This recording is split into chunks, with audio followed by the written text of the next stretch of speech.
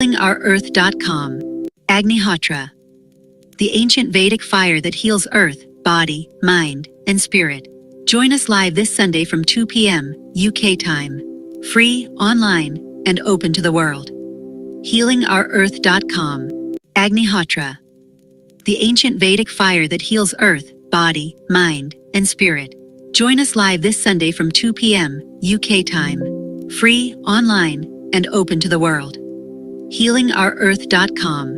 Agnihotra, the ancient Vedic fire that heals earth, body, mind, and spirit.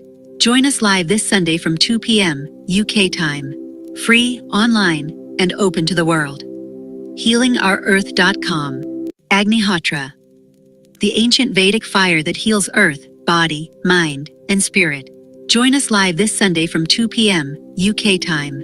Free, online, and open to the world. Earth.com. Agnihotra, the ancient Vedic fire that heals earth, body, mind, and spirit. Join us live this Sunday from 2 p.m. UK time. Free, online, and open to the world. Earth.com. Agnihotra, the ancient Vedic fire that heals earth, body, mind, and spirit. Join us live this Sunday from 2 p.m. UK time. Free, online, and open to the world. Earth.com. Agnihotra, the ancient Vedic fire that heals earth, body, mind, and spirit. Join us live this 10, 9, 8, 7, 6, 5, 4, 3, 2, 1. Global Namaste. Good morning, good afternoon, and good evening to all the lovely viewers of Healing Our Earth.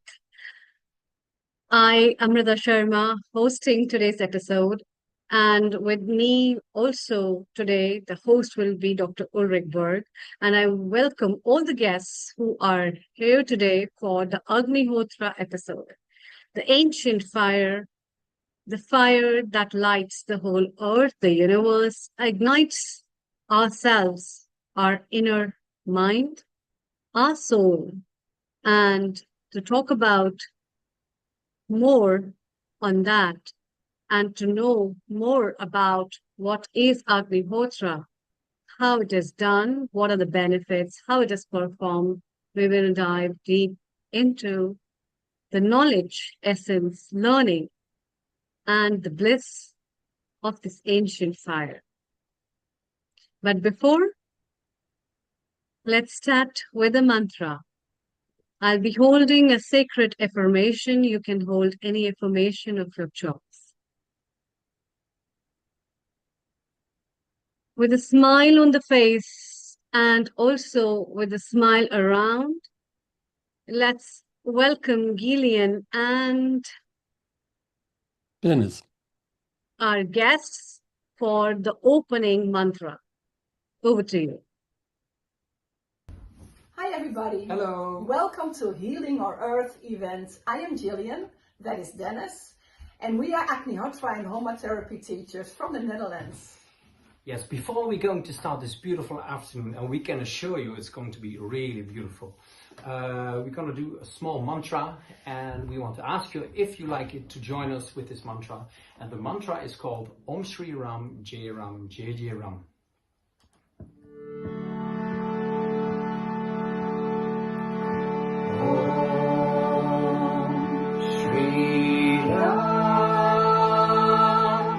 Jai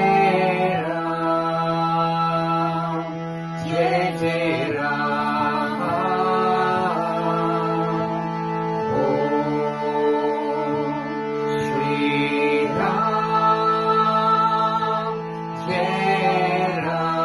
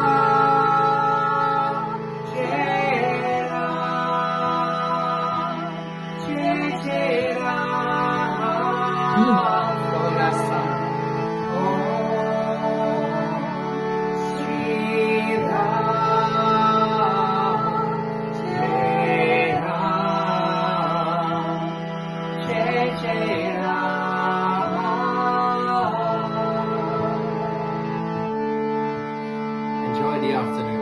Enjoy.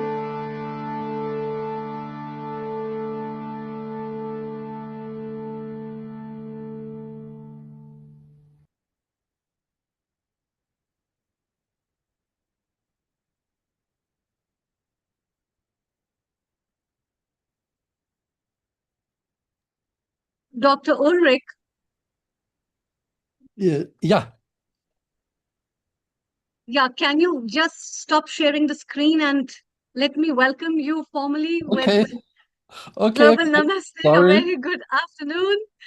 And that was a very beautiful song sung by both of our guests and a lovely affirmation as well.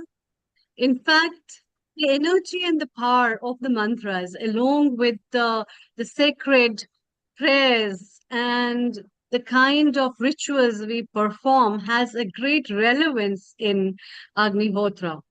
And we bring that energy together that works with the subtle energy.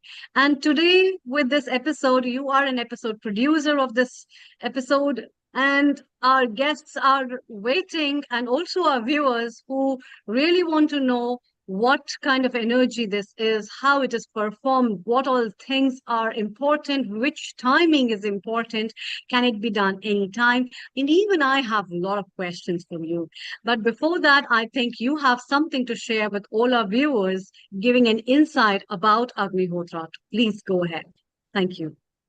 Okay, thank you, Dr. Amrita, for the introduction, and thanks again to you and also to Nishit for organizing the whole event. It's a lot of work, I know that.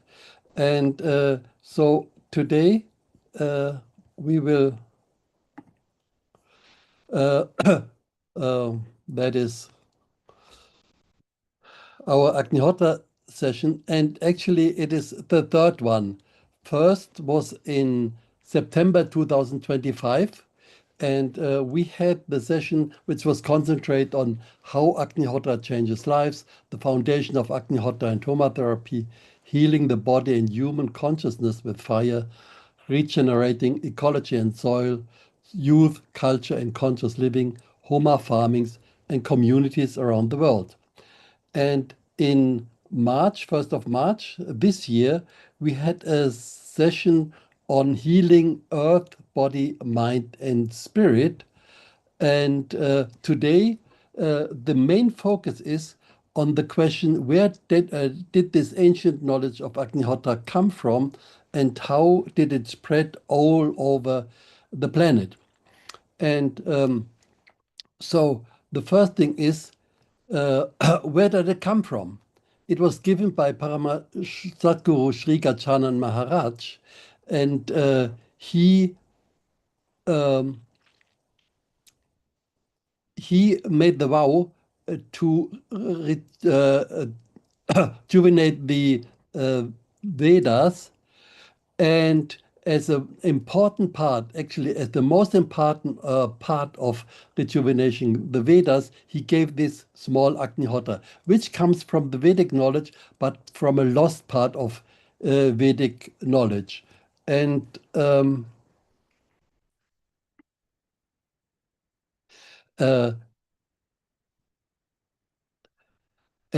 main teacher was Srivasant Paranjapi, and Srivasant Paranjapi followed the command of his master in 1972, and he left India and went to US to carry this message of fivefold path and Agnihotra to each and every continent.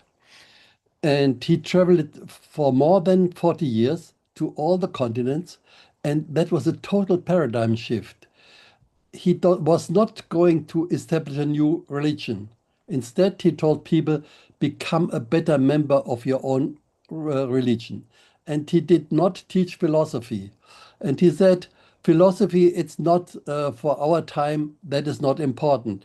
Our planet is dying, so we should not discuss about philosophical questions. And we should just teach practical methods to heal the planet. And this was the Agnihotra mainly, and some other methods. And whatever Srivasant did was just following the guidance of his master, Sri Gajanan Maharaj. He was like Sri Gajanan Maharaj's outstretched arm, traveling the continents while Sri Gajanan Maharaj was sitting in Akkalkot and guiding and blessing him. The journey began in South India, and the international travel started then in US. Srivasant inspired numberless people, and some of those will speak today. The first session today will be on Srivasant's work in USA, followed by Europe, India, South America, and Australia. And before the final remarks, we will give an overview about the global Homa centers nowadays. So now we start with USA, and the first speaker, who is also coordinating the session on USA, is Lisa Powers.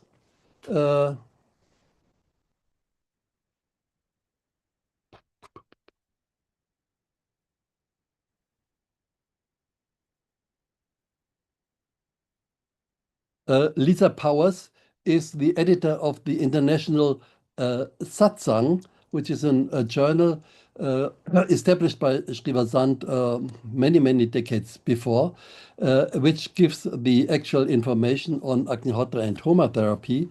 And she is from medicine in US, and also they have one important, very important center there where they perform Agnihotra all the time. So please, Lisa, take over. Thank you, Ulrich. And I need to do a screen share. Let's see if we have permissions.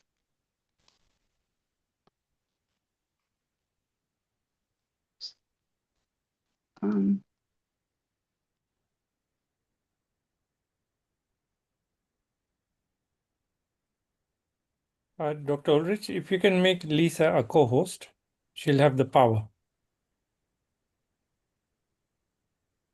I don't see that option. Just see on the participant list on your Zoom, and then look for Lisa. Yeah. And then make her co-host.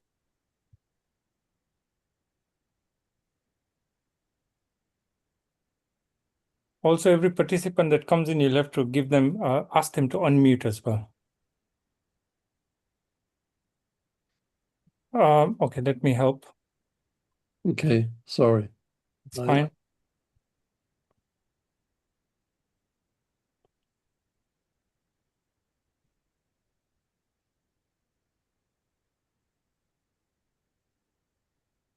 Go ahead, Lisa. All right. Let's see.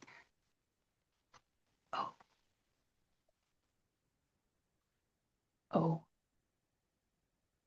For some reason, this is not showing, and it should. Wow.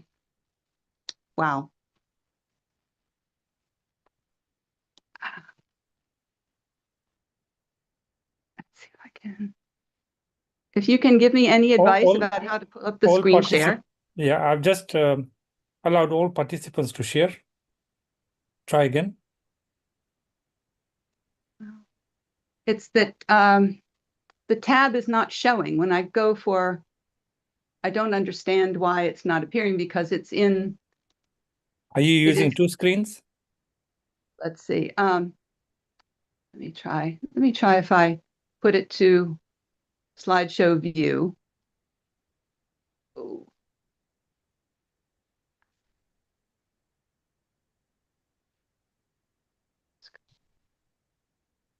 Let me try it now. Ah, there it is. Okay.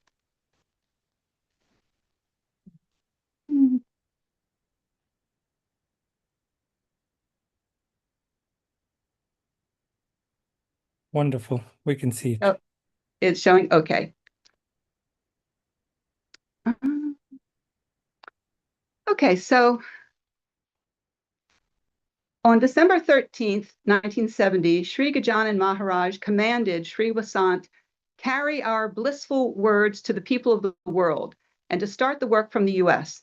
Sri Vasant left India on June 20th, 1972 for New York to spread the message of the Fivefold Path. Sri Vasant had no contacts in the US. Just before leaving India, he got a message saying there was a place he could stay in New York for one day. Once in New York, he began moving through Central Park in New York City, giving impromptu talks on Fivefold Path. He went to poor areas, telling people about Agnihotra and meeting new people every day. People invited him to stay with them, but he would only stay one night anywhere. After about 6 weeks, he was invited to stay in Washington, D.C., where he continued in the same way. One day, he felt drawn to the St. Stephen and the Incarnation Episcopal Church.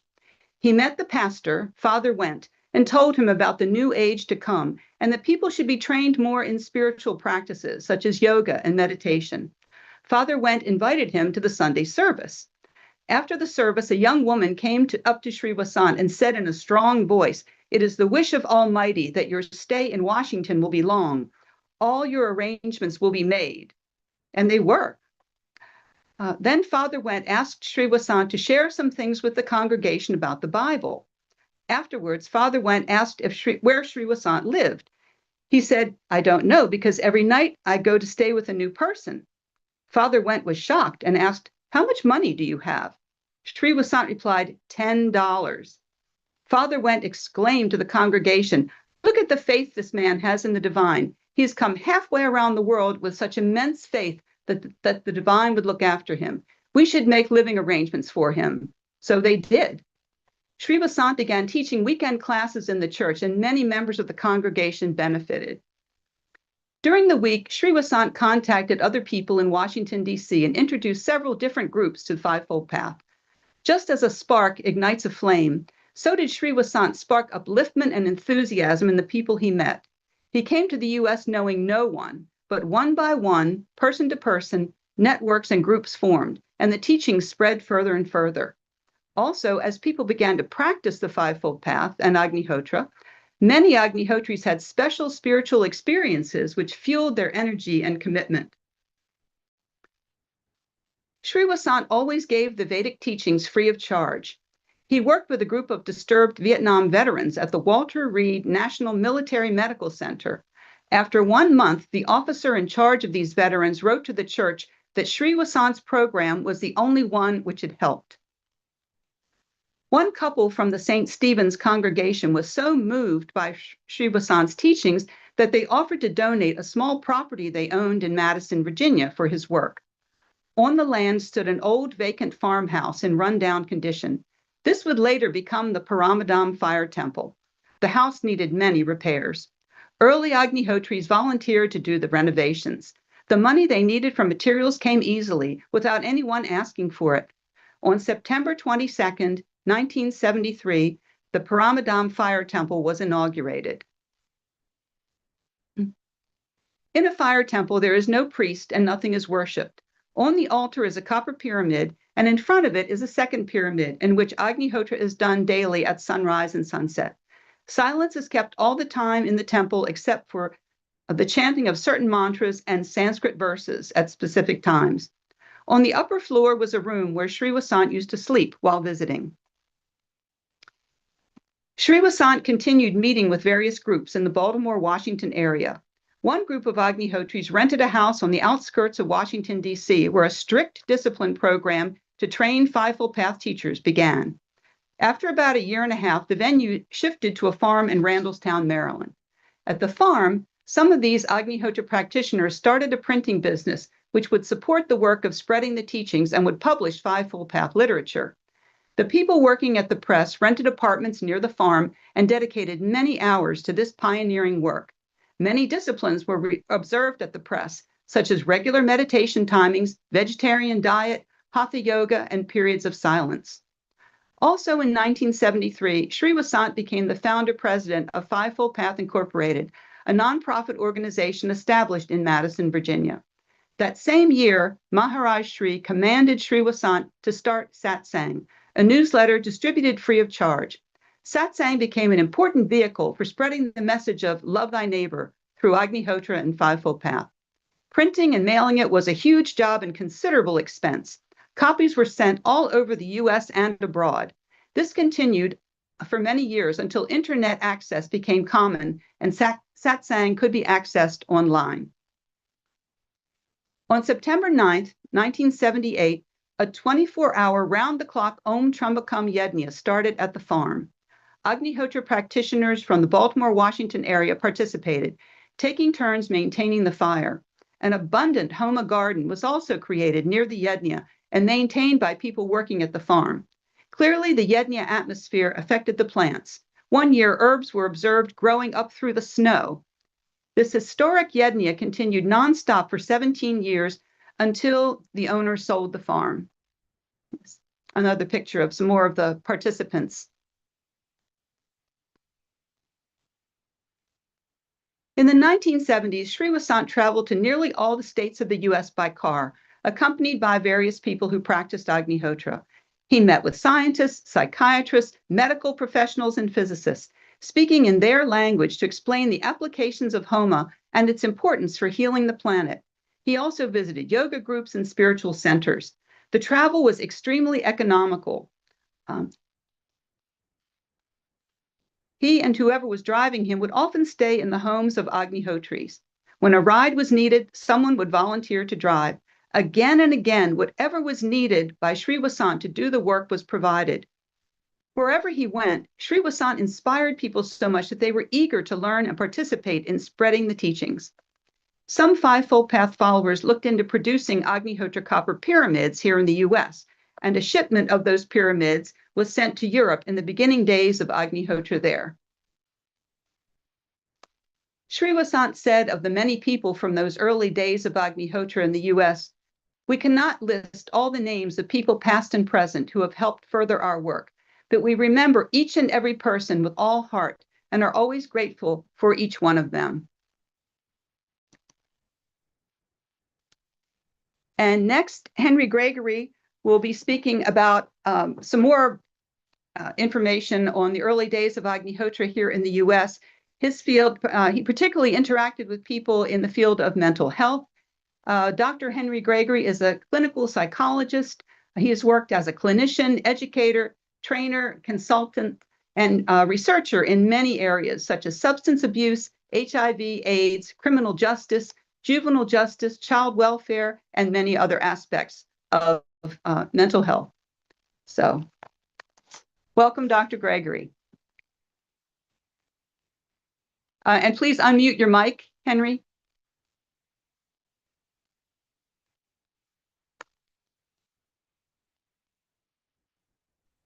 Okay, I think it's unmuted now. Yes. Yeah.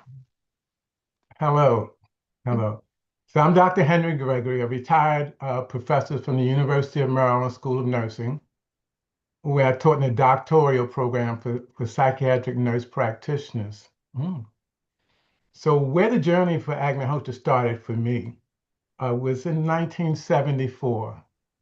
I'm a young man from the inner city of Baltimore, and as I've recently gotten married, had a daughter, and I'm walking through my old neighborhood, and I run into an old friend that I knew from middle school, um, Dana Haskins. We call him Chandi.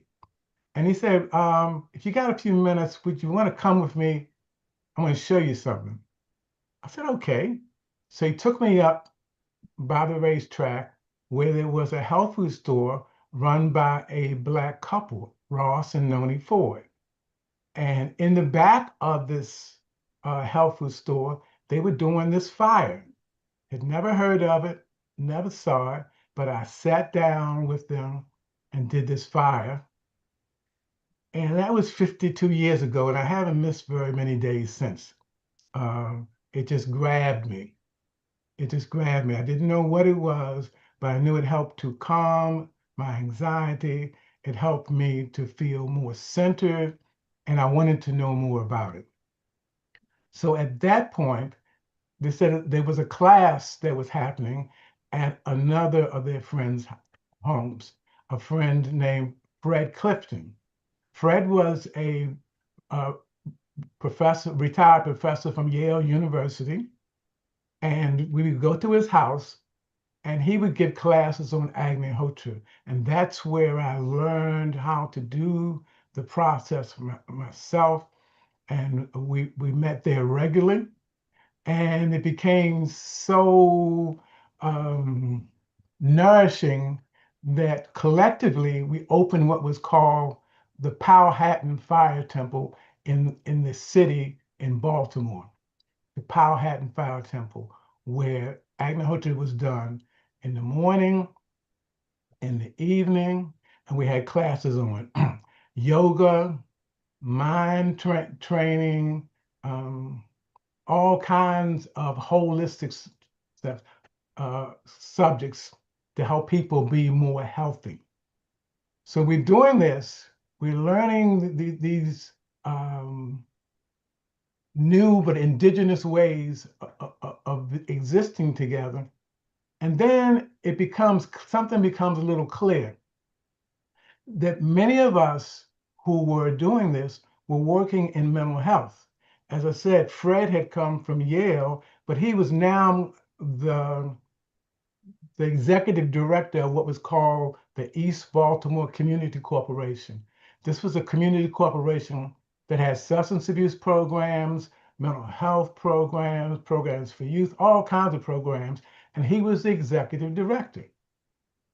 Ross, who I didn't know at the time when I met him, was a social worker from Philly, graduate from University of Maryland. So together with those two, Richard Norman and some other folks who were in the community then doing the fire regularly, we formed what was called the Baltimore Family Life Center, where we started seeing private clients, seeing families, doing foster care work, substance abuse work, and lots of training with other agencies. And all of this was based on the principles of the fivefold path. Purification through yagnas, dana, sharing of assets in the spirit of humility, tapa, self-discipline, karma, right thought, right speech, and right action, and swadhyaya, self-study to understand one's purpose and how one can serve and be healthy while doing one's purpose. So we started incorporating all of that into our work at the foundation of mental health. We actually developed some treatment models. One model was called enriched structural family therapy. Enriched structural family therapy. And that model was initially started by a Argentinian psychiatrist, Salvador Minuchin, who Ross's brother had worked with in Philly. We took his model and we added again some of the principles, attitudes of the Fivefold Path and made it more relational oriented. We added some parenting skills to it and a piece we called kinship love. Dr. Mnuchin, once it was shown to him, he was very gratified that we had enriched the model that he had already started using and publicizing, working with families by using these principles that came from the Fivefold Path. We began training people all over the city, and in a few months, what happened? No, there were offshoots of our program all over the place. Within 10 years, there were 20 to 30 programs that were offshoots of the work that we were doing at the Baltimore Family Life Center. People that we supervised, people that we trained, people that who came to our satsangs, who we influenced to become more humanistically focused and use these principles and skills to better their lives and the people that they worked with. And many of those programs still exist today. As a matter of fact, while my future wife Jeanette and we actually met at Baltimore Family Life, we branched off and we're doing what was called the Park Heights Family Counseling Center, a really neighborhood counseling center that people could come in and get services at any point. And we started doing that. And eventually, I took Ross's place as a director of the East Baltimore substance abuse program, so he could start a new program called Family Guidance, where he was training family practitioners, again, using the principles, using the attitudes, using the energy that came from these practices. Since then, we've been going and still go all over the United States, Africa, Caribbean, all over the place, training people in these models that we developed. The thing that seems most prevalent to me is what changes when you do this fire regularly is your energy. And people pick up on it. It's not what you say, it's how you say it. It's not what you do, it's how you do it. People pick up on it and become interested and want to know more, So, and just by sharing with them what we had learned through Sri Vasant, initially through Fred Clifton, and that what we shared, they grew. One of the things I used to love that Sri Vasant used to say, he said, take this and be your own scientist. You don't have to look at what other researchers say. Do your own research. Do this process and see what effect it has in your life. Be your own scientist. And that kind of attitude that recognized everybody as having the potential to grow and to fulfill their own needs was invaluable. Matter of fact, one of the central things of all the models that we taught, that it's not about pathology. It's not about looking at what's wrong with people. It's about looking at what's right with people. In our system, the way it's currently made, want everybody to march in the same way and do the same thing to support the gross national product of those in charge. We say that however the divine made you that way for a reason, and you had something to contribute. So rather than looking at what's wrong with you, part of the main thing we learn from the fivefold path is to look at what's right with you. What do you bring to the party? What are your sensitivities, your focus, your skills, your perceptions? Because there's a place for you. We see that in schools. So many of the schools teach only using 2 of the 7 or 8 major intelligences. But if you can go to a private school sometime with smaller classes, they will use all of the intelligences. That's what we get from the fivefold path, that everybody has what they need. We just need to recognize it, validate it, support it. Idam namama, not my will, but thy will be done. Okay. Was that my time? My time is my time. I'm sorry. Thank you, Dr. Henry Gregory. And next, we have Parvati Rosen-Bisberg, who is presently at Echo Village Brugu Aranya in Poland. Parvati is probably well known to many people in this audience. She is an author of several books. She is one of our senior Homa therapy teachers. She has traveled extensively in regards to Homa therapy, and especially in Europe, with the Yoga Meditation for Children program and much more. So, and one of the founders of the Echo Village Brugu Aranya community. And she is going to share some more, since we're talking about Agnihotra in the early days.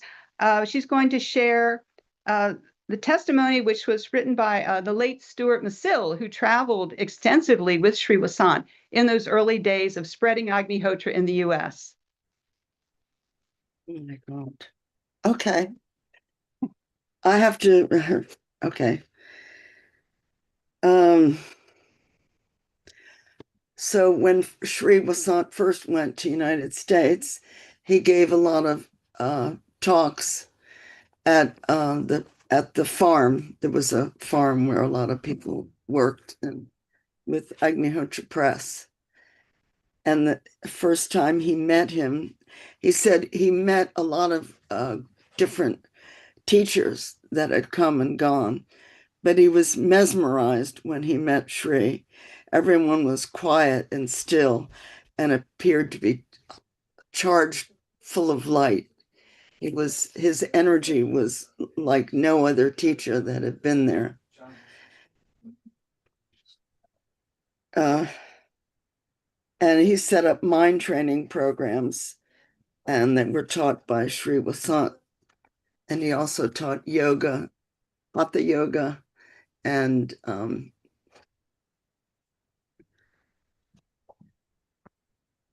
he writes, all the classes were given free. To this day, there's no charge for teaching Agnihotra and other elements of Fivefold Path. Sri Vasant's sense of humor and intuitive library kept the classes interesting and lively and very rewarding for all the participating students. We finally found a teacher who could bring all those high spiritual teachings down to earth. To this day, when I'm reading over old class notes, I am amazed at the depth and power of the knowledge given. This was not just philosophy, it was practical. Validation often came in the form of visions and dreams and intuitive awareness, quite overwhelming for the average seeker. Since most of those experiences are reserved for books from about famous yogis, but all of a sudden we're all having these incredible experiences, dreams and visions, and it was phenomenal. I would privately explain my dreams to Sri Vasant, but he never really commented directly on the dreams.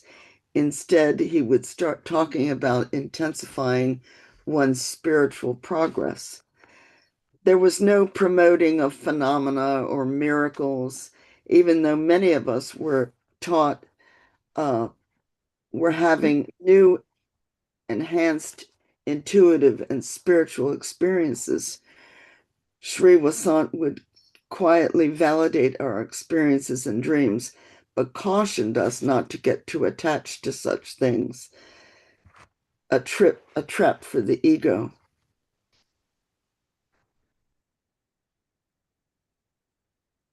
When Sri spoke to people, it was the energy field seemed to draw everyone into it with vibrant auras. While in Shri's presence, I personally experienced a heightened perception and clarity. My intuition became clearer. Sri Vasant was a true sannyasi, unattached to world pulls, material gain, hunger, or comfort. We would often drive from one meeting to the next with very little or no money, just enough for gas. He did not take money or gifts from people, but once in a while he would accept donations for gas. He never complained about the lack of food, comforts, or money. Sri Vasant was totally focused on the divine and often mentioned how all our needs would be fulfilled. It was a blissful experience. The daily events were jam-packed with teachings.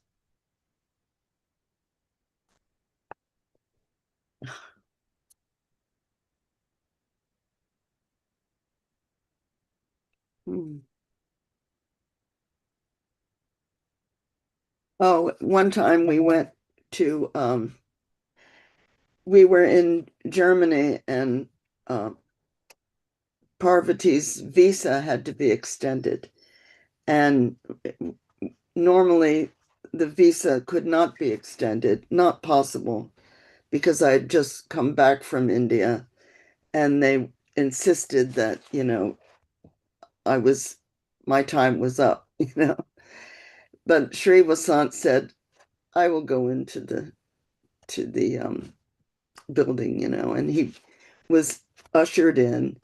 And after some time, he came out with a big smile on his face and the visa had been granted. But it was because upon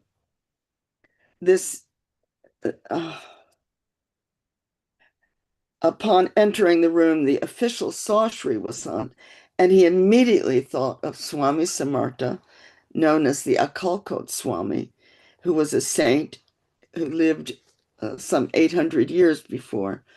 Swami was the first in the lineage of Akalkot gurus. And the two men had a nice talk, and he walked out with my visa. Okay, Parvati, thank you. Thank you. Stu was a very devoted follower of Sri and loved him very much. Thank you. We'll hear more of you later on. Now let's go on to Europe. And this segment covers the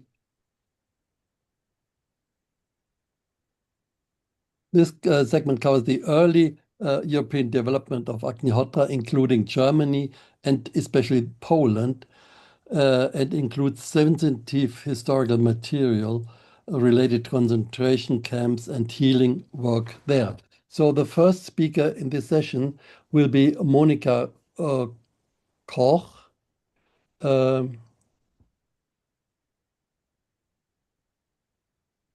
She is a pharmacist and met Sri Vasant in the early days, and she will talk about the first meetings and then also about the development of Agnihotra ash medicines.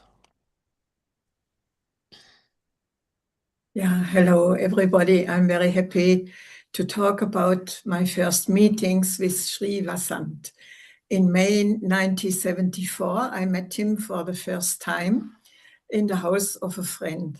And it was interesting. This friend was 1 year ago on visit in India, and a not known man came to him and told him he will meet one of the most highest masters who are living actually on the planet, and described him a special situation that he will recognize when he will meet this high master.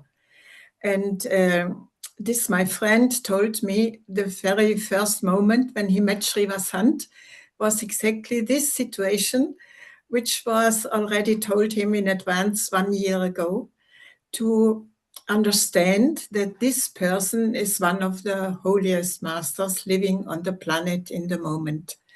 So I already had an idea about this special meeting when we go there for the first time. And Sri Vasant told her he was exactly described to first go for Europe to the Lake of Constance, because he is coming to continue vibrations from prehistorical time. So this was very interesting that he told this immediately in the beginning. He arrived in Amsterdam from the United States, and he told when he would like to have masses of people to talk to, then of course Hamburg would be most closest big town to Amsterdam, to go there.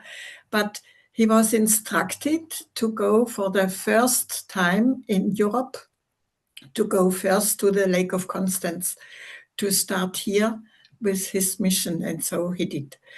It was so wonderful to listen to him, how he explained Agnihotra and the details. And so I started immediately to think, oh, I want to try this Agnihotra fire. But in this very first moment, there were no pyramids available, actually, in Germany. So I tried my very first Agnihotra in a cooking pot, because I had nothing else to burn in. And it was so great that we immediately phoned to the United States to please send us these pyramids by airship, that we can immediately start a correct Agnihotra in the correct pyramid, because all of the detailed ingredients should be, of course, correctly. And so we did, and received the great benefit of this wonderful fire. And so the information spreads very quickly. There were set up classes in different towns, all free of charge, where Sri Vasant was able to explain Agnihotra, and more people like to start it and to experience it. And so this was the beginning for Europe of many, many different classes. In the meantime, as I'm a pharmacist, I was thinking about how to make use of the Agnihotra ash. Sri Vasant explained the wonderful benefits of the Agnihotra fire itself. And because the ingredients there are so special, like the pyramid, the timings, the mantra, etc., to me immediately came the idea, this ash of this fire must be very healing. Because of my profession, I knew already that in old healers' books, there were already described healing effects of special ashes from certain trees. So I thought this very special ash should be even more healing than the ash of a fire with wood of a tree. And so we started trials with simple diseases like on skin diseases and cord, etc. And it proved always very healing. And so we were encouraged to do even more trials, and also to tell it to certain friends, because here and there, there are diseases who do not want to be cured with a regular school medicine, and people are desperate because they find no health again. So I started to make different preparations with the ash, with the Agnihotra ash, and people tried it and were happy when they got healing again. And so it spread further and further and further. And as I came to know that not everybody has the idea how to make use of his own Agnihotra ash for his own health, therefore I started to write down several possibilities what everybody can do at home, like a folk medicine.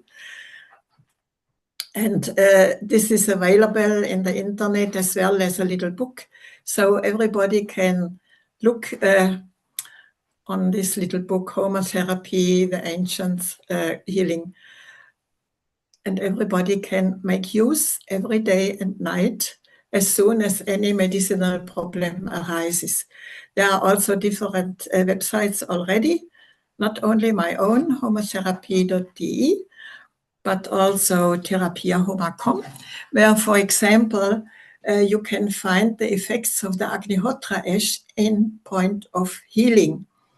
There are described different diseases and different ways of how you can make use of your own Agnihotra ash. And so many people have made the experience that this is really a wonderful folk medicine who everybody can make use of at home without any special other instruments or something. You only can give the Agnihotra ash to a sieve and have a fine Agnihotra ash powder, which you can use like a medicinal substance as powder for the skin, or mixed with water to drink, or mixed with ghee, like an ointment. And so with different easy available things, you can help yourself. And you can find the details in the internet or in this little book. So it is available for everybody to make help himself because of the Agnihotra ash.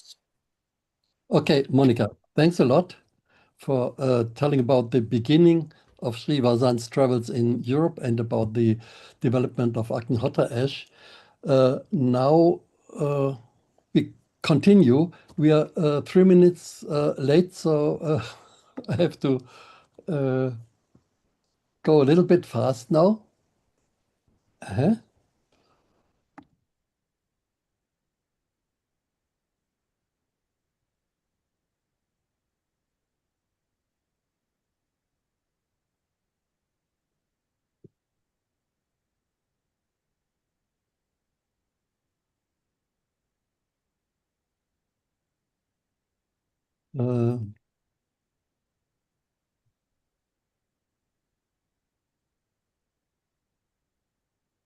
That is interesting.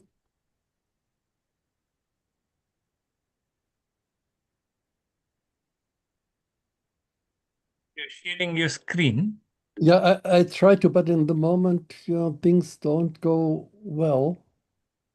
Do you see it now? Yes, I can see it. Okay. So that is about Agnihotra spreading in Germany and Europe. And how I met the whole thing, it was I went to India in 1980 after starting Agnihotra in beginning 79.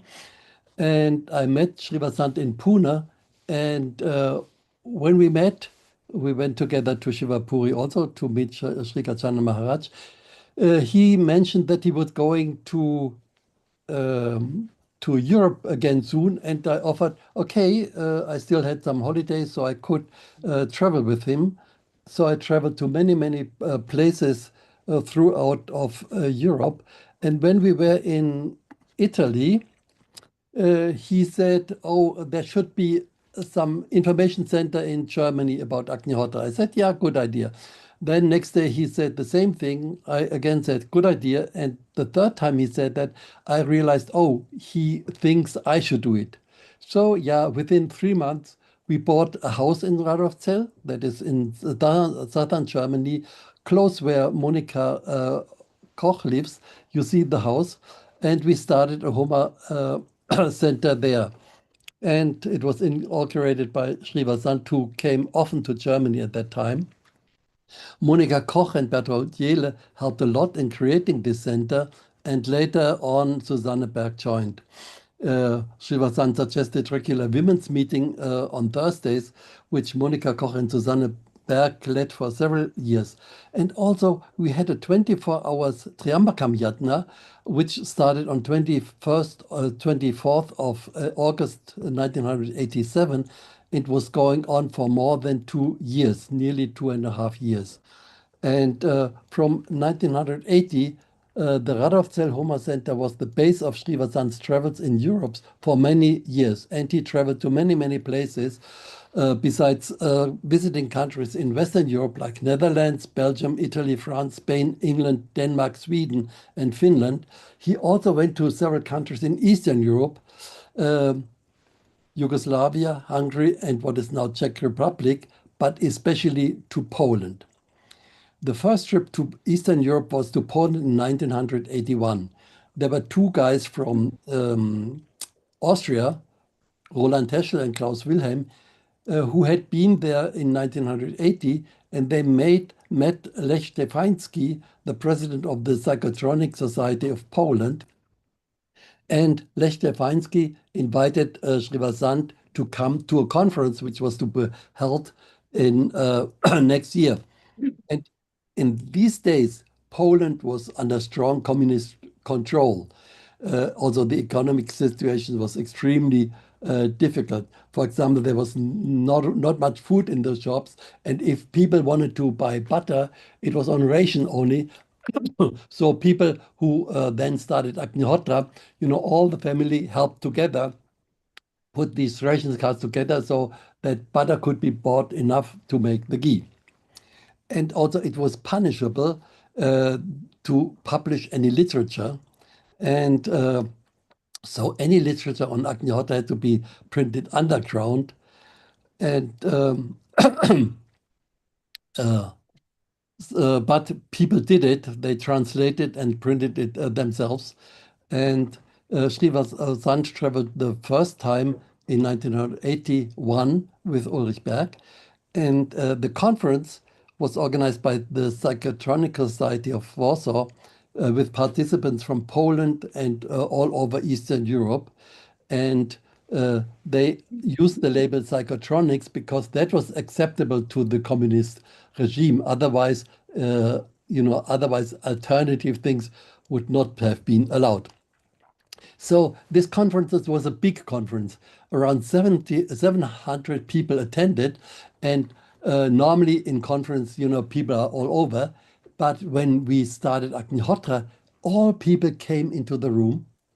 And when we performed the fire, it was total science, total science, which is very exceptional for such a conference. Always people are chatting.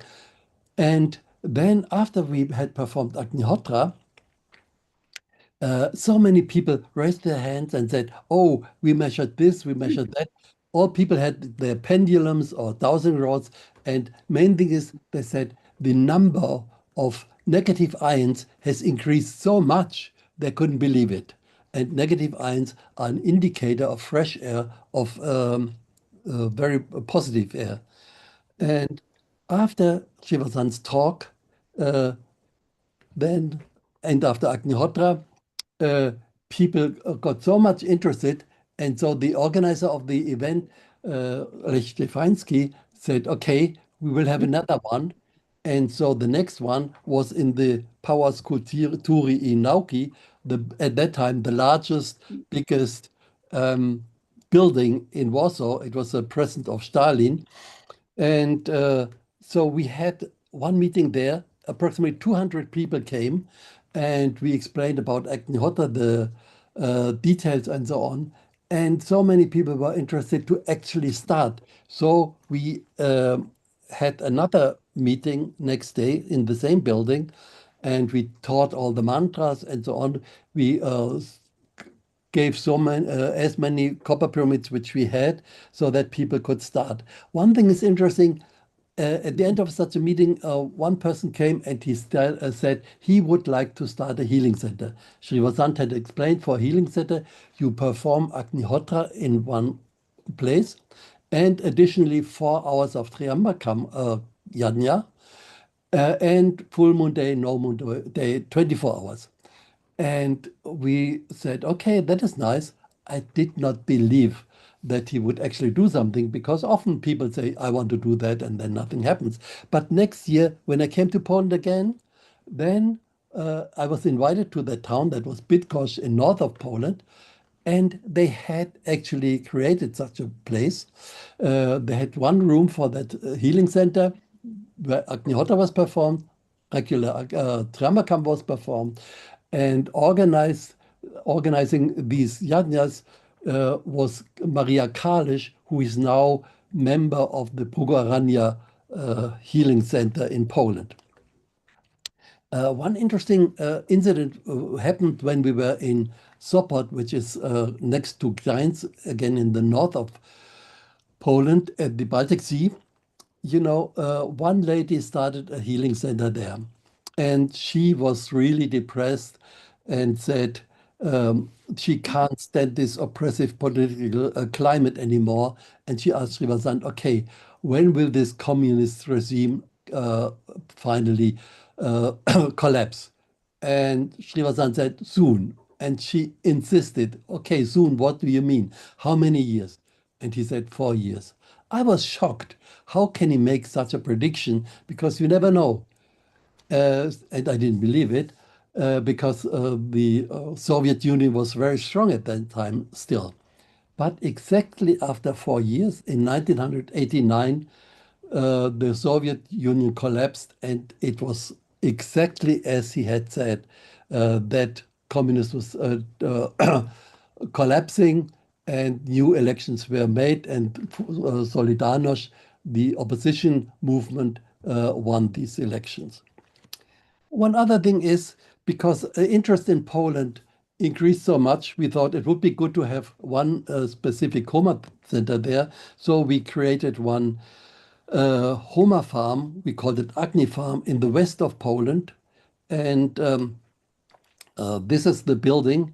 You say it's a small house and some workshops, and then also there's a barn and a cow shed. And this we bought, and here you see we had some bees also.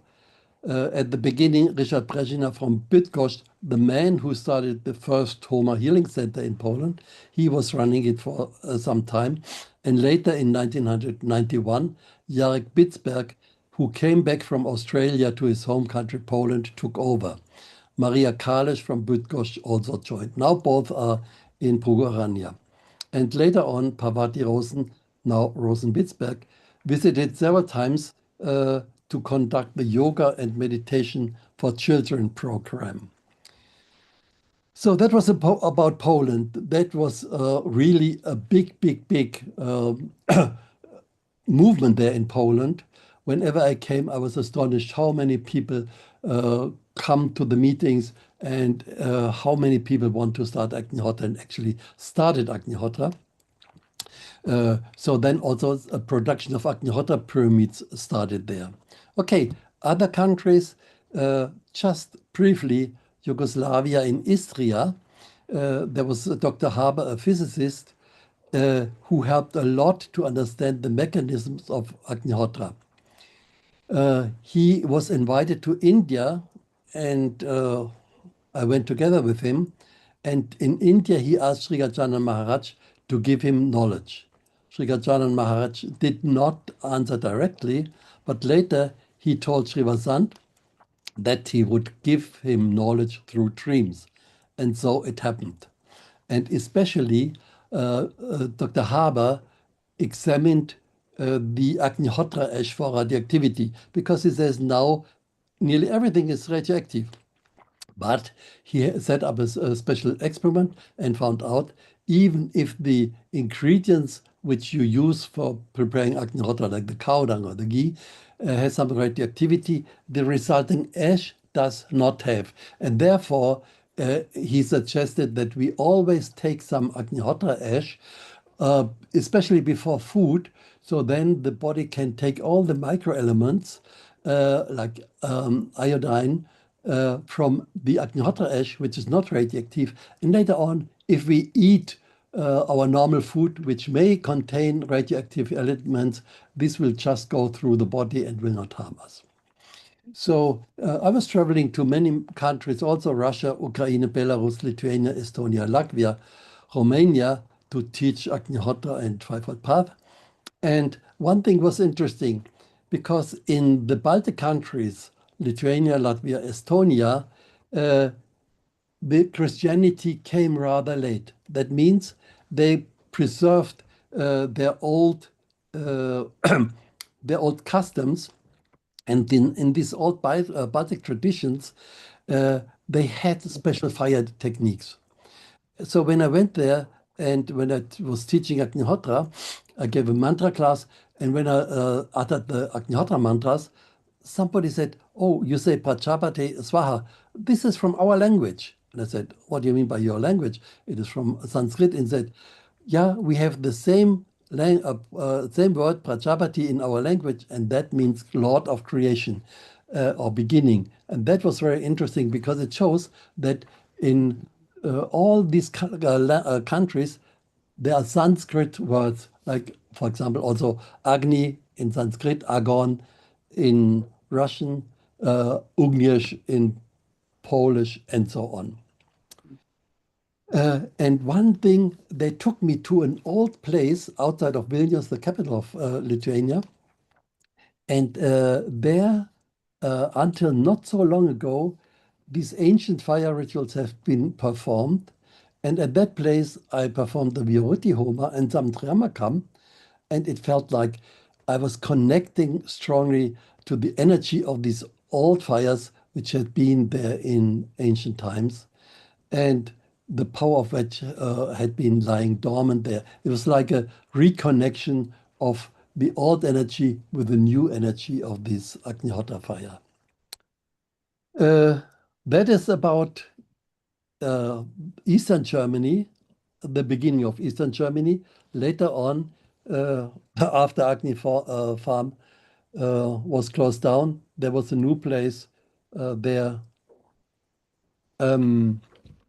Pugarania, and about that, Jarek and Parvati Bitsberg will talk more. And so now, that is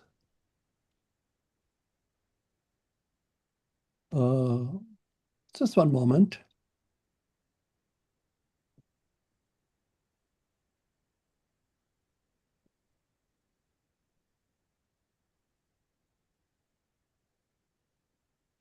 Okay, so now over to Jarek Bisberg and Parvati Rosenbisberg. They are the founders of this Homa center in Poland, Prugorania. Parvati comes from US, and she was a teacher over there, and was one of the first people performing Agnihotra in US. She was part of the farm where they had the 24 hours Yagna.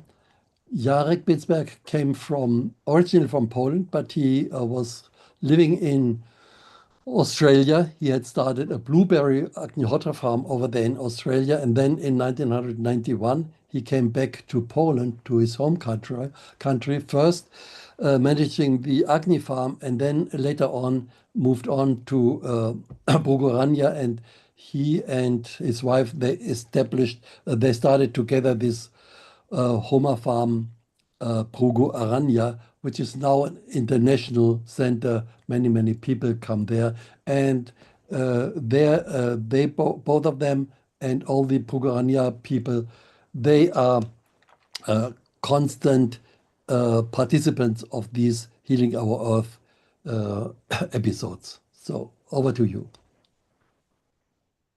Okay. We're not prepared to share the screen. How do we share the screen? There is a share screen at the bottom. Normally there is a button saying share screen. Oh dear, I don't know how to get this out. Okay, we did a PowerPoint presentation. Okay. Hopefully we can make it work. Yeah, we didn't have time to organize it, but we will make it work somehow. Shared screen, here we go. Wow.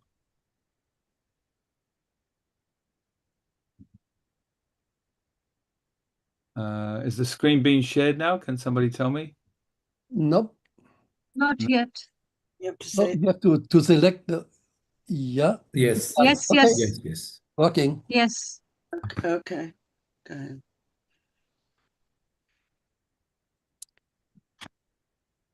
You can increase the size, make it full screen. Begins. This is Sri Vasant. Okay. Is that big enough size? Perfect. No, it's a fine. Yeah. Right. Okay. This was at Agni Farm in Dachau, the first Homa farm, Agni Farm, which was started by Ulrich, and Maria Kalish was living there. Well, she came to live there when I moved there in beginning of 91, spring 91. Ulrich brought me there, and this shows her doing children's workshops, which came later on because we don't have all the early photos of Agni Farm Dachau. And a lot of people came there to learn Agnihotra, and a lot of people came there to learn about Homa farming and experience. In those days, it was quite new, so a lot of people were very interested in meeting Sri and meeting myself and Ulrich when Ulrich was there, and Monica when she was there. She gave a medicine workshop there. Monica Koch, that is, who you saw earlier. And so this was the very first proof demonstration which showed people how wonderful homotherapy farming is, how it can easily transform the land, because the land itself was very dry and very sandy, and it was not easy to grow anything ecologically and organically. So we showed how this was possible there. And then where Parvati came, that's the next slide. Can everybody see the slides okay? Yeah? Okay, good. And Parvati came to Poland because she was sent by Sri. You can talk about how you came to Poland. Yeah, so I was living in the States, and I was told that I would be going to Chile and Poland that year. It came in a meditation. And then suddenly, out of the blue, I get this invitation to Los Andes, Chile. And then I get this invitation from Yarek and Maria to come to Poland. So it was really timely. So I planned to come. I think I came in 1993. And go back to the teaching. No. Oh, the teaching? Okay. Oh, well. That's it. That's the teaching. You skipped it. No, that is the teaching. This. Oh, this? Okay. Okay. So this was one of the first meetings that we had. We gathered a whole lot of people. I never met such wonderfully enthusiastic people. There were never any workshops in Poland back at the time. Now it's like a whole festival of workshops, but then there wasn't. And they were so enthusiastic to learn alternative ways to teach children, to share with children, and my program included yoga, meditation, mandala drawing, stories, and of course, Agnihotra. And it was really eye-opening for many of the teachers. There were teachers, pedagogues, parents, and then later I also taught workshops for children. In the beginning, I was teaching mainly training teachers. And it was wonderful, and it was inspired by Sri Vasant. And what I wanted to say is that when you start on a spiritual path, you don't have to give up anything, all your gifts. The divine can make use of every gift that you have. I was a teacher. I loved children. They made use of every gift that I had. And it was very inspiring. And Sri loved children very much. And he loved that we were able to reach them, because they're the they're our future. So these were in Dahu, in the first farm. Well, not just Dachau, they were also in other places. We taught yoga and meditation all over Poland, in all the teachers' colleges and rehab centers. It was incredible. We were on television and radio and newspapers. They didn't have anything like that. And we would be at one place and they would call us to come to another place. And it was kind of overwhelming, but it was wonderful. The fire went all over Poland, And I forgot to mention that while at Dachau, at Agni Farm, Maria and I set up the Homa Therapy Foundation for Poland, so that we could translate and publish, first of all, Parvati's book, Yoga and Meditation for Children in Polish, and then all the other books, and also Shree's book. And also, Shree's books, Homa Therapy, Our Last Chance, and Light Towards Divine Path, of course, translated in Polish, and also give classes in official places, which required a lot of official bureaucracy and so on. So that all happened in Dachau, in that area, and then Parvati and I moved to Krakow and started working in Krakow and started working all over Poland. And what happened was she, through Shri and through her connection and guidance that she receives from Shri and from, she can talk about that, got the guidance to look south of Krakow for a place to start up an Agni farm and a Homa Therapy center where people can come and learn and continue learning and so on and so forth. And so we went south and we found this dilapidated old house with no electricity and no running water. Yeah. And well, you can tell the story. We were pioneers. How we found this.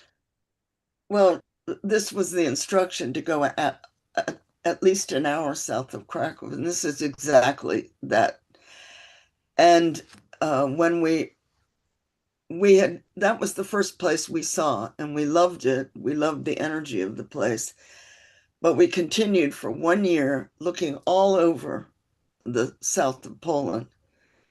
And then Shri contacted us and said, we're coming to Warsaw, and he gave us the time and the day, and it was in a few days. So we quickly drove out to what is now Brugorania, and we arrived there close to sunset. We had to walk part of the way because it was a real old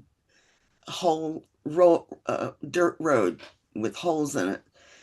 So we walked down into the forest below Brugorania, and there was a clearing there, and we started to do Agnihotra. And back then there were no people around. It was very quiet. So we did Agnihotra, and I sent up a call, look, if this is the right place, please give us a sign. And then it was incredible, because as soon as the fire was lit and the mantras were spoken, out of the whole area in the clearing, I had a vision of these divine, these nature spirits, which was like devas, like ethereal beings, and they were coming close to the fire. And they stood there until the fire was out. And I was thinking, well, this must be it. And then they backed away like this. They didn't turn their back to the fire. They backed away. And that was all the sign we needed. The very 2 days later, I think, or the next day, we went to see, to go pick up Sri Vasant, who had landed in Warsaw. And we were shocked to see the first thing he said when he landed was, "Where is Jordan?" And this place, Brugurania, is located a few kilometers up the hill from the village of Jordanov, which is in English is we are very Jordan. short. We have 4 minutes left. We don't have much time left. We just made a note. Okay, so the next thing that happened, because we're running out of time, is we got married in this old dilapidated house. Shri married us. And then everybody came there into one room. That was very interesting. We had a Vedic wedding there. Then we continued our work with Shri. As you can see, in the winter, more and more people arrived. There's Ulrich and me behind Shri. And we're teaching Shri. Shri is teaching people in the house because we renovated the house. And this shows how Shri is doing Agnihotra with us in the house. And of course, Brugurania continues to develop. This was the beginning of Brugurania. It's the beginning of our gardening there and our produce. And of course, Suindi will show more of Brugurania. So now we come to, because we're running out of time, we come to this. Concentration camps. Shri was concentrating on healing the wounded places. And we began this work in Poland. It continued in other countries also. But this was, we went to all the camps, and this one is in Auschwitz. This is Rainer Shipyard, who was a very devoted person. And he was standing with Shri in front of the wall of death. We went behind the wall of death where they shot the prisoners. We went behind the wall of death, and there we did a Viruti Homa. And Shri was concentrating on doing a lot of different mantras. It was very powerful. And when we finished, we walked around the building, and we were walking toward the front, and I had this feeling to turn around. And I turned around, and I had this vision of all these people who were bowing, saying, "Thank you, thank you, thank you," to all of us. "Thank you, thank you." And while I was seeing that, Shri was quite a bit ahead of me, wheeled in the wheelchair. And he said, "Many souls were released today. Many souls were freed today." At the same time I was seeing them. It was a very powerful experience. Shri had such powerful compassion. At each camp, he had tears rolling down his face. 1 minute left. We continued the work. This is Shri in Brugurania while he was staying there. As you can see, when somebody took a photograph, it showed all the fires on the map on the wall, which is quite an interesting shot. It was from the camera, but from the camera, yeah. And then here we are doing the work at Brugurania, and also children's workshops in festivals and all over Poland. We did festivals and classes. Then we also did some activations at certain rivers that Shri took us to, where rivers met in Wrocław. Yeah. To cleanse the energy there, and to activate it, and the work continues. And this is the temple, Parshuram temple, and this is a film man came and he took this picture. Yeah, he was from the magazine, and he saw the fire. He saw the angel in the fire, and he said, "That's it. I want to buy a pyramid." Yeah, he was the photographer for the journalist who came to do an article. Yeah. So he was quite taken back. That's it. That's the last shot now. Yeah. Just right on time. We got 30 seconds over. So Shri is no longer it is within the body, but the fire, he still teaches us. I can't read it. The fire still, yeah, people are still coming here, and Sri's work in Poland is still unfolding. That's basically it. And his presence is very powerful still. Yeah. Okay, thanks a lot, Parvati and Jarek. So now, can you please stop the screen share? Okay. Now, next thing is Monica Wakefield will read a paragraph of The Messenger of the Sacred Fire book, which was written by Karin. Karin could not come. It is on radioactivity after Chernobyl, which is very important. So please, Monica, go ahead. You have to oh, we don't hear you. Okay, it's unmuted. No, it's okay. No, it's okay. Okay. Okay, Karen writes, at the time of Chernobyl nuclear accident in 1986, we had a farm in Austria which was run on Homa therapy guidelines. Our farm was located 40 kilometers east of Graz in a village called Kirchberg an der Raab.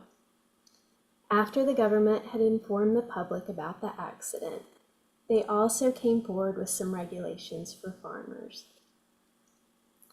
Every farmer who was supplying milk was asked to bring a sample of that milk and a sample of fodder to the nearest control station so that the scientists could test for the degree of radioactive pollution. The scientist asked us to come down to the control station as there was some confusion about our milk samples.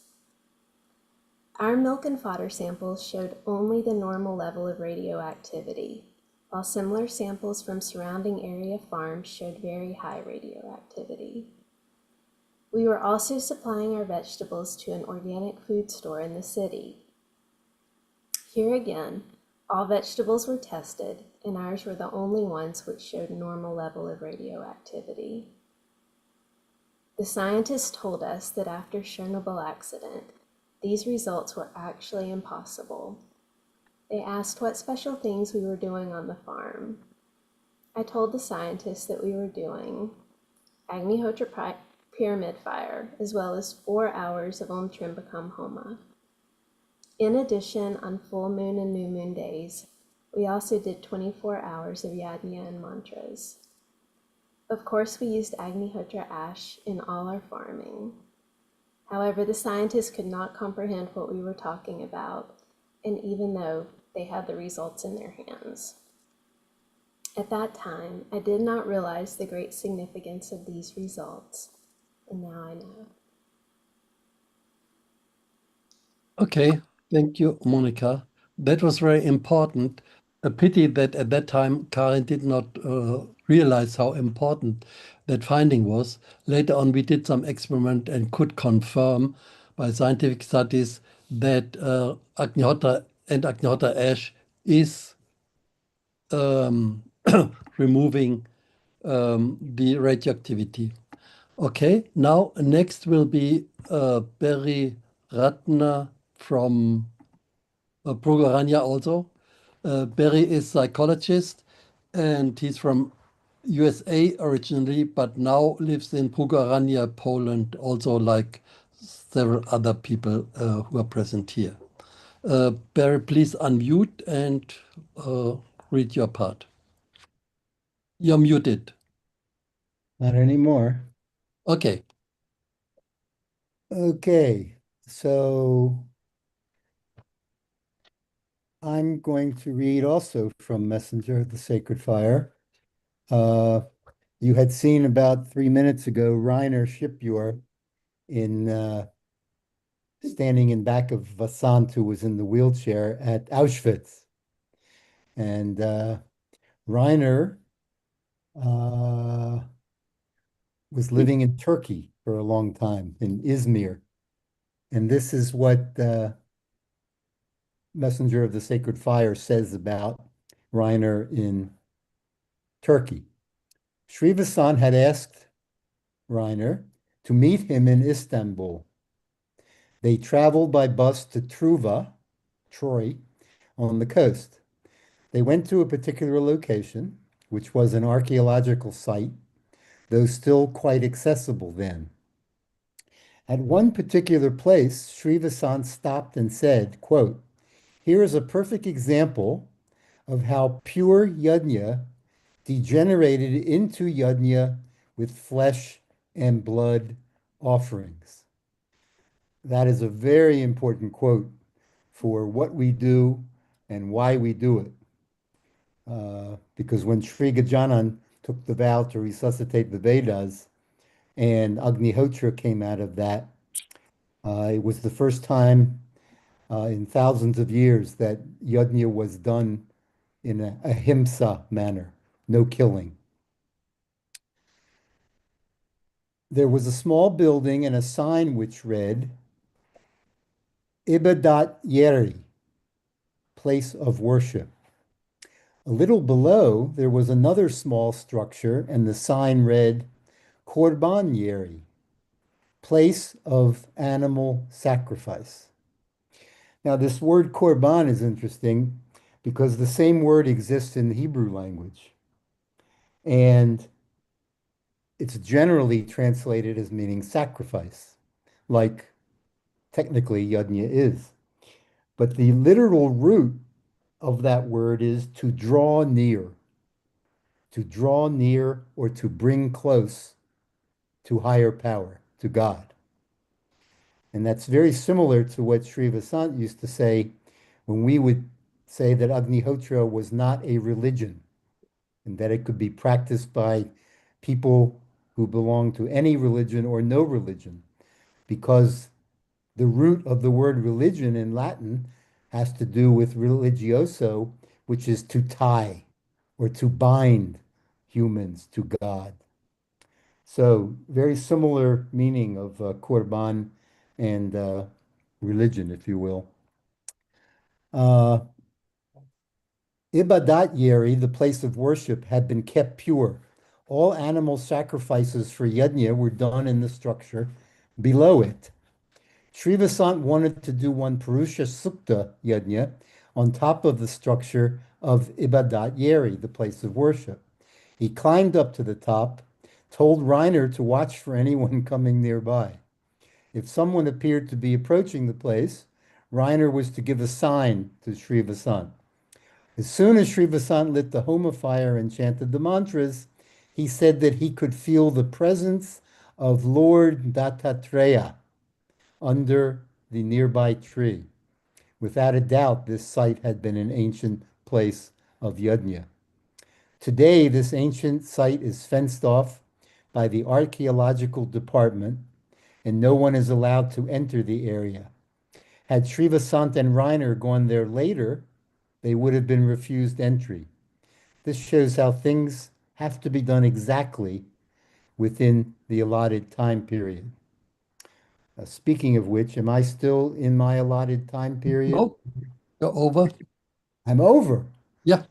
That's a disgrace. Okay, thank you. Okay, thank you, Barry, and thank you for stopping. So, yeah, now we are entering to the next session, which is on India. And this session focuses on Maheshwar, Shivapuri, and some archival photos. So for the first contribution is by Lisa Powers, whom you already know, about the early days in Kharagpur. Yeah. I'll be doing a screen share. Okay.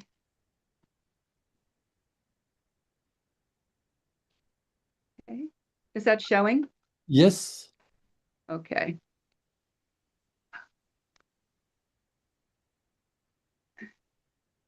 Sri Vasant was commanded to take the Vedic knowledge to all people around the world. With his boundless compassion, he was deeply concerned that these teachings reached the poor. As part of that work, outreach was conducted to the scheduled castes in India. Members of the scheduled castes performed heavy labor and had difficult lives. At the time, alcoholism was a devastating problem in some of these communities. These people already had so little money to live on, and if the father spent the monthly or bi-monthly wages on alcohol, which was expensive there at the time, this was catastrophic for the family. Starting around 1975, several people from the US and other Western countries and Abhay Paranjape, Sri Vasant's son, started outreach in these communities in Kharagpur in West Bengal. Kharagpur was the birthplace of Sri Gajanan Maharaj, who revived Agnihotra and Fivefold Path for modern times. The work began by teaching Agnihotra to children. This had a profound impact. People experienced the healing, stress-relieving effects of Agnihotra, and some of the fathers stopped drinking, which greatly improved the family's lives. Children's classes were held, which consisted of some songs, games, a story that would have a moral or a teaching such as truth or sharing, and teaching and performing Agnihotra. The children were absolutely delighted. Their schoolhouse was a mud brick building with a corrugated metal roof and a chalkboard. There was no chalk, no books, or teaching materials of any kind. I had brought a large box of crayons with me, and we purchased paper in the town. The children considered it a great treat to be able to draw with crayons. We also prepared and distributed Agnihotra ash home remedies in these communities. The results were recorded. In every case, there was some improvement, and in many cases, there were complete cures, even one case which had been diagnosed by a doctor as cancer. In one instance, we gave the ash remedies to the mother of a baby who had many sores on the skin and even inside the mouth. When we returned a few weeks later, the healing was so complete that I didn't even recognize the child at first.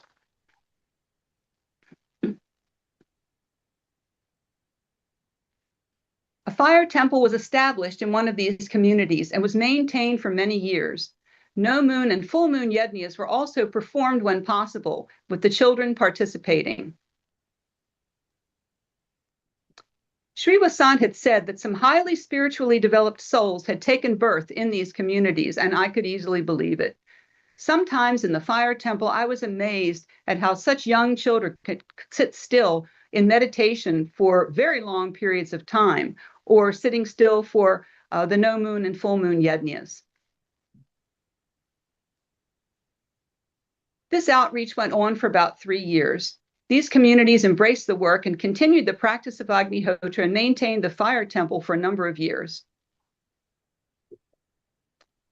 Special thanks to Abhay Paranjape. He served as a bridge between East and West, explaining customs and procedures, translating, making arrangements, and much more. At all times, he was a shining example of discipline and service. It was a great privilege to be a part of this work and truly practice love thy neighbor as thyself.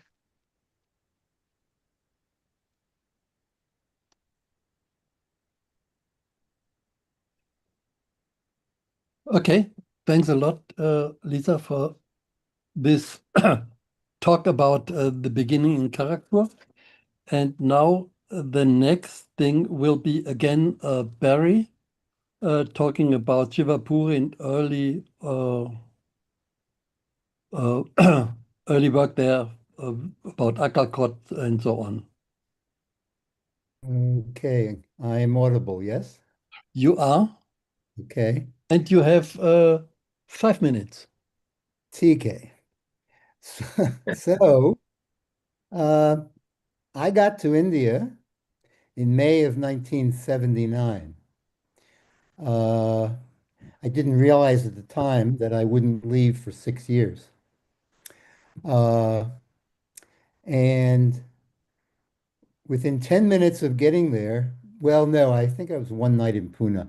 Within 10 minutes of getting to Akalkot, I was sitting on the ground with a few other Americans and some other people eating ice cold mango pulp, even though it was 40 degrees outside centigrade, like 104 degrees Fahrenheit. So I said to myself, this is not going to be so bad, this India thing. cold mango pulp, regardless of the temperature.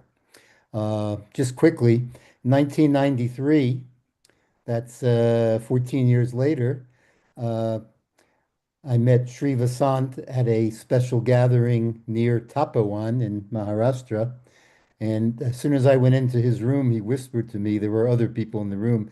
He said, "That box in the corner is for you, Barry, the mangoes."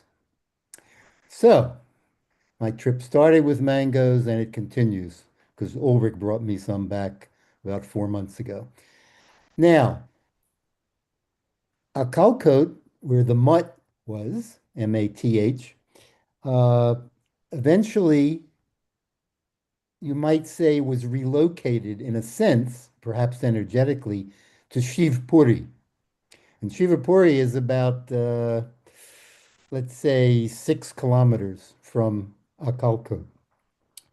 And what's important about Shivpuri initially was that for the first time in 2,000 years, a Soma Yug was done, and it was, of course, ahimsak, without the killing of anything, animals or anything else. This is important to the whole movement because we were taught that when the Buddha came to the planet, flesh and blood yajnas were being done everywhere with terrible consequences. So the Buddha basically had 2 choices, as it was explained to me. He could tell people to do these yajnas properly without animal sacrifice, or he could tell everybody to just stop doing yajnas. And that's what he chose to do, the second choice. So yajnas were not done.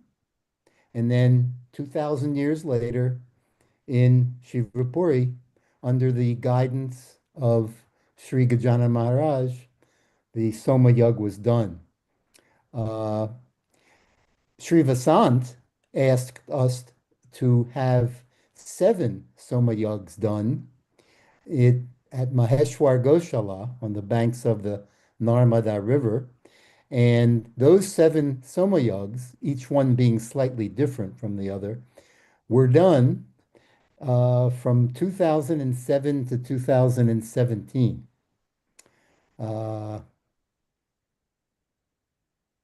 Let's see.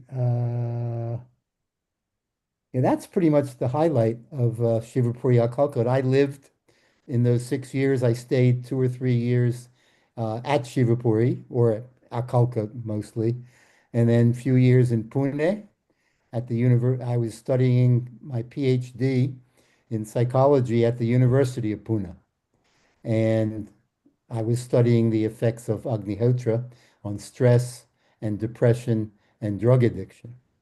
And to this day, I still do that, along with my practice in Eco-Village Brugurania in Poland. So it all ties together very nicely. Thank you.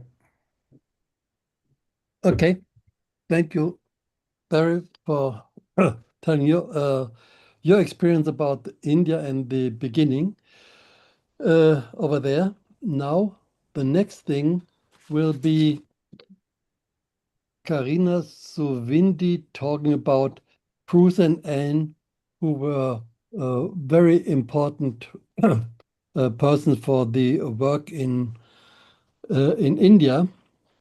And you have 7 minutes, Karina.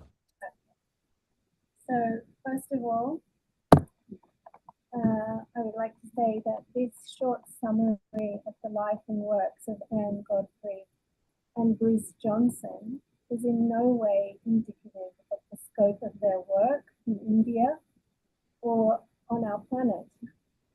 They carried Shri's teachings to countless people and were, along with many of the speakers today, including my parents and my community members, my mentors, and the reason I do Agnihotra and have committed myself to Shri's teachings and to carrying on his legacy. I am forever grateful.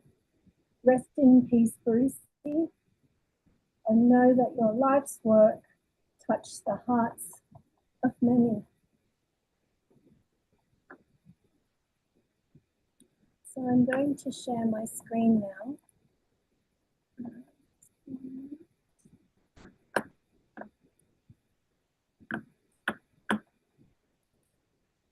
And you can tell me if you can see the screen. Can you see it? Yes. Yes. Yep. Sri Vasant was an integral part of Anne and Bruce's work. He inspired them to pursue a path of service, of teaching, of compassion. Anne's work and natural design skills helped to beautify the world around her wherever she went. She touched the world with gorgeousness and her magical Annie touch. Bruce kept the place lively with his satire, jokes, and total devotion to truth. He never strayed from saying what he meant. Sri gifted purpose and guidance to both Anne and Bruce. He touched their lives with love and wisdom. He gave them the drive to create incredible feats.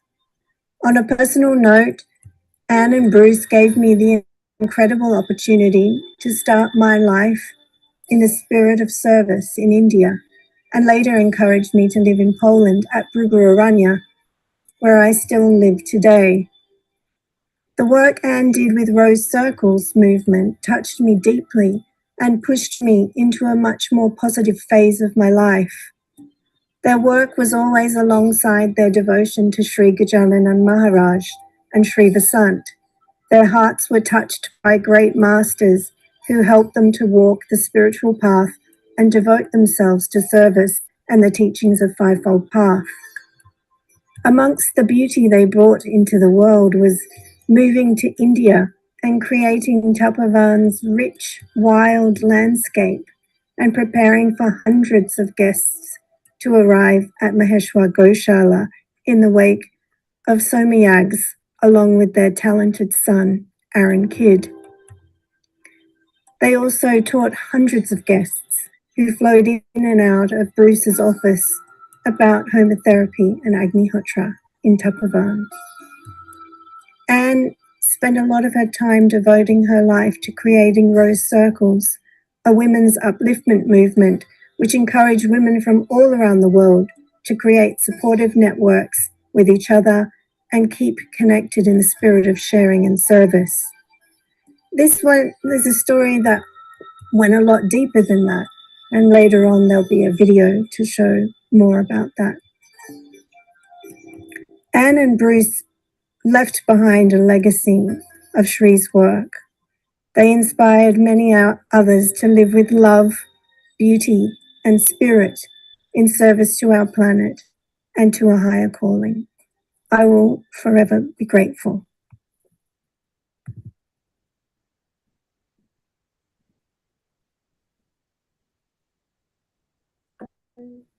That's it. That's it from me about Anne and Bruce. And thank you very much.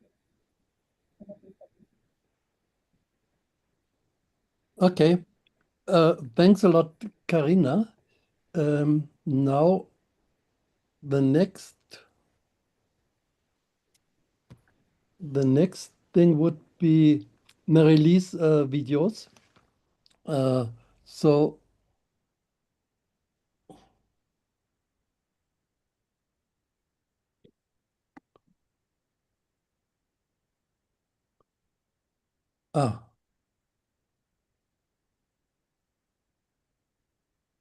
okay. So now you can go ahead with showing these two videos. Hi there. Thank you. Before I start, let me just share my screen as well. Nice to see everyone. Nice to hear all of these amazing testimonials and stories from so many that came before me. Before I tell you how I learned to, first of all, can you see my screen here?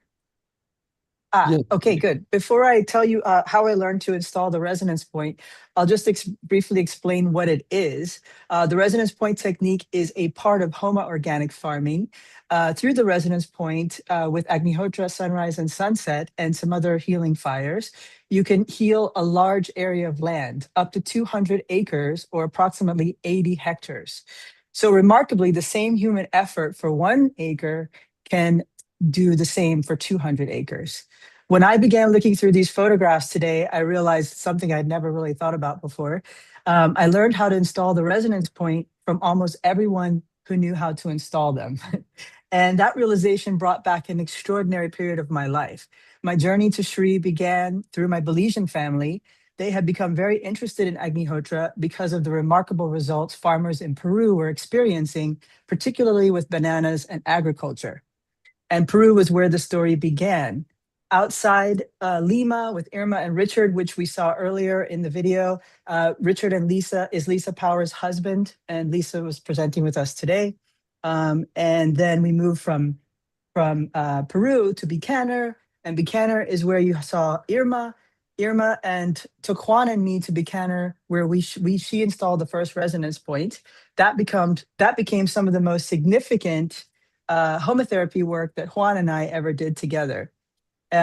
Once we come back to Maheshwar here, and here you see Bruce teaching some Chilean Agnihotris how to perform the resonance point. But also you see Stuart Masil here, which Parvati read his testimony earlier. Gabby and Stuart Masil were demonstrating to the same Chilean Agnihotris, Agnihotra at sunset. Now we go back to Juan and I, this work was very significant. We were brought by the Rajasthan Go Seva Sangh, where we installed resonance points and taught Agnihotra all across Rajasthan to 12 goshalas. What was important about this was the milk fat was being reduced. It was reduced to like 4 to 10% in cows, down from 30 to 40%. And so this project was to help establish the ecosystem there and improve the health of the land and the animals. And so you'll see here Juan with Mr. Kotari, who is deceased, but he was the one who led the Rajasthan Go Seva Sangh and brought us to Bikaner in Rajasthan. Now we move from there to Biosol. Biosol, or Biosol, as it's known in Spanish, was something else that Sri Vasant made sure I learned. And he had me bring this to India. And this was also part of the resonance point. It's a fertilizer that is sealed with Agnihotra ash and then can be applied to the land to also help bring nutrients back to, whatever the animals are eating, such as spinach or the different plants that the cows needed was very significant for that. And then we moved from North India to South India with Karen. Karen was who I spent the remaining years up until 2011 when I left India permanently to return to the United States. And we traveled through Kerala, Karnataka, Tamil Nadu, all the way north. We went by train for 4 days, which was amazing, through India, to West Bengal.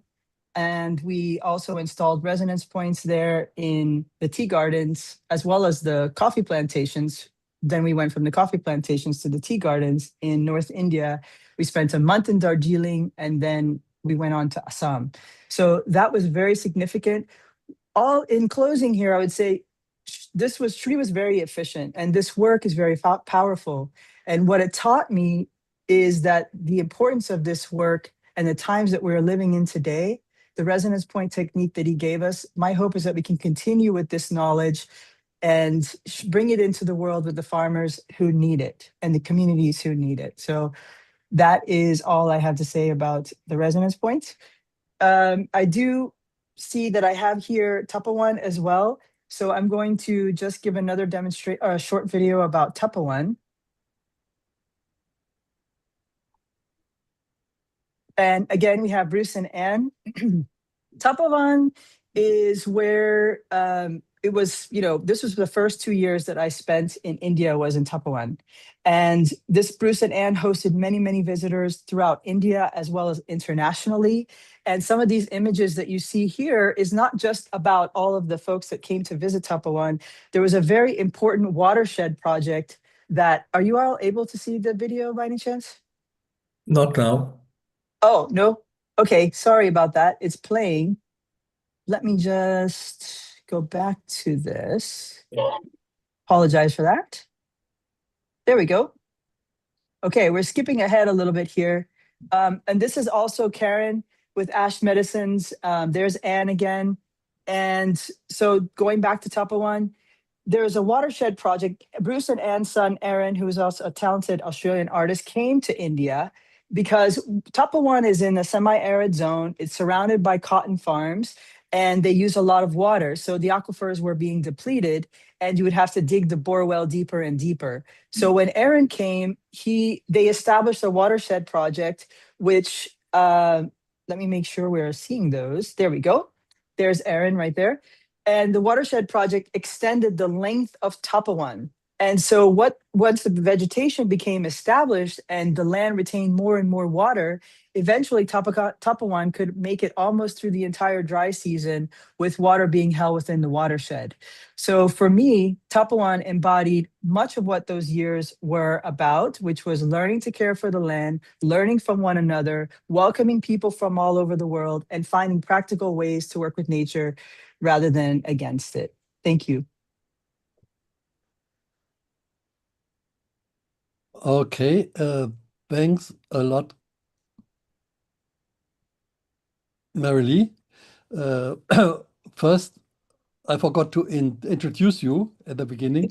So this is Marilee Weir from Belize, who traveled a lot in India and has a lot of experience, as you can see now.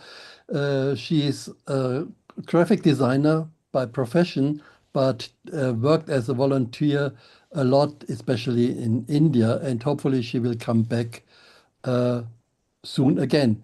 And my second mistake was I changed the order without thinking of it. So actually it should be Lee and Fritz Ringmar now about the beginning of Shri's work in India. So please, now I just see Fritz. Can you please unmute and start your talk or presentation?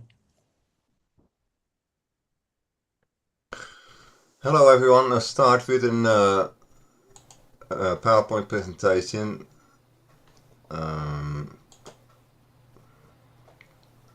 of a very sacred place on this earth, Maheshwar.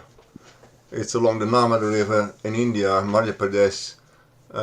We spent many different occasions, meetings up with 3% and did work all over India at various places. And we met up with 3% Christmas the year 2000. And he took us to a place along the Namaste River in India. Oh yeah, here it is. This was a new land purchased near Gandhinagar, which is near Maheshwar, and it just started with building some very simple structures there. We went back home with our family to Australia, where we have a Homa therapy center, and then we received a call from Sri Vasant, and he said, please come to India with your family and take as many things as you can.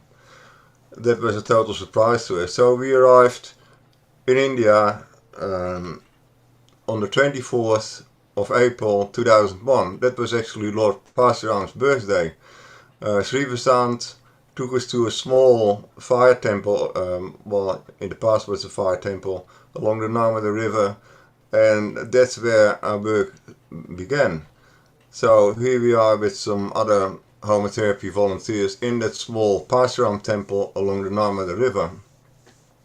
We do Agnihotra there, and we then came, things had progressed, other rooms had been added to the existing structure of the one room, and building continued while we were settling in there. It was like the cement was still drying while we moved in. And but it was very touching. We started with Agnihotra there straight away, 4 hours Trambakam, Agnihotra twice daily, and you see some other structures here. That pink building there later became the Goshala where the cows were housed, as cows were very important to Sri Vasant, as they're the mainstay of Agnihotra, the mainstay of Homa therapy. So here's a Yagna Shala being built. The land was very barren and thorny, and anything difficult to grow there or build there. Cows were purchased from Gujarat, and so we could start to milk these cows and produce then ghee out of that. So it was very important to Sri Vasant to have clean, pure cow dung from a Homa center, and cow's ghee for the same reason, is that it's broadcasted in the atmosphere, it purifies the atmosphere, and Maheshwara is a very sacred place where energies are multiplied, you could say. So this is the time that the cows just arrived there after the midnight, and so we welcomed them with Viruti Homa. Next day, you can see them lined up. They all had calves, so we fed them there and took them to the Namaste river, and you see our son Aditya there is holding one of the calves. Here we have on the right hand side in the top, Mukut. He was one of our helpers. He's producing the first ghee there in a special old Ayurvedic system of how to make ghee. This is here with Sri Vasant. We are at a farm. This is Karen Hessel's son, Aaron. This is near Indore, where we started to do outreach work on various farms around the area, and where we introduced Agnihotra to people and farmers. And to our surprise, they gave us feedback that their crops, after some months of course, they started to double, sometimes even triple in quantities. Also, the diseases farmers might have, their families might have, they just simply disappeared. We had farmers come to us who had saline wells and had big problems with watering their crops to get good crops out of that water, and they had lab tests done, and every month that farmer came back on his motorbike and telling us the fantastic results he had, while the salinity was reducing, step by step.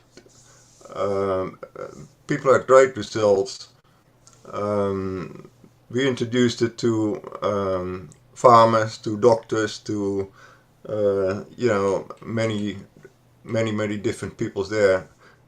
Here we are setting up a resonant point at a farm near Indore, and it was one of the few first resonant points there. There's Karen Hessel there in the left bottom with Lee, my wife, next to it, and the farmer holding the book there. This is along the Narmada River, where we often did Yagna. This is Maheshwara itself. This is our son Aditya. He's turning 8 years old. It was just about 5 days after we arrived, so Sri Vasant was there and blessed him, and of course he got a birthday cake. This is our daughter Anna. She was 12 years old. We did homeschooling there, and they set a friendship with the local guides there who helped us. This is at Durya, at the Pranjape family's home. This is Lee, my wife, there sitting with Sri Vasant's wife Kusum. This is Lee and myself at the Narmada River. And this is us with Sri Vasant Indore. We were very blessed to do all this work out there in Maheswar and have so much outreach. We spent about a year there, and we reached many people there, and it continued. Maheswar has grown into a fantastic homotherapy center, and it's really heartwarming how what it has developed into. Later on, of course, this was a prelude to Somayaks, which were held. There were 7 Somayaks being held at that sacred land. Thank you. Okay. Thank you, Fritz. Can you please stop the screen sharing? Sorry, yeah. Yeah, thank you. And now the next speaker will be Suvindi Karina, and she will talk about the Rose Circle, which was started by Anne Godfrey.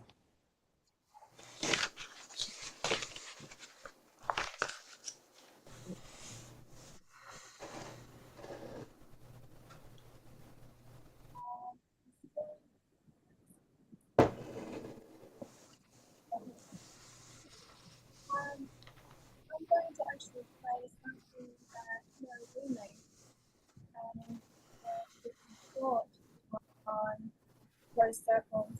So I'm going to share my screen. And I'd just like to add that one part of rose circles that wasn't talked about too much was that Anne always encouraged people to learn how to be self-sufficient in these rural areas and utilize homotherapy and Agnihotra in those techniques of being self-sufficient. So I just wanted to add that, and now I'm going to share my screen.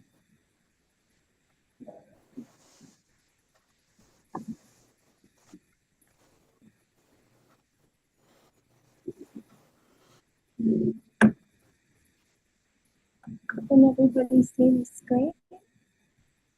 Not yet. Not. Yeah. Can you see this? Can you see a YouTube screen here? Can everybody see the film? Hello? It's still I think it's starting. It's loading, I think. Okay.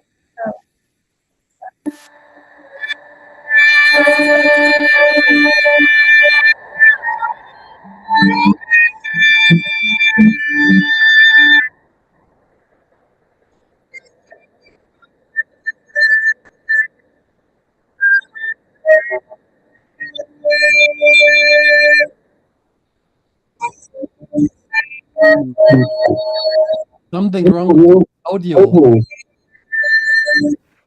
If you stop and just share Something with wrong with the sound, audio. then it should be fine. Yeah, okay.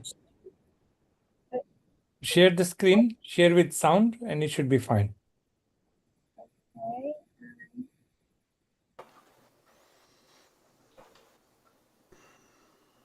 Share with the screen. I am sharing with the sound.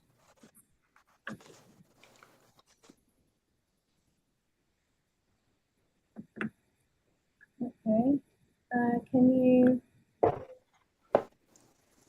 hear me?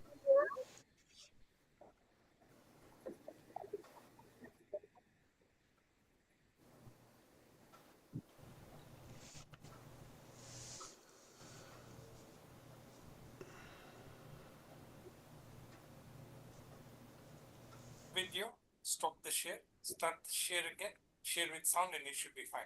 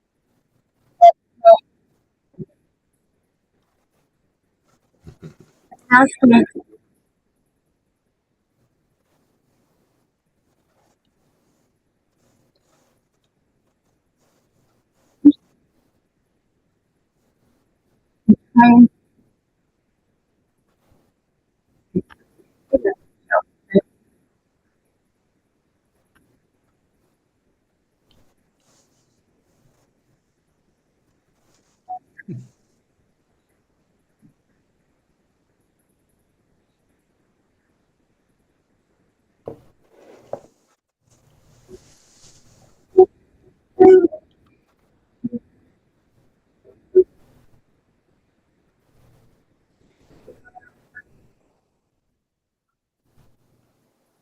think that maybe you didn't hear anything.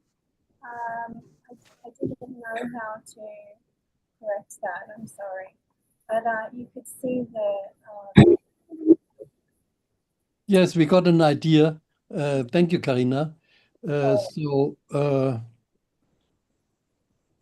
Karina, can we have your song? How can we let you go without singing? No, it is still there in the program. We are not finished yet, Amrita. Okay, okay. I'm Yeah, waiting for can't wait for hearing that. from her. Yeah. Yes, please. Oh, that will be come. Okay, now the next thing will be about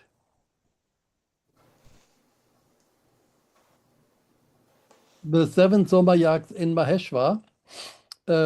Bruce already mentioned that in 1969 there was a special Somayak in Shivapuri. So first, what is Somayak? And we all know the simple. No.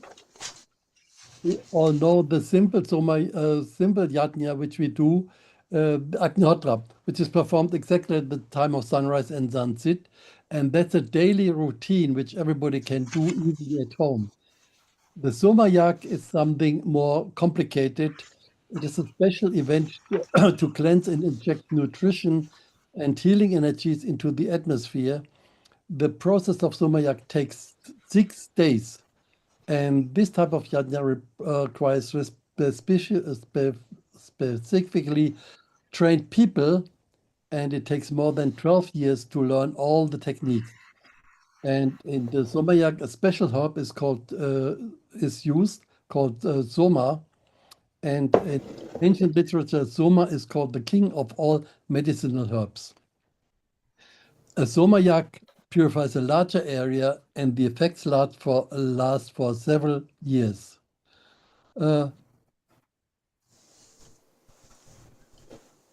Now, the first Ahimsa Somayak in modern time was performed in 1969 under the guidance of Sri Gajanan Maharaj in Shivapuri, Akkalkot, Maharashtra state in India. And this pillar was erected later on to commemorate this very special event. As Barry mentioned, it was 2000 years, after 2000 years, the first time such an Ahimsa Somayak was performed. And in 2007, Sri Vasant instructed a group of 4 people to arrange a series of all the 7 different types of Somayak at the Homa Therapy Goshala in Maheshwar at the banks of Narmada River. Maheshwar is close to Indore in Madhya Pradesh, India. Maheshwar is where the same place about which Fritz just talked. And this was meant as a preparation for a sound current of feeling to be sent out through the Narmada River to the whole planet. These 7 Somayaks took place in the period of 2007 to 2017. And here you say the beginning. For the Somayak, first thing we need is a big Somayak hall. You see here at the bottom the construction of this Somayak hall. And then also we needed accommodation. So we built some round huts, which you see on top in the middle. We had a double layer of bricks for insulation. And all is very close to the Narmada River. You see the Narmada River in the backside. And here you see some video.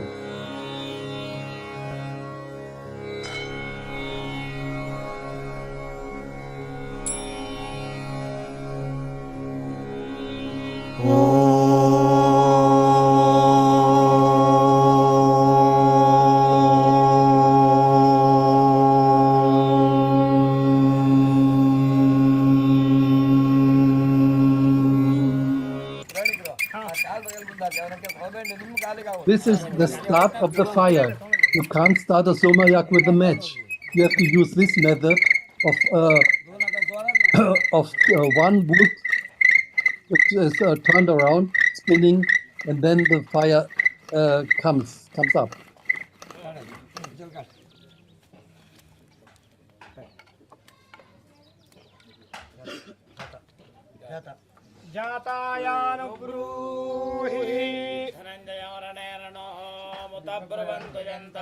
And the man who holds this piece of wood, that is our Yagna man, Hari Apte.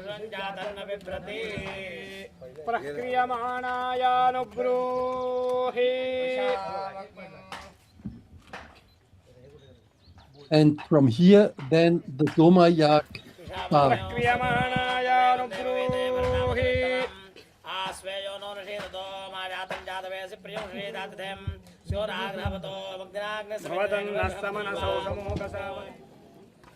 कापट्या दे दो बारीक कापट्या हाँ.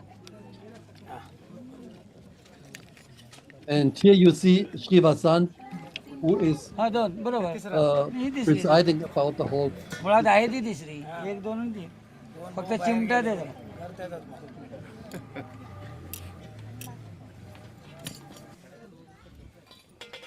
And the embers are put into 3 copper vessels.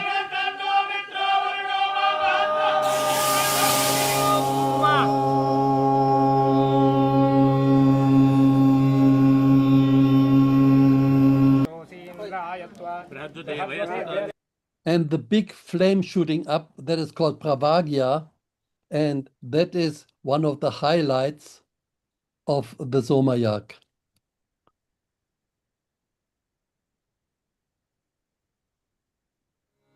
No?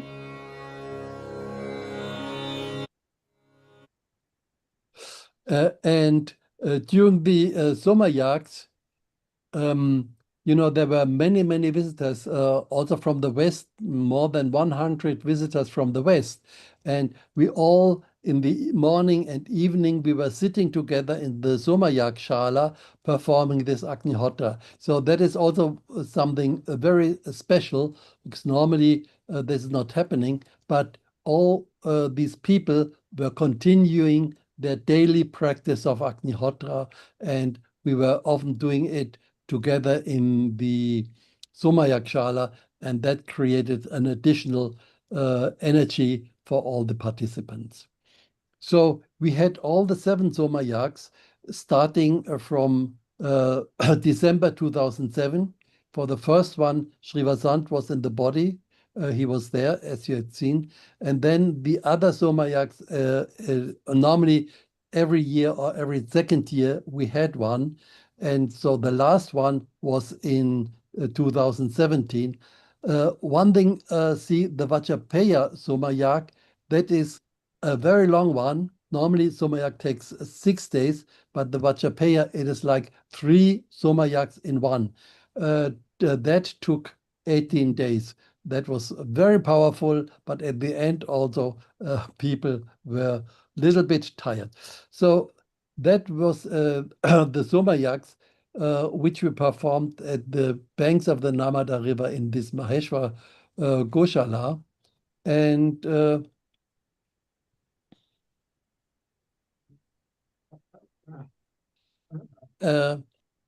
that was one of the important activities over there in Maheshwar, and you still can see the vibration or feel the vibration of the energy when you come to this place in Maheshwar Goshala. Okay, thank you. Now we move on to South America, and I have to find Jimena. Here she is.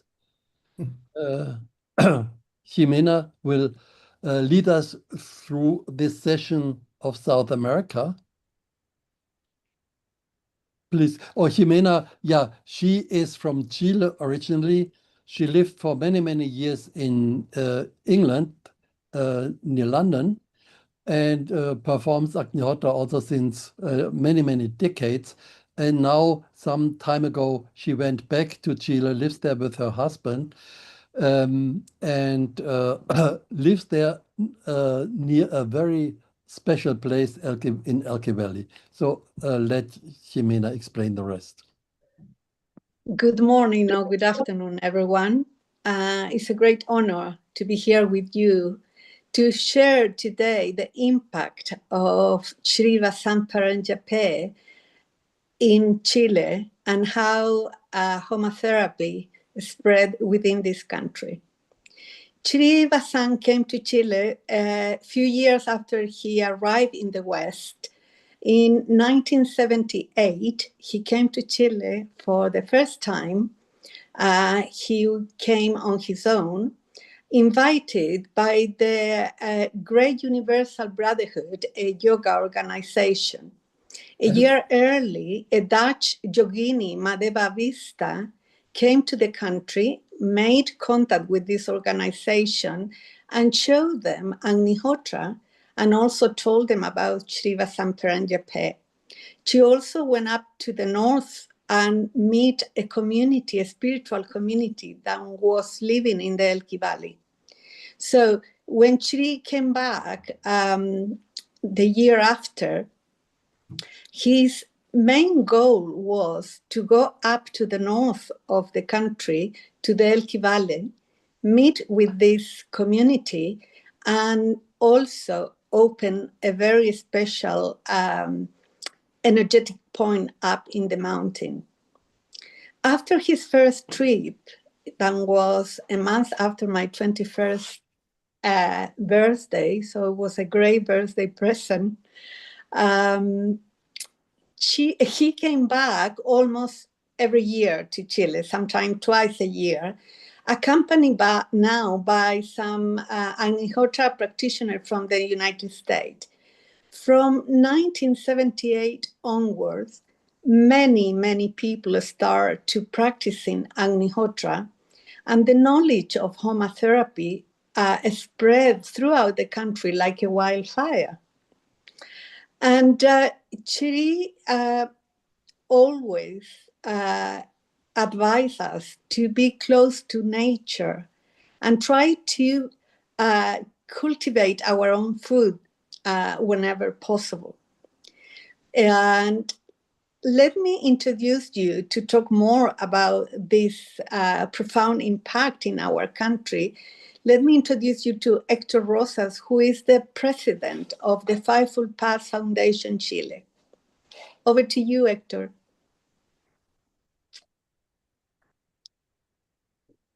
Are you there, Héctor? He is there. Okay. You need to unmute. Necesitas poner el micrófono. Tu micrófono.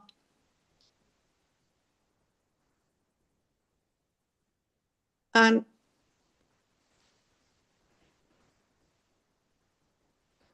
Héctor is trying to find his microphone. Héctor, el micrófono, microphone. There. Héctor, over to you, please. Yeah, I was trying to do it, but the host did not allow me to do it.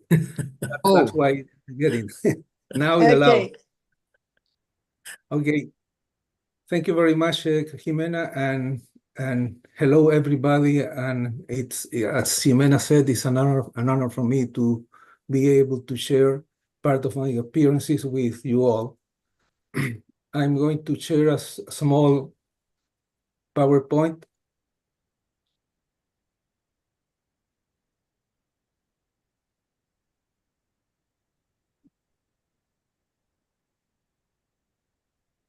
Is that being shared? Yes. Yeah. Okay. This is just a picture of Shivasan that I already saw, but I included in my presentation just in case. The two commands that Sri gave to Shivasan, and the last one he received later after being in the United States for time. My children ready, you will meet them. As Jimena said, he came to Chile since 1978 until 2003, 25 years. He visited all those places here in Chile, especially in metropolitan area, Valparaiso, and always Coquimbo region, which is where Elqui Valley is located. Here a small map of South America, and in green you can see Chile and all the other countries that go along the Andes Mountains. This is a map of Chile. Elqui Valley is being shown there on the Coquimbo region. Shiva-san activities in Chile, well, I met him in 1987, 9 years after his first visit. But he, as far as I understand, he continued visiting spiritual seeker groups and encouraging people to practice Homa therapy concurrently with normal life. He inspired children. He introduced the yoga and meditation for children program, the drug addiction program, Douglas in several points, first resonant point in Chile in 1998, and he kept continually visiting several communities and small farming facilities around the country. He reached every people who show interest in Homa fires, and he also in 1995 visited Punta Arenas, which is one of the most southern cities of the country, next to the Antarctica, and also went to Eastern Island. Homa therapy programs. In 1990 and 1991, Frank Rosensawyer Parvati came to Chile and met Magdalena Bernali, and they translated and adapted the program for our reality. Later on, Magdalena spread this program for 30 years between 1990 and 2020 in different workshops around the country, and also she went to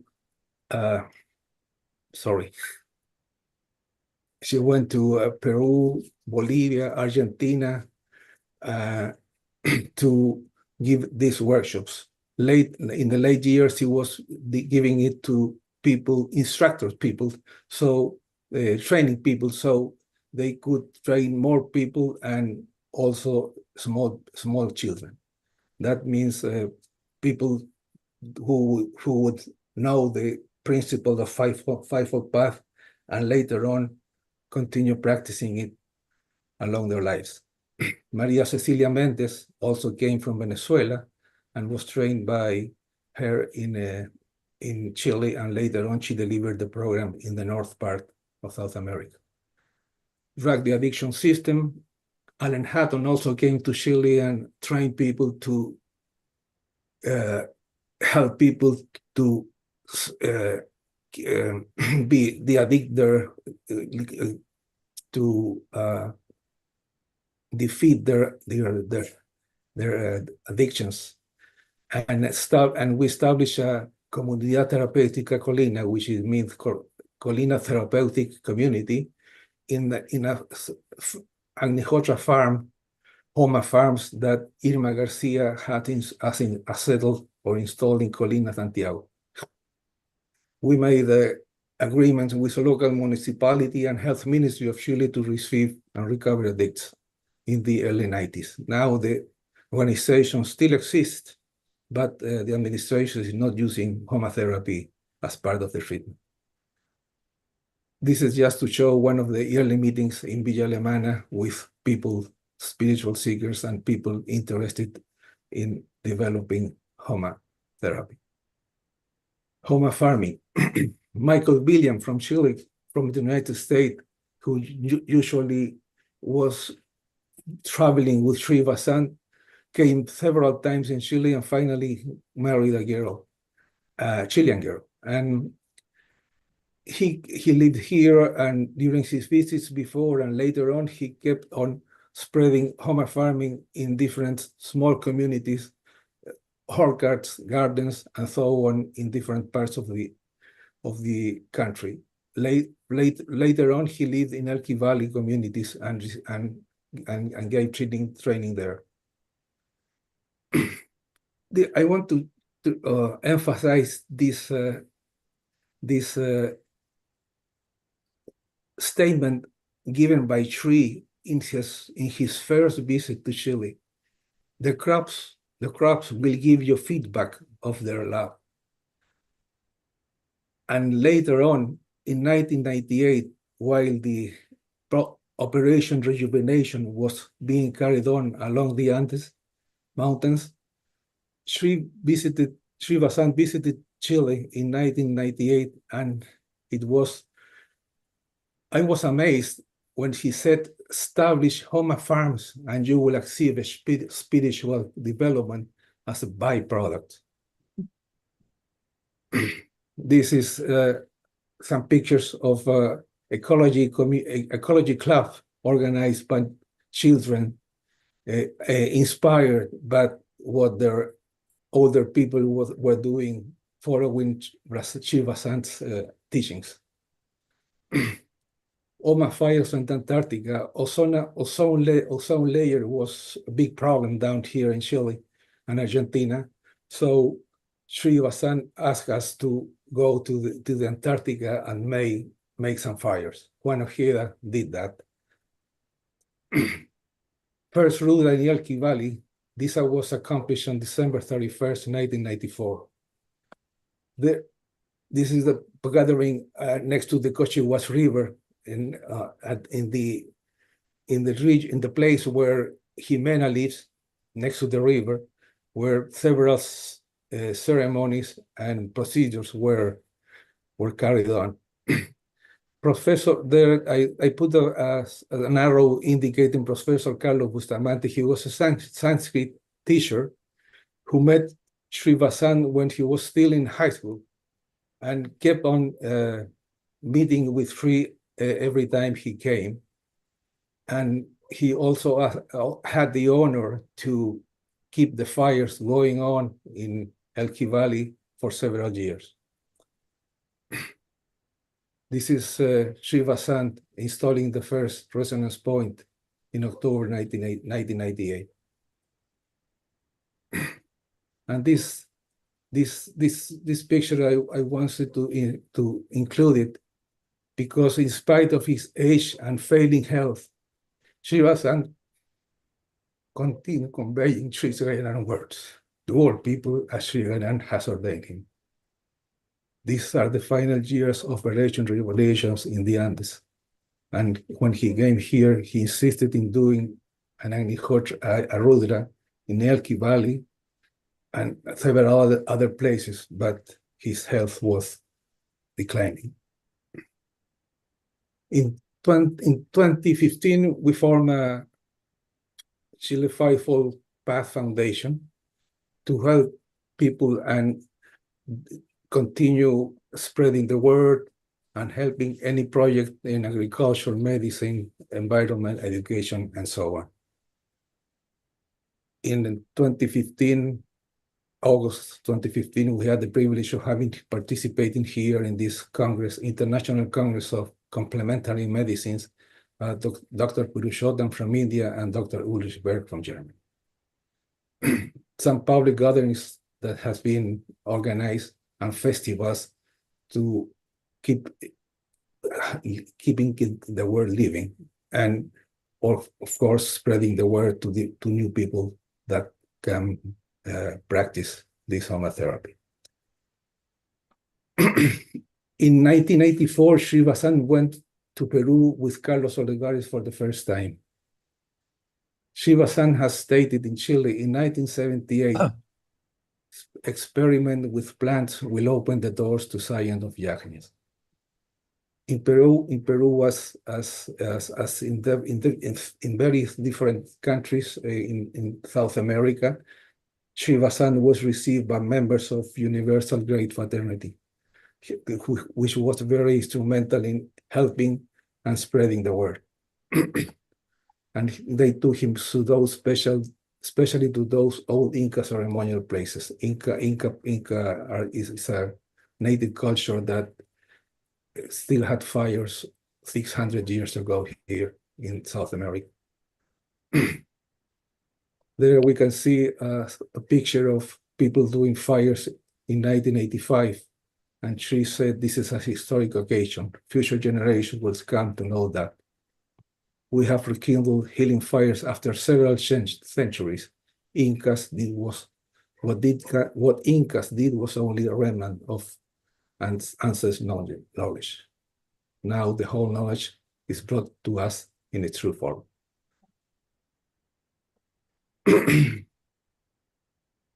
Night messages given here in Chile. Heal the planet, Yagnas. Heal the planet with vibrations of love. The mission is to save the planet through the means provided by the Vedas. Homa farms will be haven.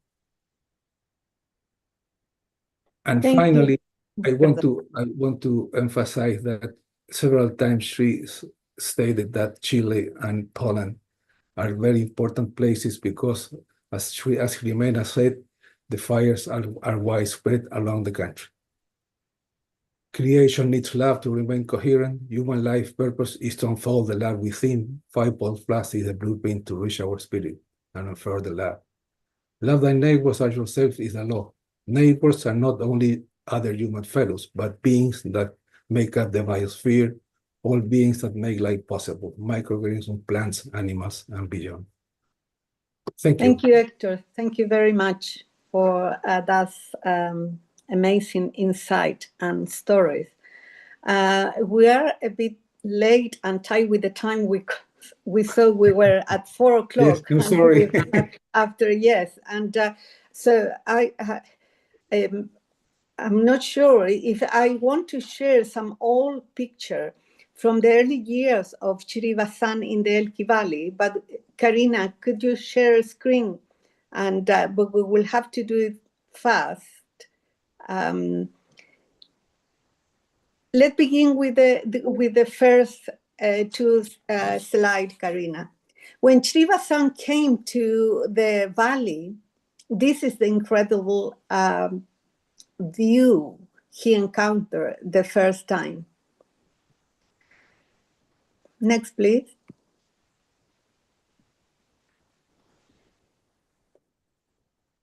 After meeting the community, which I spoke to you early, you can see some of the members here. He taught them how to perform Agnihotra because already they knew about the fire, but they didn't have any pyramids, and they used to do the fire in a copper bowl. So he taught them, did teach them how to do it properly, and then give them with several copper pyramids. And they start to practice immediately. The following morning after his arrival, he showed them on a very old map, and he said he need to go to a specific point to do a special ceremony, a special fire, but no one heard of that. But all the same, off they went up to a mountain called Las Tolas, and that is the picture. And once there, something peculiar happened. One of the horses broke loose and ran, and then suddenly stopped. And Shri Vasan said the horse was showing them the exact spot where he needed to perform this special reactivation of the energy of this valley, and as well, and especially, he said he opened a special energetic point of the planet.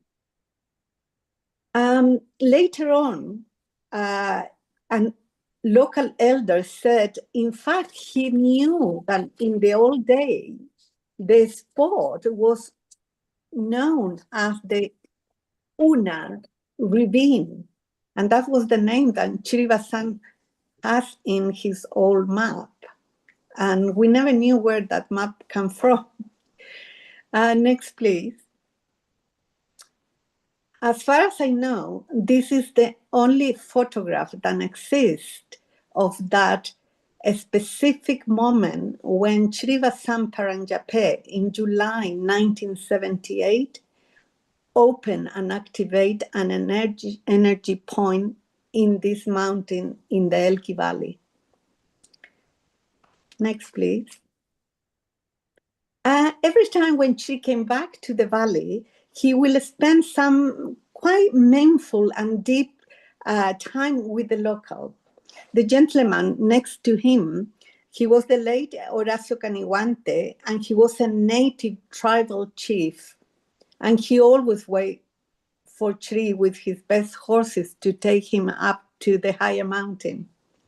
The other young man used to belong to the community. Next, please. And this lady, whom we affectionately call Mama Julia, met Shri in the late 70s, and a few years later, she left the city and came to live here in the valley. Right until the last moment of her life, she was performing Agnihotra and chanting mantra. She always made sure to visit her when he came to the valley. Next, please. In the early days, whenever Shri came to the valley, he will perform marriage ceremonies, baptize children, and bless the pregnant ladies, and send people even higher up in the mountain to perform a very specific fire. Next, please. In the early 80s, Shri Gajanan Maharaj asked his son Srikanji, along with his sister Srimati Kamalabai and her husband, to accompany Shri Vasant to the valley. And this very old photograph capture that special trip. Next, could you, because the fire doesn't appear there where Srikanji is performing a special fire. Karina, can you, la puedes achicar? Anyway, we don't have time for that. Next, please. These are random photographs of Shri Vasant spending time in the Elqui Valley and doing the fire. Next, please. I will leave you with this last photograph of Shri in the river Cochihuas. She always told us that this river, the water of this river were healing water. And next to it is the mountain as a stand today, the mountain where he did that special opening. In the late 80s or early 90s, the community closed as such, and the lands later on was divided and sold. And I was fortunate enough by grace to buy one of those plots in 2011. And as Ulrich said, I came back home here in the Elqui Valley 12 years ago. But what I really want to share with you that our beloved teacher, likely knowing what will happen to the community, in the late 80s, he asked a very small group of people if they can buy the land next to the community. And to carry on with this rest of this incredible story, please let me introduce you to Marcela Faundes, who is the president of Bhagavatam Foundation. Marcela does not speak English, so I will translate him for her. Can you please keep the time, Jimena? We are very late. Can you please keep the time? Yeah, because we prepare it for 4 o'clock. No, the duration is too long. It's not that we started late. Marcela, please.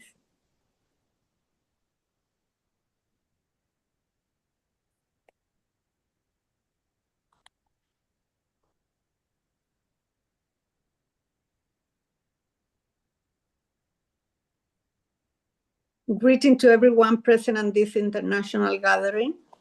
We send you a fraternal hug from Chile, from the mountain of Bargavadam. As Jimena rightly said, in the late 80s, Sri Vasant asked a group of people to buy the land next to the community. Carmen Hurtado, who was in that group, finally could buy the land in 2003. Next. She built 2 Agnishalas, and since then, many volunteers and helpers have come. In 2021, the Bhargavadam Foundation was set up with now founder. This is Carmen Hurtado, who bought the land. Our main goal is practicing Homa therapy using the Fivefold Path guideline. Our future goal is protect and keep this land for future generations. We have a board of directors, official rules, and a loyal group of volunteers and helpers. Carmen Hurtado will soon hand over the property to the foundation through a free loan comodato. 5 or more people will buy the land in order to preserve for future generations. We welcome anyone from all over the world who wants to join us in this project and help us to develop this very special energetic center of the planet. And here are some views of this center, Bhargavadam.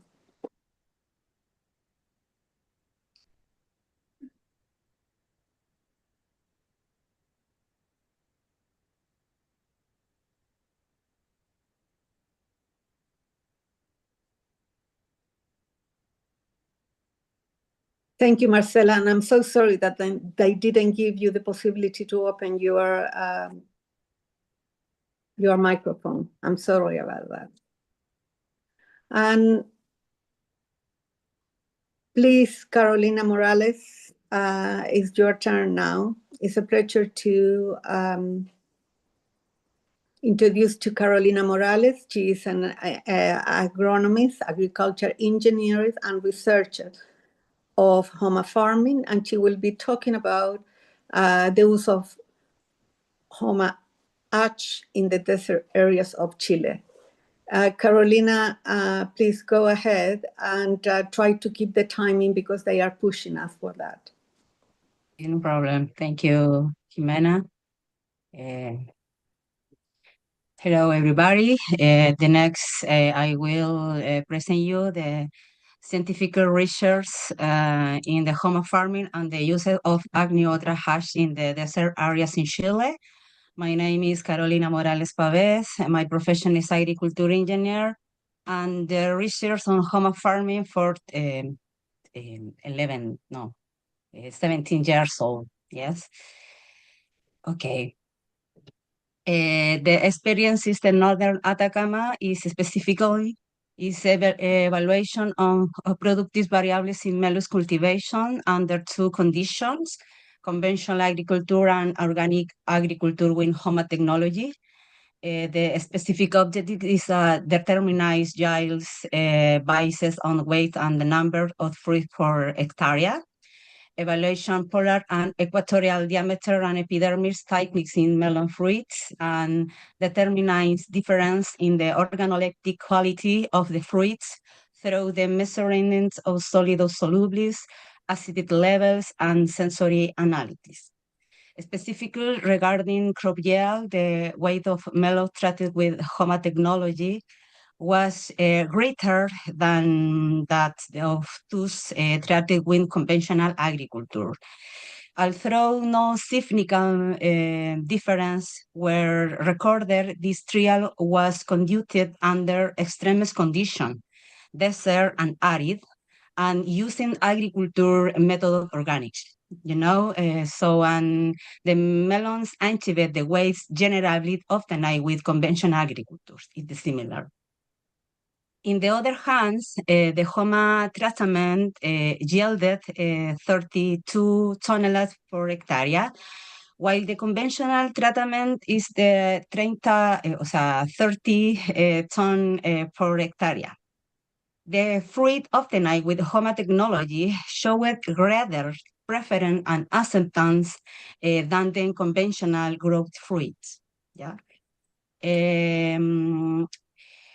The result of the hedonic scale test from both treatments are shown in this figure, where the preference for the fruit from Homa treatment is evident with the 44% acceptance for the very good classification, in the contrast for the 13% obtained with treatment conventional. Regarding the following the graph, the acceptance rate of the 11 used for the sampling for the Homa treatment is the 69% compared to 31 for the conventional treatment. Yeah, in this next picture is to show it is a difference week 7, week 11, yeah, gets different, the difference in the both treatment, week 13, week 18, yeah, and the show is the area for both treatment con difference significant, only observation, yeah, in this investigation, the application is use of Agnihotra ash for the agriculture process, uses the yantra, uses the Agnihotra ash solution, and the elaboration, I use the biosol Homa, is a biofertilizant. Yeah, in this product. Is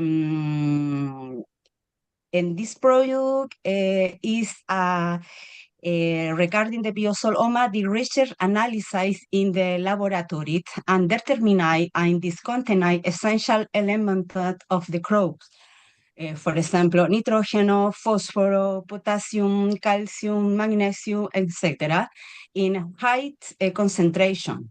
And this biosol Homa incompatible with the other commercial like bio inputs, and we found that biosol is a complete product with a high fertility. It's very important that this trial is considered a step toward future research, which should focus on the physiological mechanics to explain the phenomenon that occurred with these techniques. Furthermore, it should integrate other management practices relation to ecologic soils and agroecologic farm designs, and considering that a single technique is insufficient for the regeneration of the soil, ecosystem, landscape, etc. In addition, considering abiotics elements, yeah, soil, climate, pest, sun, and others elements, yeah. It is necessary to perform Agnihotra fires at the cultivation site. This is very important. This organic farming system is presented as an alternative for clean and sustainable production in the term of yield and crop and quality. Yeah, it's important it's sustainability will allow farmers and associations to manage their own business independently, foresting, productive initiative, expanding cultivation areas, and creating jobs, while promoting the balance of the system the balance of insects and the ecosystem in general. And Master Shiva Sant say we must think about place where food can be grown 12 months a year without stopping. That is where we can achieve food security in these territories permanently. Yeah. Thank you very much.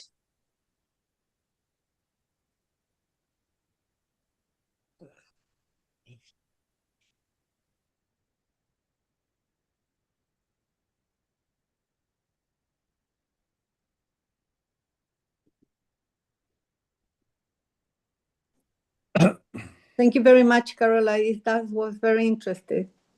Let me introduce you now to, in the same vein, to Karina Ome. She is a journalist and a caretaker of Satsang, a small farm, and Homa Ark of Seed. And she will talk about reforesting Satsang. Please, Karina, go ahead. Good morning, good afternoon. I'm sharing my screen now. Well, in 2003, in his last visit to Chile, in his different conferences where I could take part, Sri Vasant encouraged us to build Ark of Seeds and also to heal trees with Homa technology. So that same year, I started to collect organic seeds. 10 years later, in 2013, I could buy a land to make satsang. These pictures are from Satsang Farm. And the first thing I did is the Ark of Seeds. So we did a lot of workshops, and I'm still having volunteers from all around the world taking part here and learning about regenerative Homa agriculture. And the trees, we have a beautiful forest, but we have been having also a very dry period from 20 years. So many trees are very damaged with the dry period. And last year, the Chilean Forest Institute started a reforesting program with native honey trees for improving beekeeping. It's in the whole regional metropolitan area, and I could take part of it also with Satsang Farm. And we were the only farm from the complete 25 farms still now, that did not use chemical fertilizers. They use Basagote Plus and other things. And I said, no, this is an organic farm, so we are going to use only Agnihotra ash and Homa efficient microbiology of native forest. We think about that if we improve the microbiology of the soil, and there are different studies that shows that Agnihotra ash also do that, we would make the trees grow better. So they were very flexible in the National Forest Institute, and they say, okay, we will do it your way in your farm.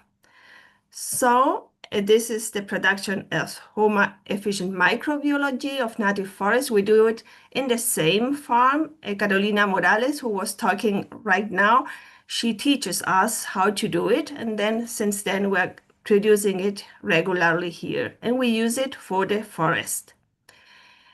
The results are so incredible, amazing, that the forest engineer who specialized in genetics and the director of this reforesting program is, I would say, a little bit shocked about how trees grow here. And he's now presenting the experience of satsang in different events and conferences. This is a conference and visit to satsang in April of this year. The trees were planted in August last year. So they're just completing 1 year now, right now. And here he's the director of the forest of this program from the Forest Institute. It's from the Ministry of Agriculture. But he also made a conference in the National Beekeeping Congress that took part now in June of this year in Vicuña. And he was talking about Agnihotra and showing the different researches that are made worldwide about trees in Agnihotra or the Agnihotra ash. And here is a comparative, I will show it here, a comparison between a tree in a reforesting, the same reforesting program by a neighbor. She's just 3 kilometers away from my farm. And here the tree, the same species of tree in my farm. She was watering the tree during the summertime every day. I did it just twice a week. She did it like one to 2 times a week during the winter time, mostly twice a week. I did it like every 10 days. And usually this kind of tree is called ghee. They grow between 30 and 50 centimeters per year. Here it grows 1 meter in a year. So more than twice what is usual for this kind of trees. The results are they are higher survival rate, better early growth, improved water use efficiency, and greater resilience to water stress. These technical results are done by the forest engineers. It's not my results. They show the results in the Congress of Beekeeping. But that's not all. So there were this week, the director of the program and the subdirector were again here this week. And now these trees are giving flowers. So they used to give flowers after 2 or 3 years of planting. And here they were just 11 months. So they're so shocked about they're not only growing a lot, so they are also giving flowers. And for beekeeping, it's very important. So now we are giving another congress at the end of this month in another beekeeping congress. And they're organizing a very big event with different kind of authorities from the Ministry of Agriculture, from the local government, from different municipalidades, and with farmers and beekeepers in September to visit Satsang Farm again. And also we are going to take part in other congresses. I will tell it probably in the next events. So it's very great to be able to do also what Sri Vasant told us to do in 2003, invited us to do, as it's to use Homa therapy for healing and helping trees. I really love trees. My great passions are trees, and probably that's one of my main reasons to be so constant with Agnihotra and with showing and proving how we can have how we have a very powerful tool to help them to grow and to survive in this environment. So here is my contact if anyone has some comments or for more information. Thank you, everyone. Thank you, Ulrich and Jimena.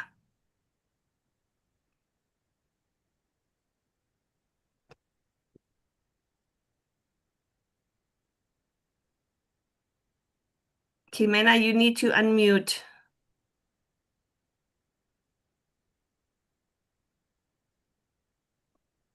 Thank you, Karina, for that, sharing that wonderful work.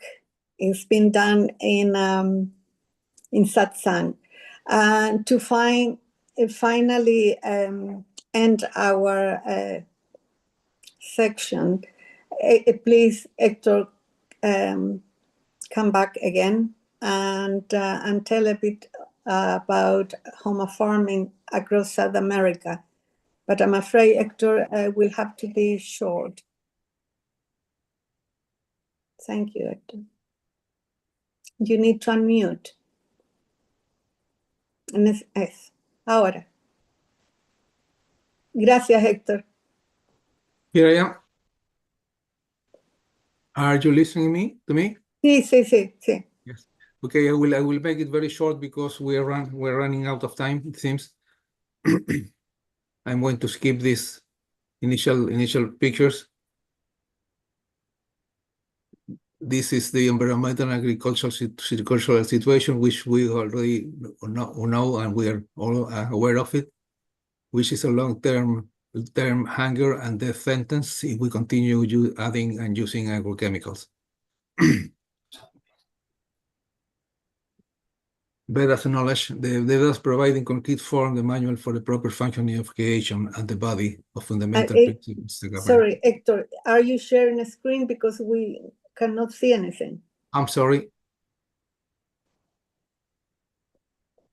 Where is the... You need to yeah. Compartir. Yes, I thought I had done it, but now it's starting. No. Okay. Okay. Well, I skipped a couple of slides before, and here we go in the direct. This is Homa farming in South America. A short brief because this is a work of 8 years from 1996 to 2004, did by Sri Vasant. The Vedas provide in concrete form the manual for the proper functioning of creation and the body fundamental principles that govern it. This is the principle and the guidance. This is Sri Vasant speaking to us. If humanity wants to survive, he cannot do it independently of environment. Human beings are part of the biosphere, and they must recognize and adjust their lives accordingly. Human beings have responsibility, duty, and privilege go hand in hand. And this repeated it several times when he came to Chile. A new model of coexistence and survival is needed. And here we come to understand a little bit more about why he always talked since the beginning of agriculture and Homa farming.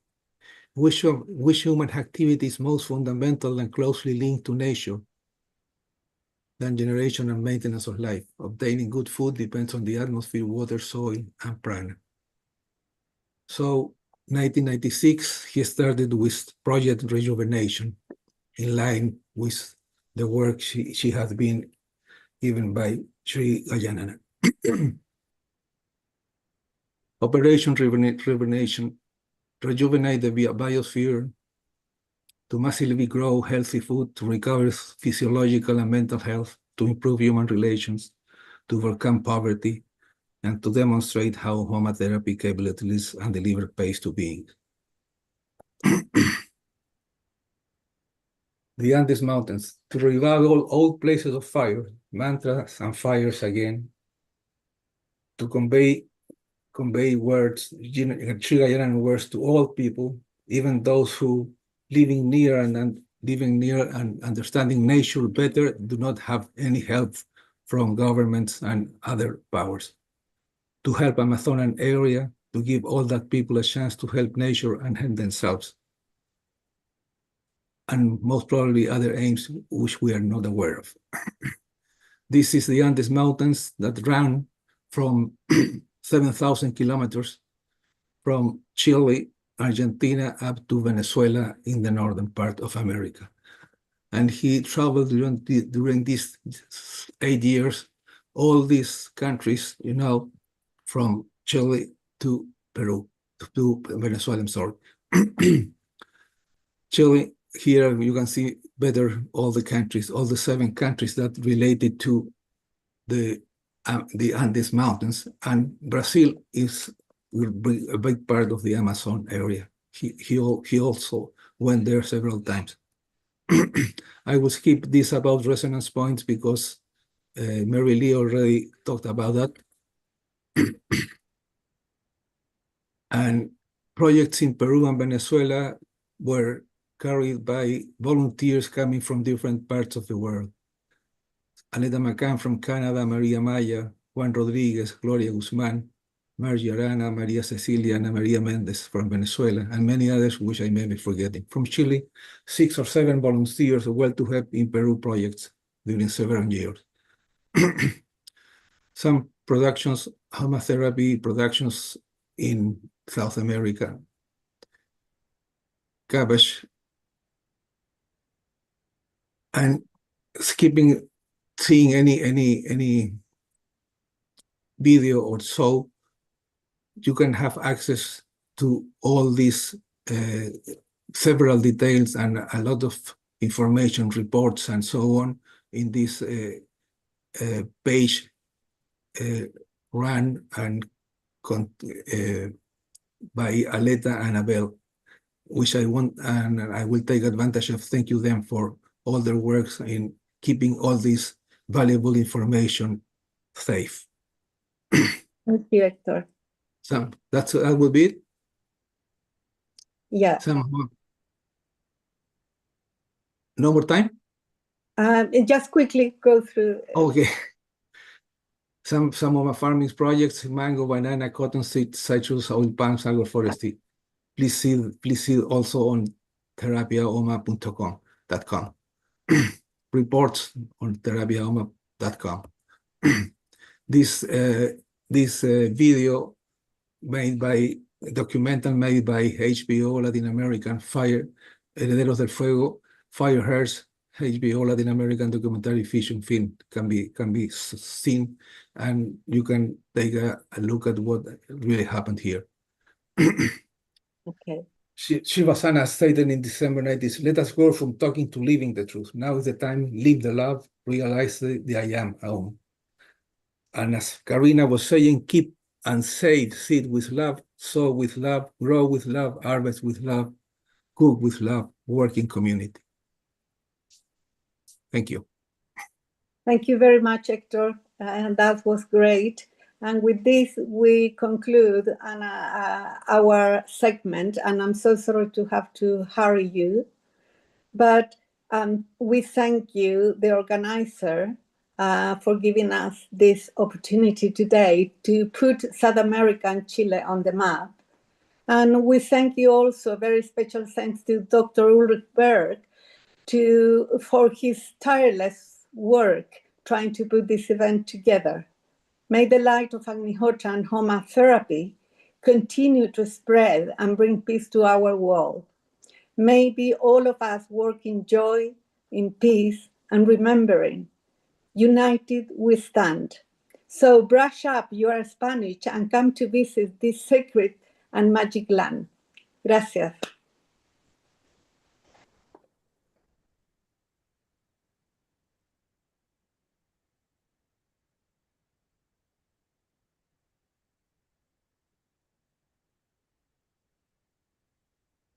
Thank you. I stopped sharing.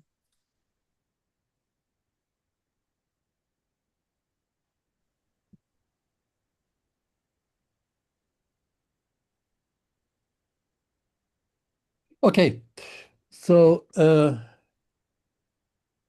thank you, the group from Chile, and thank you, Jimena, for organizing that. And now we have from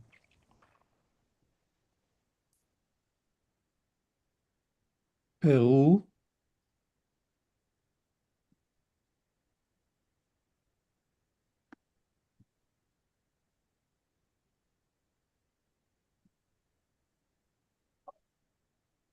I don't see it, from Peru, Abel and Aleta, who, here it is. Who do a lot of work in South America, mainly in Peru, but also other countries. And let us play their video. Hello, dear family. We're going to show you some photos where you can see how Homa therapy is spreading in South America among doctors and health practitioners. We say that one picture worth thousands of words. Homa therapy has been practiced in state hospitals, clinics, Homa healing centers, schools, universities, and public and private institutions of Agnihotra can be seen on the faces of the participants from the very beginning. Therapy is peace for body, mind, and soul. Peace for the children, the parents, and the whole family. It is peace in the urban and rural areas. Homa therapy is peace for the animals, the plants, and the whole ecology.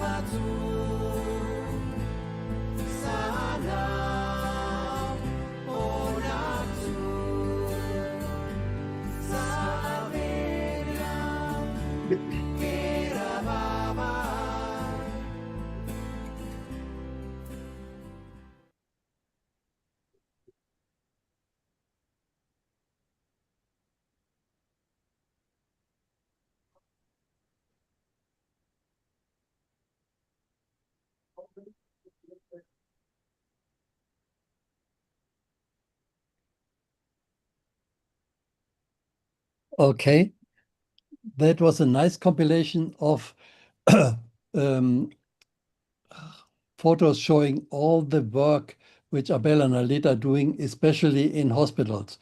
So many people in hospitals come together, patients and doctors, to perform Agnihotra, and they also have wonderful results there. So that's really great. And they travel to many countries in South America and also to India.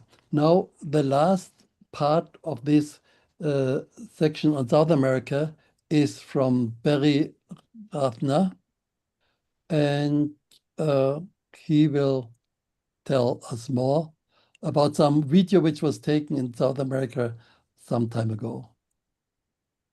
How much time is allotted to me? 3 minutes. Okay, I need 3¼ minutes, but I'll try to be fast. 3 minutes, 10 seconds. Okay, start the stopwatch. Okay, so Hector mentioned this HBO film, Herederos del Fuego, Heirs of Fire. This was made in the year 2000, and it's quite impressive in terms of the quality because it's HBO, and it's in Spanish with English subtitles. We wanted to show you some excerpts from it and play it, and we investigated getting permission from HBO to do that, so we didn't go to jail for copyright violation. And it was so complicated that we decided not to do it. Plus, they asked for confidential information, and there were so many countries involved. So, as a second choice, I will read a couple of things that Sri Vasant said in that film. I'm pretty sure he said these. So one thing at 29 minutes and 49 seconds, he says, these broader trends of pollution are affecting many things. For example, the drop in sperm count. Men now have a sperm count that is half what it was 20 years ago. The increase in several types of cancer, breast cancer in women or prostate cancer in men, is linked to chemical products, especially chlorine-containing chemicals, which are the most persistent and bioaccumulative. Then at 31 minutes and 18 seconds, he said, life in the soil. In the 15 centimeters of fertile surface of the soil where life is, there is a microorganism there that normally, when chemical products are used, can be killed. So, with homotherapy, we create the opposite effect, and that microorganism begins to develop strongly. And lastly, we are directly at the site where the Kotosh people would celebrate something similar to what is being done now. It means that this tradition is extremely interesting. 4,000 years ago, the ceremony was daily here, but now I see that for 4,000 years this afternoon is being repeated. Today is March 9, 2000, and that seems extremely interesting and very instructive for what the cult of fire means. In my remaining 42 seconds, I'll just say two quick things. This whole thing is about Vasant and the spread of Agnihotra. So I have a book called Revelations from Vasant. I understand there's only two copies. Bruce had one and I did. And it has different revelations that Sri Vasant made over the years. And there was one very interesting one that was 6 words long. And it said, Russian, let's see, Russian airliner crashes, Polish government dies. Well, 33 years later, in the city of Katyn, commemorating a World War II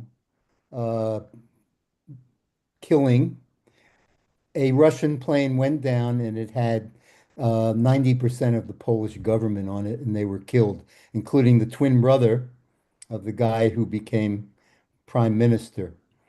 And then the last thing I wanted to say is, there was an interesting story of when Sri Vasant went to England to study. He went there at the age of 15, I believe. And one day, a lady came up to him and said something like, I'm very nervous now because I have cancer and I'm going for treatment. And Sri Vasant said to her, I hope you get better. And when he found out that the next day she was cancer free, he figured out that this siddhi, this power that he had, he vowed never to use it again because I don't know all the reasons, but I suspect there's an interference with the law of karma when one does such things. And if one is doing healing, I think it has to be done under rigorous disciplines. And thank you all. This was an honor participating in this program. I traveled with Sri Vasant for 17 years, driving him around a lot and cooking for him and going to classes and all that. And again, it's an honor to honor him. Okay, thank you, Barry. Now, Están emocionándolo. oh, we have Fritz and Lee from Australia. Good morning. Probably still in the middle of the night. I'm sorry for that, but we can't help it. So you're talking about Australia, and Fritz and Lee, they have a center in Australia. Later on, they will talk about that also. And Fritz already talked about their stay in Maheshwar at the beginning of the Homa therapy Goshala in Maheshwar. And now they have a center in Australia, and they will talk about what they have done and also the role of Srivasant in Australia. Go ahead, please.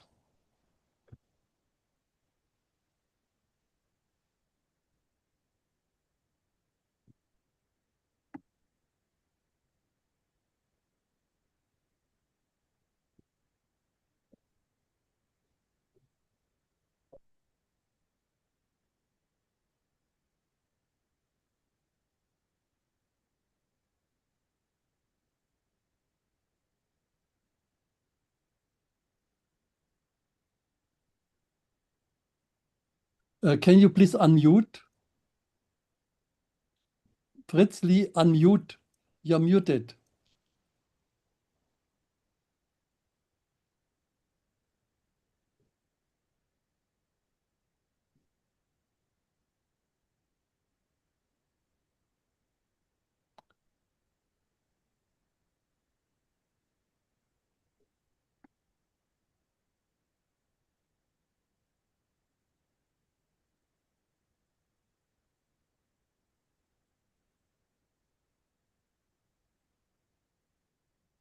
Unmute. Now you're good. Okay, now. Okay, Yeah, sorry. good. All right, so Sri Vasant's travels and work in Australia. Can you please make it full screen? Full screen. How do we do that? No, I can't make it full screen, sorry. Okay. Try view. View? View at the top. Enter full screen, maybe. Click on slideshow at the top, and then click from first slide. In the middle, at the top on the menu, you'll see slideshow. On the top. Menu. Yep. Look for slideshow. Fourth from the right. It's on the right. Okay. Your Zoom bar may be covering it. Hmm. Or press F5 on your keyboard. F5. Okay. F5. Okay. Yeah. Thank you. Sorry for the Right. difficult start. Okay, so Sri Vasant, his travels and work in Australia. So it all begins with a much younger Jarek Bisberg, who now lives in Poland. He was searching for a Sadguru when he was very young, in his late teens, I believe, and he came across Sri Gajanana Maharaj. He also met Sri Vasant at Sri Gajanana Maharaj's ashram in India. And in 1974, Sri Gajanana asked Jarek to take Agnihotra to Australia. Once in Australia, Jarek performed Agnihotra at various festivals and gatherings. So in 1979, Kel went to a mind-body healing festival, and Jarek was there performing Agnihotra. When I came, she went into a deep meditation, and when she came to, she looked at this man and said, "Teach me this fire."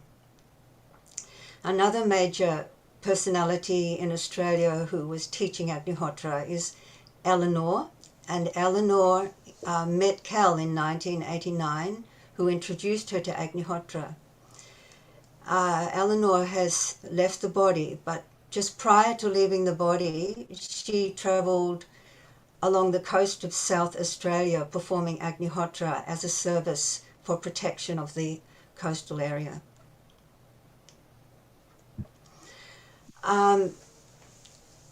Anne Godfrey, who from Tapavan, you've heard about her, and Bruce Johnson, they attended a gathering organised by Jarek. It was a full moon gathering with 24-hour Om Trambakam Homa and Agnihotra sunrise sunset.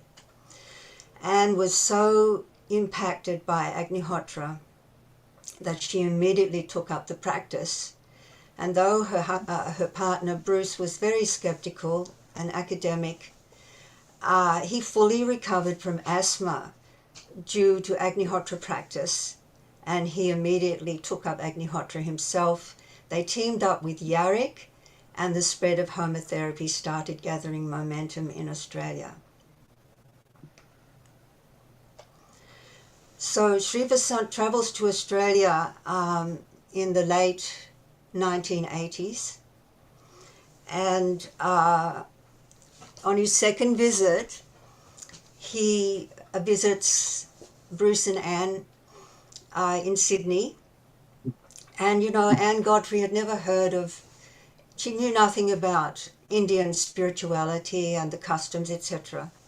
But as soon as Sri Vasant was at the front door, and the door was open, she raced across the room She felt so much divine love emanating from his being, and she bowed down to his feet. And this is simply not done in Australian culture, but that was the impact that Sri Vasant had on her. Now, Bruce was still skeptical. The first thing Sri did when he arrived was sat with Bruce and said, "Bruce, you can ask me any questions you like." And of course, Sri Vasant eloquently satisfied every question Bruce posed to him. Then in 1988, Sri visited again, and this time to check out some land, because he had suggested to Anne, Bruce and Yarrick, we need a farm. We need a farm where we can demonstrate Homa organic farming, where we can rejuvenate the land and show how Agnihotra can do that. So they found some land. They took Sri there. He asked one question of the owners. He said, "Which way is the river flowing?" And when they said, "Yes, it flows in this direction, then flows back on itself," and he said, "This is the land, we can now go back to Sydney." So here's some pictures of Sri and Yarrick and Bruce and Mike Billion and Godfrey. Here's a symbolic picture of the light pouring into Australia with Sri Vasant's visit. In one of his visits, he said there's 3 things needed in Australia: a non-profit organisation, a Homa farm, and a Homa therapy teaching centre in which eventually continuous Om Triambakam Homa should be performed. Well, he said this in 1987, and by 1989, all 3 were established by Bruce, Anne and Yarrick, seemingly by grace. And when the Homa Centre was set up in Sydney, in a suburb in Sydney, very quickly 15 months of continuous Om Triambakam Homa took place just by a handful of people, namely Bruce, Anne, John Tilker, my husband, whose name I've forgotten, and myself. That's how nervous I am. Anyway, another thing that Sri asked of Bruce was set up a printing press to publish a free magazine called Satsang to promote Agnihotra. And Sri said, "Look, Agnihotra has to go in a big way, like a movement all over the world. We do not even have a moment to spare other than for this work. Now is the time for Ark of Fire. The Ark is the land with Homa." And then with the Agni Farm being purchased, that's the name it was given, Agni Farm, Yarrick Bisberg was, Sri requested Yarrick to go and caretake the farm from 1989 to 1991. Yarrick had an astounding experience with the healing power of Agnihotra ash. His dog was shot through the neck by an unfriendly neighbouring farmer. And Yarrick quickly got hold of Agnihotra ash and stuffed the hole from both ends with Agnihotra ash. The bleeding stopped and the dog completely recovered from a lethal wound. So at Agni Farm, of course, sunrise and sunset every day, 2 hours of Om Triambakam Homa because only Yarrick was living there in the beginning. And on full moons and new moons, 24 hours when the Sydney Agnihotris would come up and visit on weekends. We were part of the homotherapy work in Sydney, and we felt inspired to meet Sri Vasant because we missed out on meeting him when he came to Australia in the late 1980s. In 1989, we came to Agnihotra. And in 1990, we felt moved to go and visit Sri in the US. And our meeting with Sri was the most momentous and life-changing experience. for both of us. It changed our life, it gave us a purpose, and it gave us hope for an ailing planet.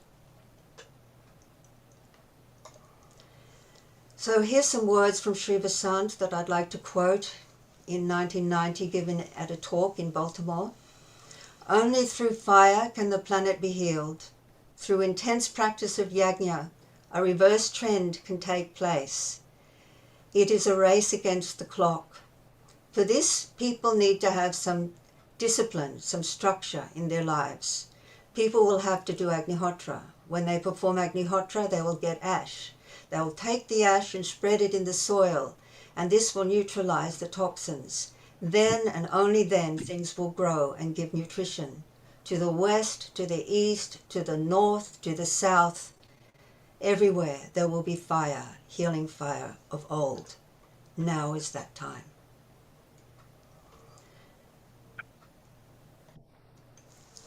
So in 1991, Sri encouraged, In 1991, Sri encourages Yarrick to move to Poland to caretake a new Homa farm established by Dr. Ulrich Berg, also called Agni Farm, by the way. And then Fritz and myself became the caretakers of Agni Farm in Australia, along with John Tilker, from 1991 to 1994, and we taught ourselves how to farm organically with the aid of Homa. Many gatherings took place with kirtans into the night, and they were the most wonderful experiences. And in 1995, during one gathering, 62 Agnihotras were performed, along with 24 hours of ceaseless Homa, and the energy on the land afterwards was sublime, like a paradise. So this is some shots on the farm Fritz farming, Anna there helping Anne Godfrey, our daughter Anna, to pick blueberries, the kirtans, Bruce doing Yagna in the newly built Yagna-shala. Then Sri gave Fritz, my husband, guidance. Please set up an Agnihotra pyramid press.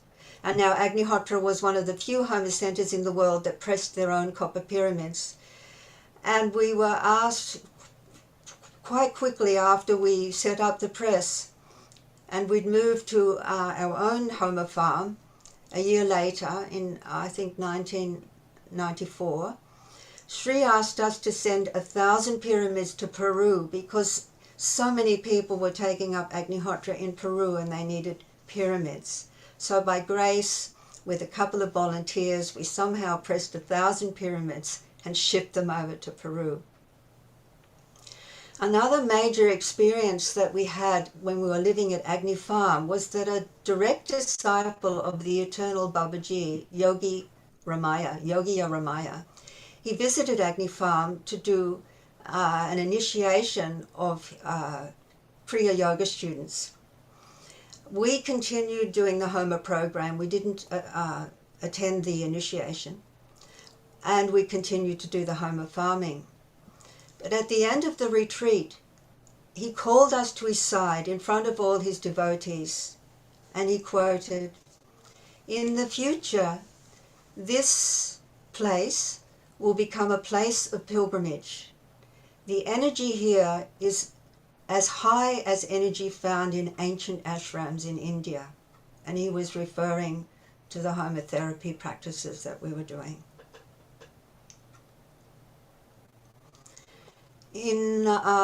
So I can't see all my titles, unfortunately, but in July 1992, Bruce, Anne, and John Tilker traveled to Shivadam Fire Temple in India. And at this time, Tapovan was not in existence. And Sri indicates that nearby, and that's the place that became Tapovan, there would be a place for homotherapy volunteers from the West. Little did they know, Bruce and Anne, that this was to become Tapovan, to be run by themselves. So this slide here is that we made many trips to India. Bruce and Anne, Fritz and myself, and other Australians, our daughter Suwindi, our children. We made many trips to India to receive Shri's blessings and homotherapy training. On the right here is an Ayurvedic crash course organized by Shri Vasant for homotherapy volunteers. And here's Bruce Johnson performing Agnihotra in front of the Ayurvedic practitioners. So in 1994, we were guided to get our own Homa farm in the same valley as Agni Farm. But it was in drought. On the left is the picture of the drought, uncared for land, poor soil, and an energy of cruelty to animals had taken place, no water for irrigation. After a couple of years, the place was thriving with vitality. We were growing healthy vegetables, and the soil was beautiful and friable, and the energy was pure and good and uplifted.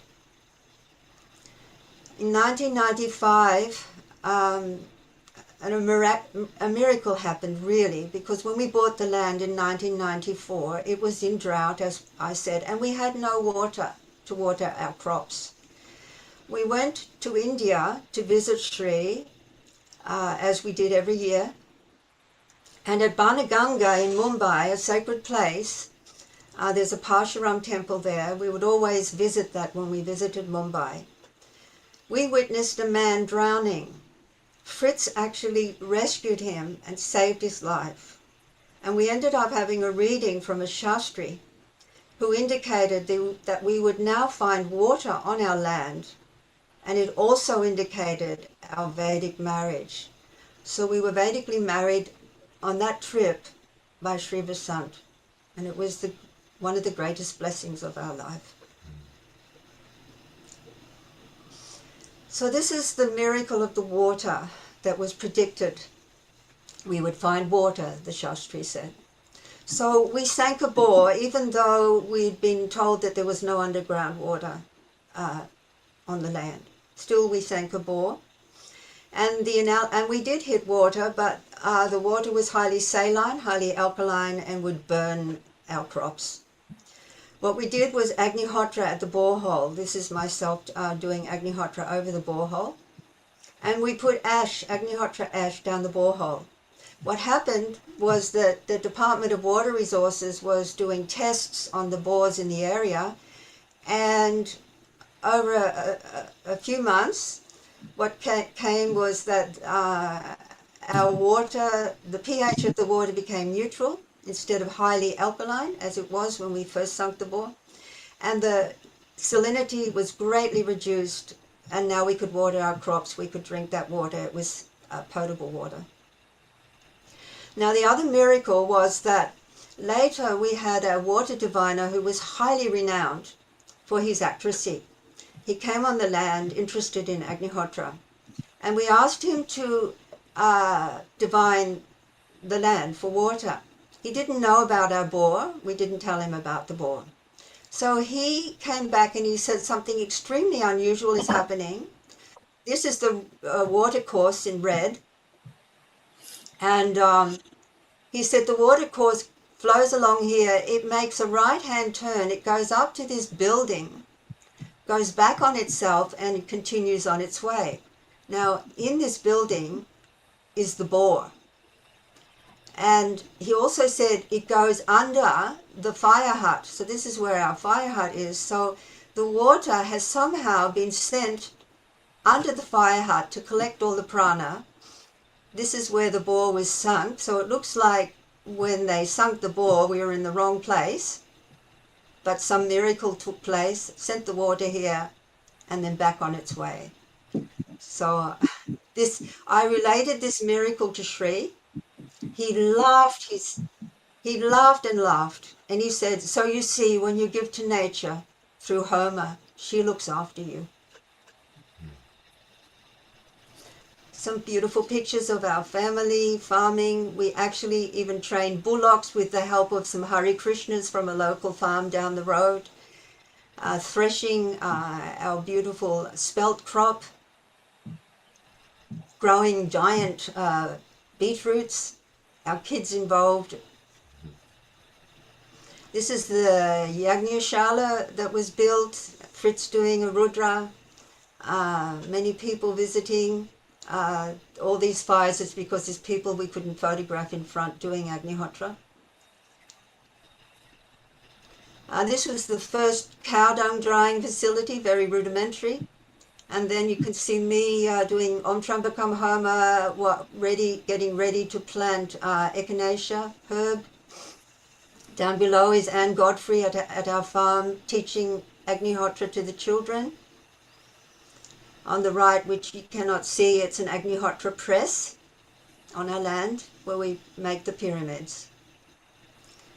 And then in 1997, Bruce moves to India under Sri's instructions and to take care of Tapavan, and in 2001, Anne joins him. And this enables homotherapy volunteers from all over the world to regularly be in Sri's presence at Tapavan and to continue their training. Sri would send them out into the field to teach Agnihotra to the farmers. And so Om Shri Dham becomes the homotherapy center for Australasia when they move to India. Up the top, we have many gatherings. This is a women's circle up the top. When Anne was visiting, she was participating with us. Talks on Agnihotra, going to festivals and sharing about Agnihotra, workshops, etc. This is activating 8 pyramids on our land to extend the Homa biosphere. It's called the Homa resonance system. Volunteers coming. One beautiful volunteer we'll never forget. We love him dearly. His name is Taylor from Canada. He stayed with us for a couple of years, and here he is performing Agnihotra with the cows. He loved the cows, and they loved him. And we've done outreach work in Singapore, Malaysia, Philippines, and New Zealand. And recently, a group in the Philippines, actually they're Mother Mary devotees, they asked us to send them 100 pyramids. We could only manage 45, but we'll send more in allotments. And there's a big movement now in this Mother Mary movement to daily perform sunrise, sunset Agnihotra. There's farmers in that movement as well, so I think the Philippines are undergoing a big mission of moving into a higher energy with Agnihotra. So Sri advised us to build a Homa retreat center for the coming times, and we've been doing that over many years. The footings for the center was established in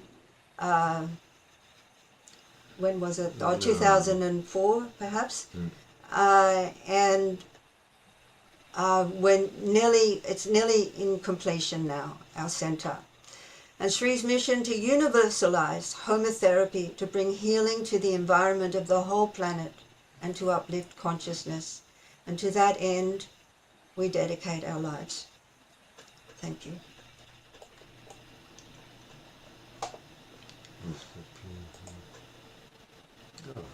Okay. Thank you. Okay, Lee and Fritz, thanks a lot. That was a wonderful presentation about your place. I hope sometime I will be able to visit that also. And again, thanks for getting up in the middle of the night for this presentation. Thank you so much. You have got up at the middle of the night. That's amazing. It's such a wonderful presentation and a wonderful work. I always look forward to see you all.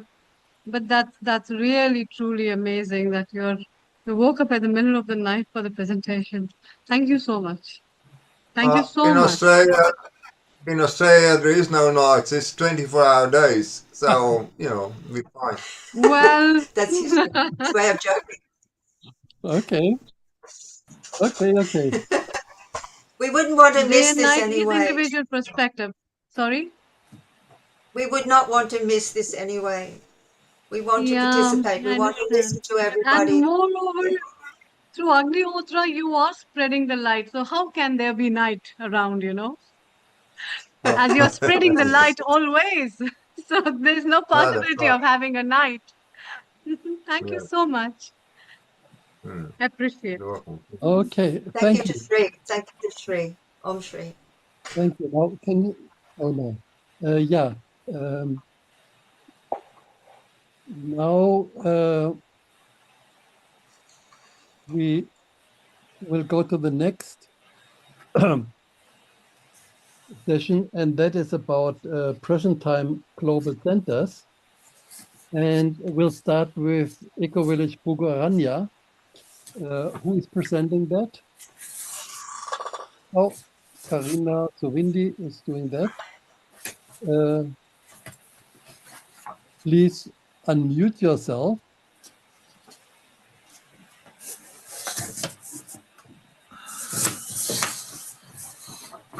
No, you're still muted.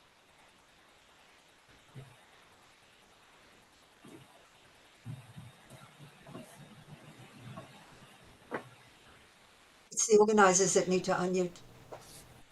Allow her to unmute.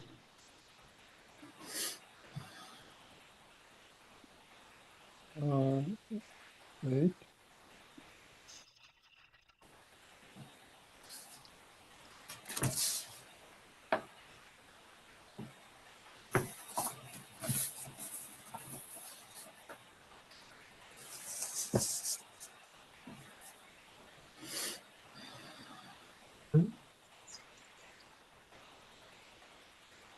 Hello, can you hear me now? Now, yes. Now, yes. Okay. I have a presentation on Eco Village Bugaranya. I'm just going to share the screen now. And yeah, thank you, everyone. It's been wonderful to hear all the stories. Really wonderful.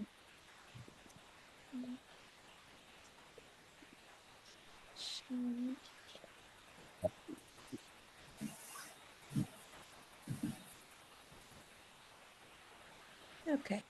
Can you see and can you hear? Yeah. Okay. Village Bugaranya, the Honey Farm Community and Education Center, the only one of its kind in Poland.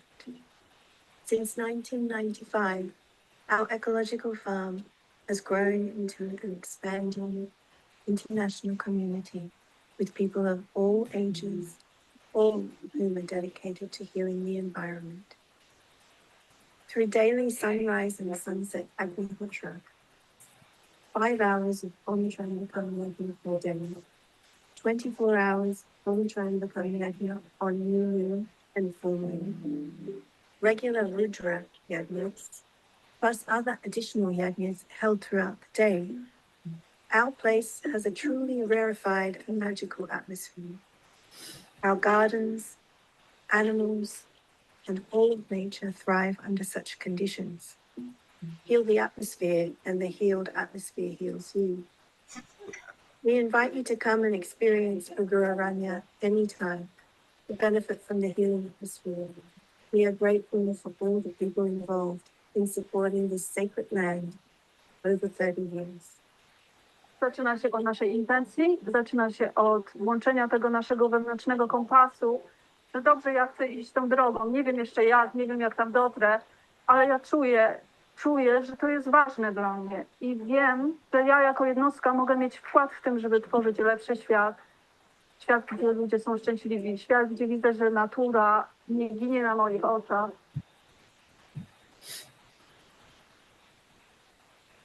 Jest pełni życia i wtedy my również czujemy się w ten sposób, my czujemy się pełni życia, ponieważ my jesteśmy integralną częścią tej natury i kiedy jesteśmy od niej odłączeni, musimy nastawić się na przeżycie, a to nie o to chodzi. Najpierw była Agnihotra, którą poznałam, że tak powiem, zakochałam się od razu i ona zaczęła wprowadzać różne zmiany w moim życiu. Stałam się bardziej radosna, ponownie połączona z naturą i od razu odezwała się we mnie taka chęć, okej, czemu tylko ja? Warto byłoby przekazać innym ludziom tę wiedzę. I to gdzieś kierowało mnie na fundację. The higher purpose of this foundation, it makes me and gives me a big balance to my life and also to the life of my family. And I think when people come here, they feel that and they leave this place with tools that are life-changing, tools that can help them with their health. They're helping the planet in a deep, fulfilling way. We have a lovely connection with the animals. They don't live in fear. They live till old age.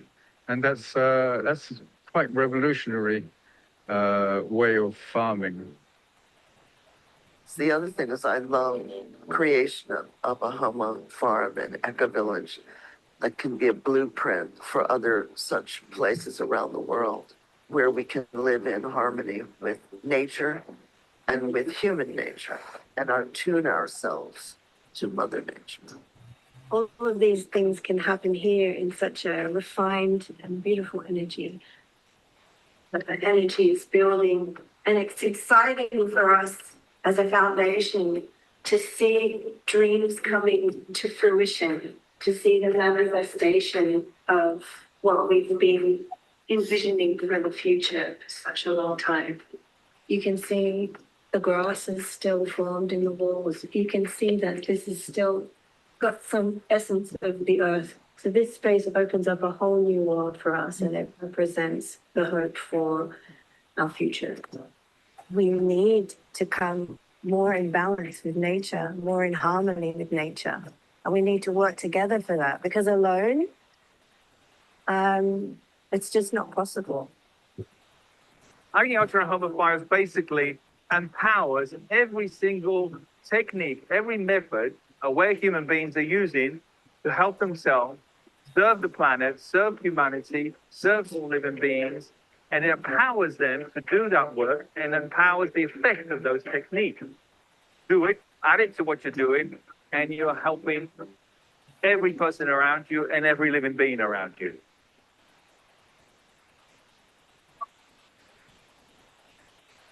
I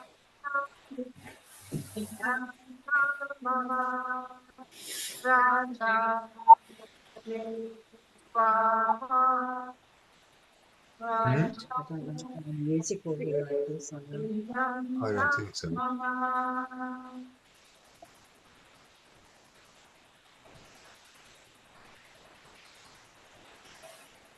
Okay. Okay, thanks a lot, Karina Sovindi, for this very nice presentation. And of course, now I think many people who watch that will want to come and visit that place soon. So you're all invited. And And visit the place yeah, and to feel the five elements, the Panchamahabhutas around, and to see how they are growing and cultivating in each one of us. That's so beautiful, amazing. yeah. And then you can also sing together with Karina Sovindi, sing the Sure, song. She sure. will teach it to you, but she will do it, perform at the end. So now the next centers which we wanted to present is Maheshwar Goshala, but Savachit did not, could not do that. So we have seen a lot about this Maheshwar Center already, because Fritz talked about the beginning, because he was there for quite some time. And later on, we had the 7 Somayaks there. So you have seen enough of this place. And now my only big dream is that we will have one more final Somayak there, where we will invite everybody on top of the 7 which we have completed. So that is one dream which I still have. Let us see when that can be done. So now next will be Elke Valley. I don't see Jimena there. Jimena, are you there? Are you around? Okay. If not, then let us continue with Lisa.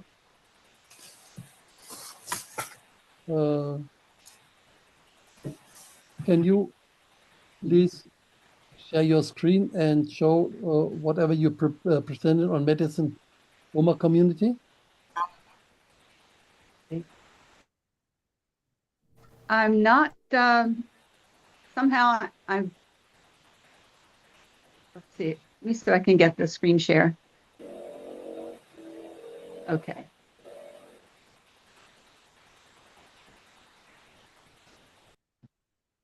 Can you see it? Yep. Okay. Many years ago, Sri Vasant stated that a community should come up in Madison, Virginia. Over the years, as properties became available, people who support the healing fires bought small parcels of land or houses surrounding the Paramadam fire temple. Currently, a handful of houses within walking distance of the fire temple are owned by those of us who practice Agnihotra.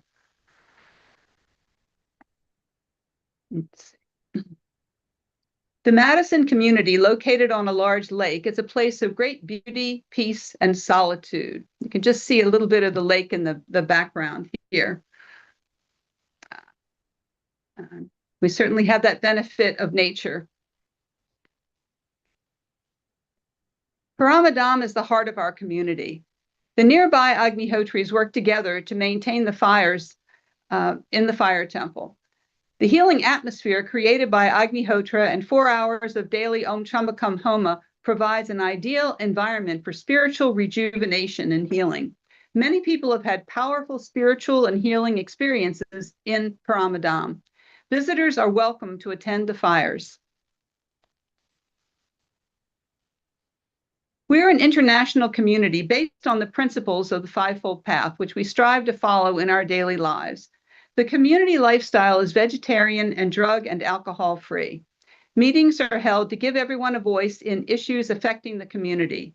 On most weekends, group Homa and spiritual study sessions are held. Individually and collectively, we are making efforts towards self-sufficient living and are working on Homa gardening, food storage, and the use of solar power. We host monthly online Agnihotra meetings and classes on other aspects of the Fivefold Path. We also meet with people for in-person instruction in Agnihotra and other Homas that we teach. Homa supplies are also available here, and copper pyramids are manufactured here.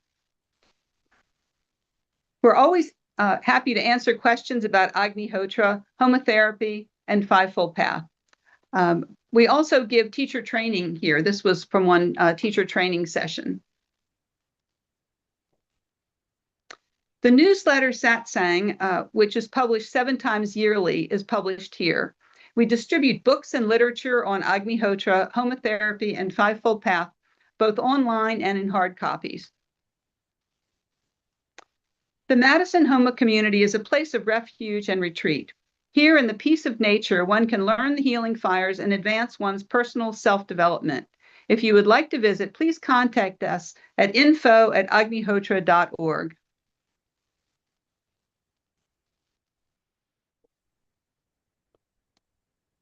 Okay, thank you, Lisa. So now the next thing, I think, I guess, Henry, you will talk about the Baltimore Homa community, correct? Please unmute. Henry, please unmute. Okay. Okay, now fine. Yes, yes. Okay. So my apologies, but one of the things we're having satsang now. So there's 15 people in the other room. Oh, sorry. Well, no, it's fine. We're just finishing up and they're starting to eat now. But that's why I've been running in and out. Okay. Okay. So Baltimore Homa Community has officially been an organization since 2007. Originally in the Baltimore area, there were 3 groups, and we talked about some of them. The Homa Farm that was in Windsor Mill. There was one in East Baltimore. There was the excuse me, the third one. Bottom line is there's one large group now. It's called Baltimore Homa Community. We have a 28-acre farm in Westminster in northwestern Maryland. And we've grown food there, had CSAs. A CSA is a community supported agriculture where people buy in once a month and they get food 2 or 3 times a month, like that. We're just getting back to doing farming there because that's been shut down for a minute. We've had cows there, and just recently we've let the cows go that we have, but the plan is to get the cows back by next spring, like that. In the meantime, we have been doing workshops, retreats, all kinds of gatherings for different groups of people. One of the things we were doing, and we got funded to do this, was to bring young people from the inner city out to the farm. And that was interesting because they're used to the inner city. And they would come out on the bus and they would look out and they said, "Ooh, there's bugs out there," or it looks like this and looks like that. That's how they would start off because they're not used to being in nature. And that would last about 5 minutes. But in about 5 minutes, they'd be chasing the cows, running up and down the hills, doing yoga, playing drums. We would have people come and teach them drums, certainly do the fires with them. So we would expose them to an Agnihotra lifestyle. And we've been doing that for a while. There's so many young people through the farm and other ways we've exposed them have become aware of this Vedic way of looking at life and have assumed so many practices that have been health promoting for them. So that's been really good. Now we have we have satsang out there at least once a month. Many of you know Maria Broom. She now lives out there and is our farm manager. We have people camping out there. We had horses. When I think it was Fritz and talking about the Taylor. Taylor lived next door, and he had his horses there for his girls. So he was there all the time taking care of stuff. We would have dancing classes with Maria and all kinds of self-development for adults, for young people, just expanding our outreach. And like I said, we're getting back to the farming piece. The other piece that we do, we talked about resonance. We have a resonance center. It's run by Tom and Ann Kuto at their home, which is 10 minutes from here. And daily fires are done there. There's a shower to do the yagnas, and there's another shower that just is where Agnihotra is done.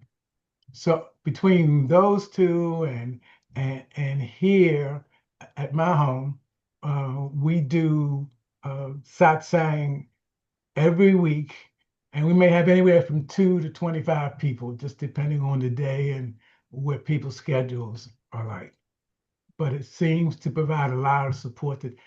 Today, the topic was joy, talking about some of the quotes that had come from Orion on joy, looking at the difference between joy and happiness, and just having people discuss those issues together. And that was very inspiring, very inspiring. What else? And we're in a state right now of transitioning. There are more young people coming into BHC. When I say young people, I mean 50s and younger. um, a lot of our elders who've been around for a while have transitioned, you know. So we try to expose a younger group to the fivefold path, and they've been very receptive, taking over some of the administrative pieces, working on the committees, and doing the things in a way that a 77-year-old might not do it. You know, they're a little more familiar with a lot of the technology and stuff like that.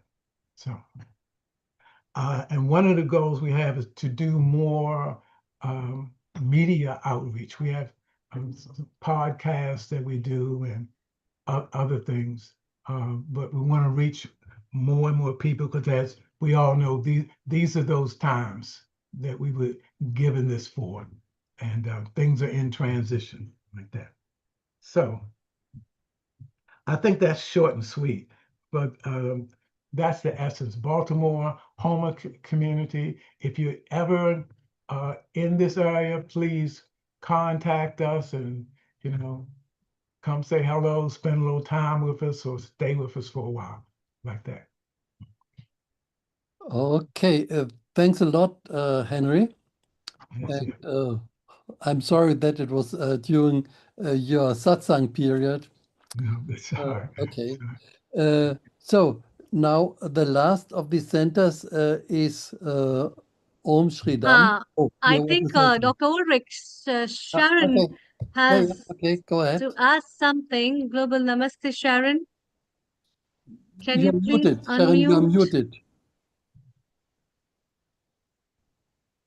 You're muted. Still muted. You have to unmute her. Okay. Okay. Can you hear me now? Yes. Yes. I'm thrilled, Henry. I grew up in Baltimore. Ah, yes, yes. And we're the same age. And my family is still there. Yes, nice. Yes. And so I would love to be able to tell them where to go, especially the grandkids and the great grandkids and all of that, because I'm sure they're very, like my brother's grandson is totally brilliant boy. He's been on Healing Our Earth, Finn, and he's so into gardening and all of these, interesting things. Sometimes he comes on the show. So, do you have programs for children? Yes, we do. If you just get him in contact, we will see how we can integrate him into what we do. More and more, more and more people are doing gardens all over the inner city. Matter of fact, one of our people right now who's in there, he's a director for the NAACP for Columbia, and they got gardens all over the place. So that's one of the main things that people seem to be gravitating toward, getting healthier food, understanding we can't depend on the system to feed us. We have to feed ourselves like that. Yeah. Did you grow up in the city? Yes. You know what Coppin is? Where? Coppin State College. I It's don't in think so. West Baltimore, right off of North Avenue. Yeah. Oh, really? So I just have to, because Healing Our Earth, we're all friends. So did you ever hear of Brown Supermarket or Big B Supermarket all Yes. throughout the inner city? That was my dad. Okay. All right. And he was a real, he was supporting little league teams, and like he had a bunch of supermarkets. I'd say 95% of the employees were African American, and he worked till 93 because the community didn't want him to retire. Well, that was the thing, the difference in when we came up and what's happening now. When we came up, there were baseball, tennis, dance. There were all these free things for youngsters in the cities to do. Yeah. It's gone now. Unless you Oh, have no. to pay somebody, it's not available. The That's only horrible. thing the only thing that's free is being on the corner doing illegal stuff. Oh, no. Well, then we need you more than ever. Yes. And one of the things we do here, and we started this back when we were doing power hatting, is we'll go out and get on the corners, and it'd be anywhere from 5 to 10 of us on the corner doing fires, and have been on. There's a very big drug corner north in Pennsylvania Avenue, and Yes. we've been out there doing fires, about 10 or 15 of us, and people on the street who work in the corners come up and thank us and just sit down with us and just absorb the energy like that. So it connects us with the community. That's wonderful. Yeah. Really, thank you. Thank you. I'll tell That's my a very family. nice connection, Sharon. I think, Dr. Ulrich, it would be very nice if you could kindly connect Henry with Sharon personally Yeah, through I will. Okay. Thank you. through the Thank you. contacts, and they I look forward can to it. connect the threads of their heart. And I Yeah. understand how close you feel with that, Sharon. Oh, Yes. yes, it's very exciting because I know the issues because my family's still there, and I know there's a lot of issues with Baltimore. And, when I grew up, it was very different. There was a lot of, people were still connected with their spiritual paths. Mm-hmm. And that has shifted. Hopefully, it's all being renewed right now with people like Henry and Ulrich and everybody I've seen today. And Sharon, yes. Yes, yes. Yes, So I'd love to be in Thank touch. you. right. Sure, So sure. Thank you. Okay, great. Thank you. And now we have one last point. Centers Om Shri Dam. Fritz and Lee, do you have more to say? Because you already shared so much about your center.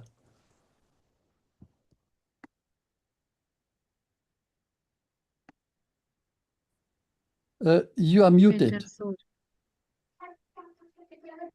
You are muted.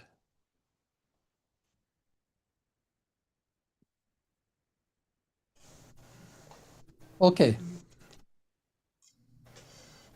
I'm going to share screen. Click OK. Oh, okay. Yeah. All right. First of all, I just quickly say this is a 3-minute video to music. There's no undertitles. Okay. Basically, currently we're a Homa farm and Homa center. So there's some activities shown on the video. We're building a retreat center so that we can have more people come and learn about homotherapy and other wonderful self-sustainable activities. And we do a Zoom session, a free Agnihotra workshop once a month. That's basically our outreach now because we're in our 70s and it's easier on our bodies to do it by Zoom. Anyway, we're going to share screen now. This is a lovely creation put together by our son.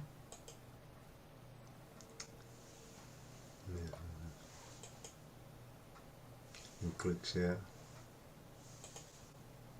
See.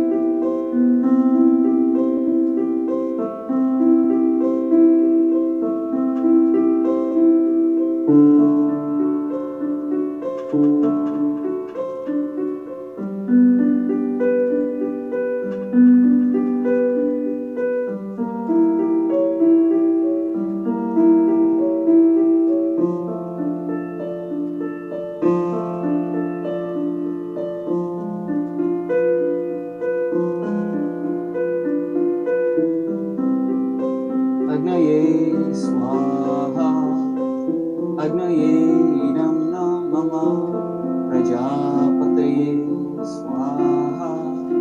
प्रजापतये जन्म मम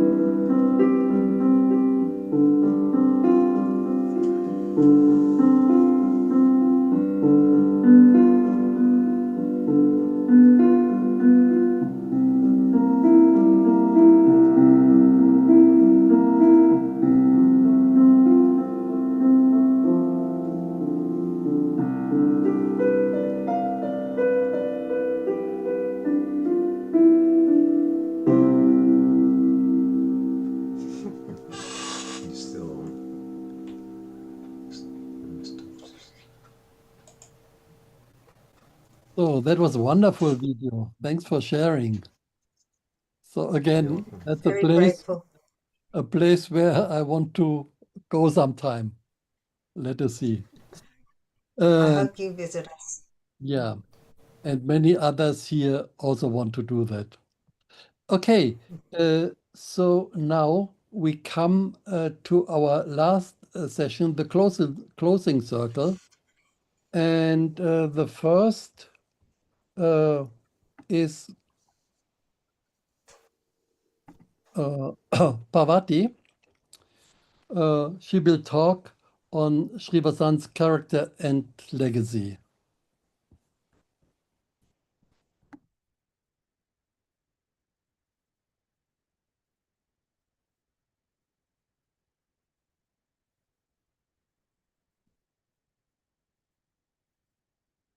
You have 10 minutes and you are muted.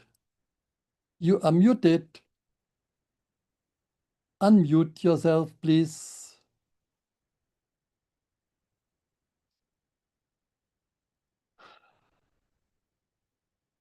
One button at the left bottom. No, yeah. Now. Okay. Hello? Yeah. Okay, you can hear me. In about 7 minutes, it's Agnihotra right in the middle of my presentation, but you'll enjoy the fire during Agnihotra. So what I wanted to start with is the most powerful thing for me is the effects of Sri Vasant on a subtle level. I know, and he wrote many books and toured many places, and it was his character, his integrity, his love and his kindness and his compassion that impressed me the most. He was absolutely full of love. He used to say, love thy neighbor as thyself. And he did. Everywhere we went, every person we went to, strangers on the street, he was so kind. That's really inspiring to me. And he was very focused. You know, one time he was walking, when he was walking, he was ahead of us, walking really fast. And Yarrick and I were behind him talking. And he was just straight ahead, focused straight ahead. But all of a sudden, his arm reached out automatically and opened up a door. And we turned and we saw this woman carrying a load of groceries. He didn't even see it. It was like his body knew. And his arm automatically, everything about him was of service. The first time I met him was phenomenal. Oh, share the. Oh. The first time, you can do it now. The first time I met him was amazing. I don't see any people or anything. Okay. It's on both. Anyway, the first experience I had was amazing because for a year before I met Sri Vasant, I was guided by this voice, male voice, and he would guide me through difficult times in my life and give me so much comfort and so much wisdom. And I had no idea who the person's voice was that I was hearing, but I recognized it as truth. So I followed it. And then I started Agnihotra in 1975, ages ago. And my teacher, Karen Webb, told me all about Sri Vasant. And I said, oh, I must meet him. So I telegrammed him and said, I will go anywhere where you are, anywhere. And he telegrammed me back and said, I'm coming there. And then when I met him, he opened his mouth to speak. And I was astounded because it was his voice that had been guiding me for a year. And he told me everything about me in that first meeting. And then we traveled. That's me when I was younger. Can you see the pictures? Yeah. Okay. Next. Okay. I think you just ended it. Yeah, I wanted to stop Hello? because Agnihotra is just in a few seconds. So should we continue or let Yarek lit the fire? Continue. Okay. Continue. We don't have much time. We are already half an hour late. Go to the next. Okay. Okay, something's wrong. Okay, well, I'll just keep talking. So we traveled everywhere with him. I traveled to Germany and India, Belgium, Holland, and then all over US as well. And he had a lot of patience and kindness with people. I remember, this is in Kochivas. It was a sacred river. I remember in India, in Aurangabad once, some man came and he was yelling at him in the train station, are you a Christian? Are you a Christian? And he kept at it and he wouldn't stop and stay there. And he wouldn't stop. And then finally Sri turned to him and said, gently and kindly, he said, oh yes, I am a Christian and a Buddhist and a Jain and a Muslim and a Jew. And the guy was freaked out and ran away. But he said it with so much love and embraced all faiths at the same time. This next slide is when I was with him in New Mexico. We had gone to a center in Taos, outside of Taos, New Mexico, and we went out from the building. We were in a really nice center, and then he said, let's go, so we were out in the car. The landscape was cactus, cactus, and cactus. And so at one point he just said, turn left, turn right, turn left, turn right at the different cactuses. And then all of a sudden in the middle of this field, which is shown here, he said, we'll do a fire. And so we did the Viruti Homa. And I received a message saying that this was Holy Land, Anasazi Indian burial ground. And then So we sat in meditation. And then when we left, there was a ranger, and he said, "Oh, you have just been to the Anasazi Indian ground, burial ground." And it was like confirmed within 30 seconds. 30 seconds, yes. How much time we have? What? 30 seconds to Agnihotra. 30 seconds till Agnihotra. We'll stop for half a minute. So we'll stop for a minute, half a minute, and Okay. then continue. Okay. 20 seconds.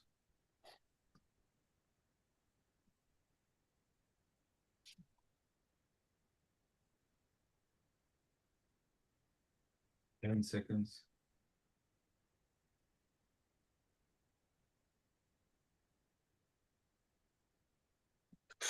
Agnaye svaha, Agnaye idam namama, Prajapataye svaha, Prajapataye idam namama.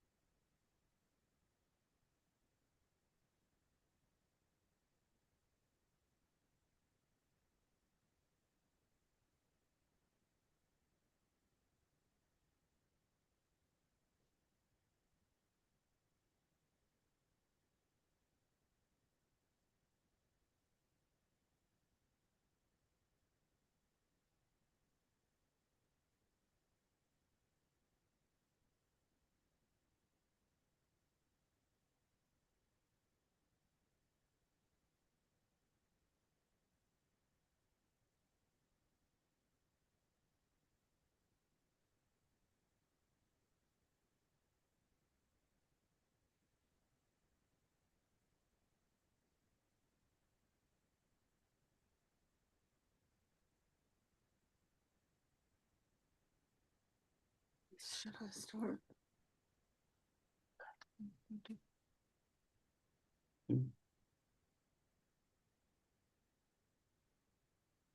It's done over there. Oh, okay. Okay.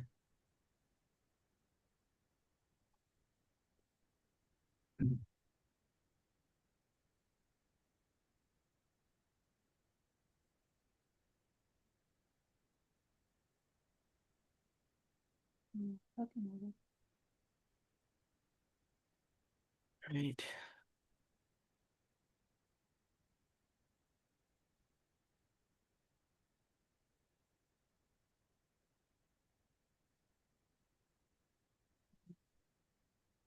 Trey was full of joy. He always used to say, "What when you're on a spiritual path, it's not necessary to have a stern countenance or, over serious." He always encouraged us to be joyous, more joyous. It was really amazing. Joy, and he loved music. Once my son was playing rock music, and the person who was with Sri Vasant said, "You cannot play that, not with the guru." And then he turned to them and held his hands up and said, "Let him play what he wants, because ultimately, all music is mantra." I thought that was wonderful. This is us surprising him with a version of the Fivefold Path puppet show. This is Sri Vasant outside of the temple in Pramadam. Not in Poland. Sorry, in Poland at Brigorania. And then this was, the next slide is of Sri Vasant. And he said, now I would like to send light to the world. And everybody gathered in his room. And he chanted mantras, and it took some time. It's quite beautiful. And at the end, he checked people if anybody took photos. And Darlene had taken a photo, and she said, well, I don't think it worked out. And he said, well, show it. And that was it. You could see the light pouring out of him.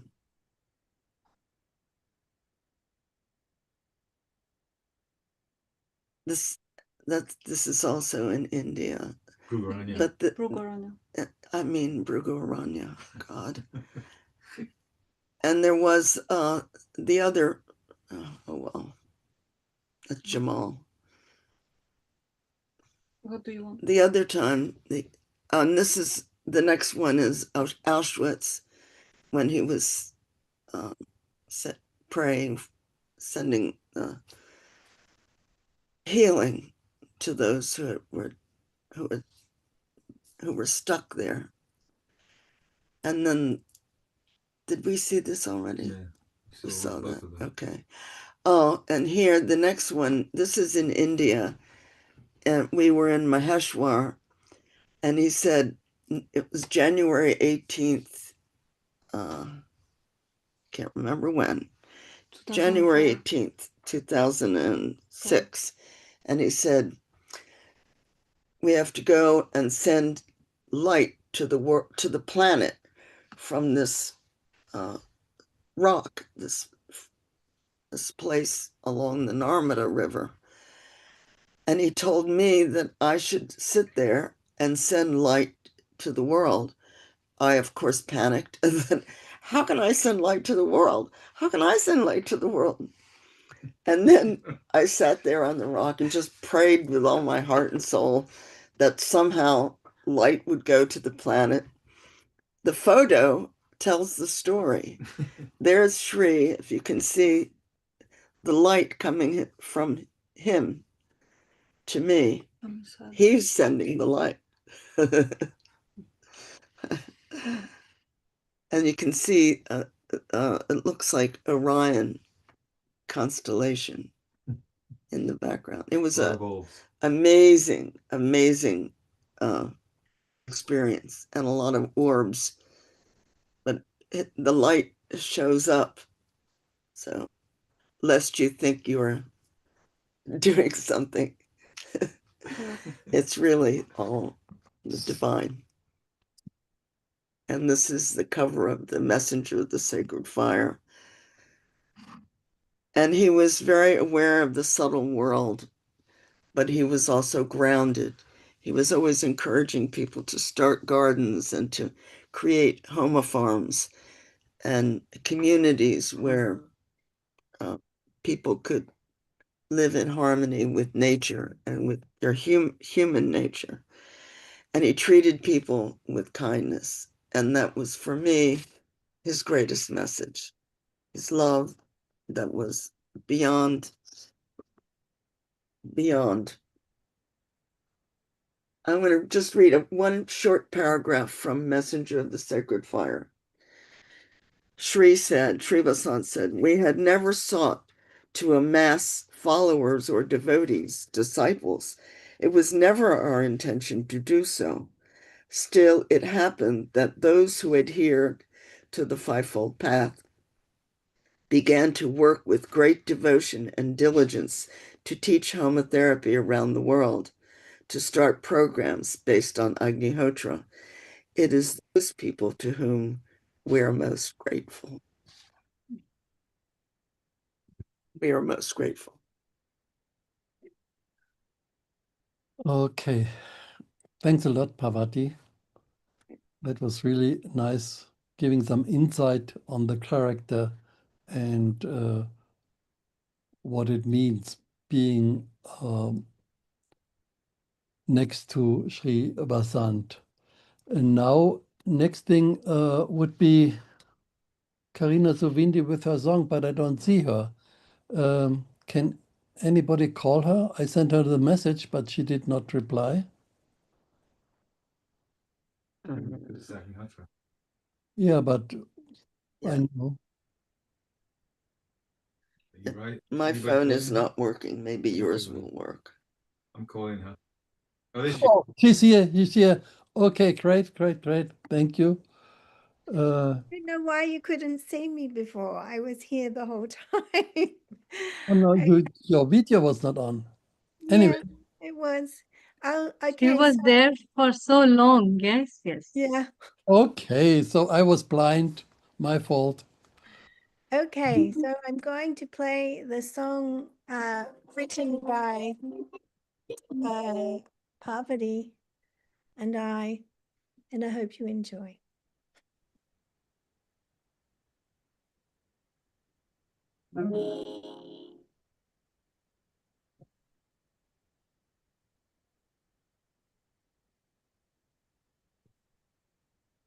We don't hear anything. We don't hear anything. Not just about us. Okay.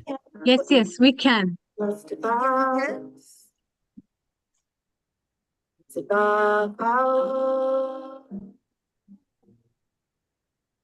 not about our fancy cars and big stars, our one sun, all our desires. It's about our planet's fate, our Mother Earth in dire straits. Rise up in prayer, rise up in prayer. Circles everywhere, we need to pick up together now as one. We need to come together now as one. It's up to us. It's up to us. Take a hand. Take a stand. Not about our fancy cars and big stars, our once values, all our desires. Rise up in prayer, rise up in prayer. Circles everywhere, we come together now as one. We come together now as one. We come now as one. Rise up in prayer, rise up in prayer.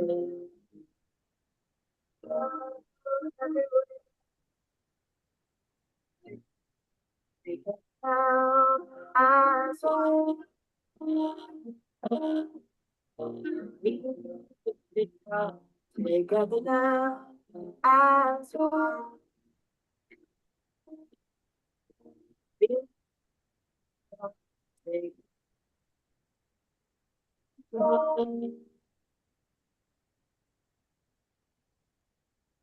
Thank you for listening. Okay. Thank you, Karina. The sound was not perfect. There was some, I was not perfect. But anyway, it was still nice. Thank you. Thank you. So now we come to an end. We come to an end. We have still something for question and answer, but I don't see any questions in the chat. So I think, Amrita, what do you think? I think we can conclude. We are already nearly 1 hour above the normal time of 4 hours. Yeah, thank you. But before that, let's share with our viewers our future episodes. I hope you all can see. So, in the near future, the upcoming week, the next week, we are having Janamashtami special episode that is dedicated for the celebration of Krishna Janmashtami in a joyful devotion and embracing the divine melody of Sri Krishna, and it will be broadcasted to everyone on 30th of August 2026 at 2 p.m. BST onwards. And the next week, we are having an integrated health episode, Transforming Healthcare, free global online session that will be broadcasted to you on 6th of September 2026. Healing naturally, holistically, with community and collaborations. And then we would love to invite all our Agnihotra experts and professionals, as well as the contributors of today, to join the vegan and vegetarian kitchen that will be broadcasted on 30th of September 2026 onwards, nourishing our planet and nourishing our body. And who best can than you all can share all that.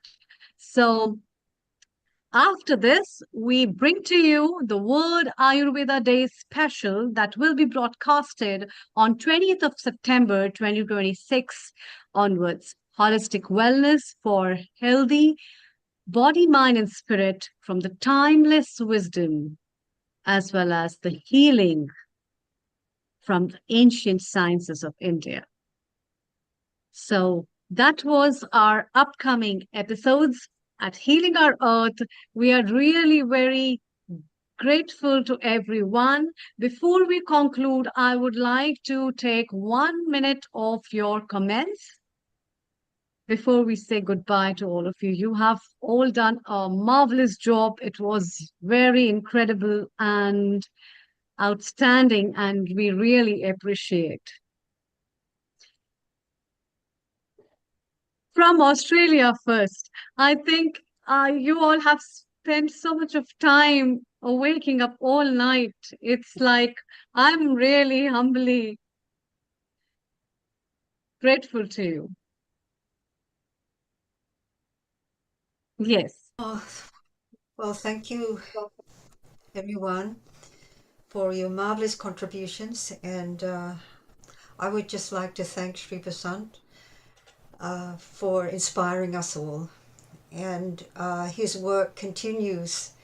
And I think it's just going to expand all over the planet. And it's very, very necessary for these times. And one of the messages he's giving us right now is start to store food, because growing food, yes, we need to grow our own food, but we also need to store food because things are not moving in a good direction at the moment. Things will be wonderful after a few years, literally heaven on earth, according to Sri Vasant and many prophets of these times. But right now we're in the most difficult times. And so it's important to access food in a healthy way, grow your own, store pulses, store rice, things like that. I want to thank you all for all who have contributed today. It was wonderful to see all the input from various places around the planet. And the wonderful thing what unites us all is that fire. And I'm very grateful to Sri Vasant for making this massive effort for about 30 years to keep communicating about Agnihotra to whoever he would meet.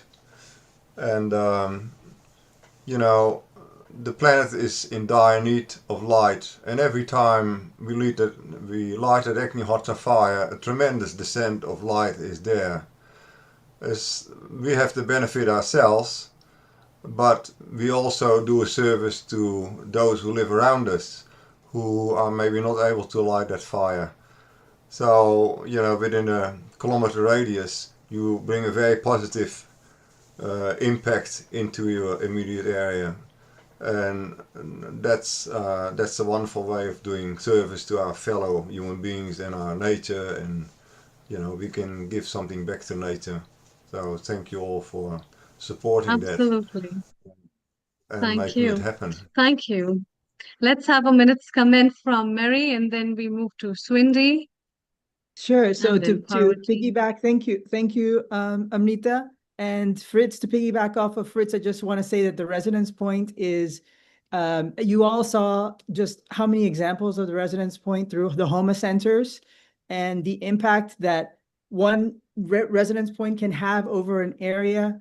I think that we encourage you. There are several of us who are trained, and we think that this information or the technique of the resonance point is something to carry forward for communities and farmers who want to heal the land and grow organic food, of course, without agrochemicals. So thank you. Thank you. Swindy, over to you. Oh, I just want to say that it was a privilege to be here today amongst so many of my mentors and teachers, and without them all, including my parents and some of us who have sadly passed, I wouldn't be here living here in this wonderful place. So I thank you. Thank you. Parvati, over to you. Thank you for the opportunity to share about Sri Vasant. It's a great joy, great blessing to have been in his service and continue to be.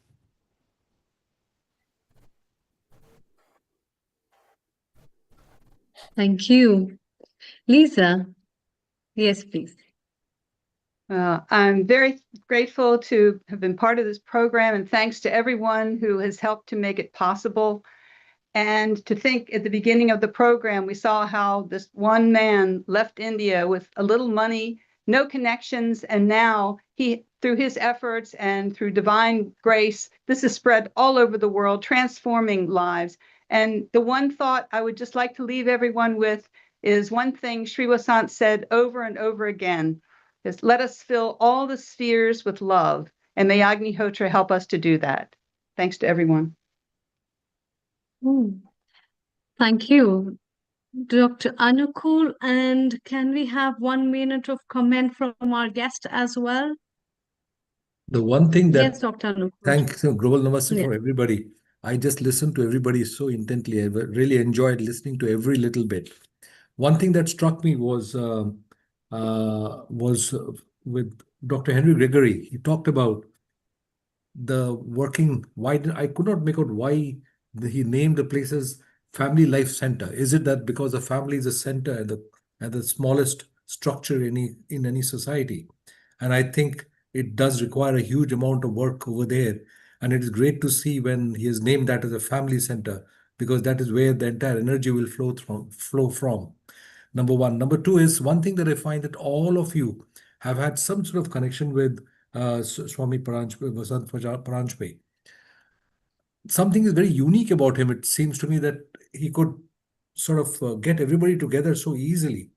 If one were to just talk about, Agnihotra as a system, I think it was good that he propagated it, because there's something very spiritual about him, that it looks to me something like that.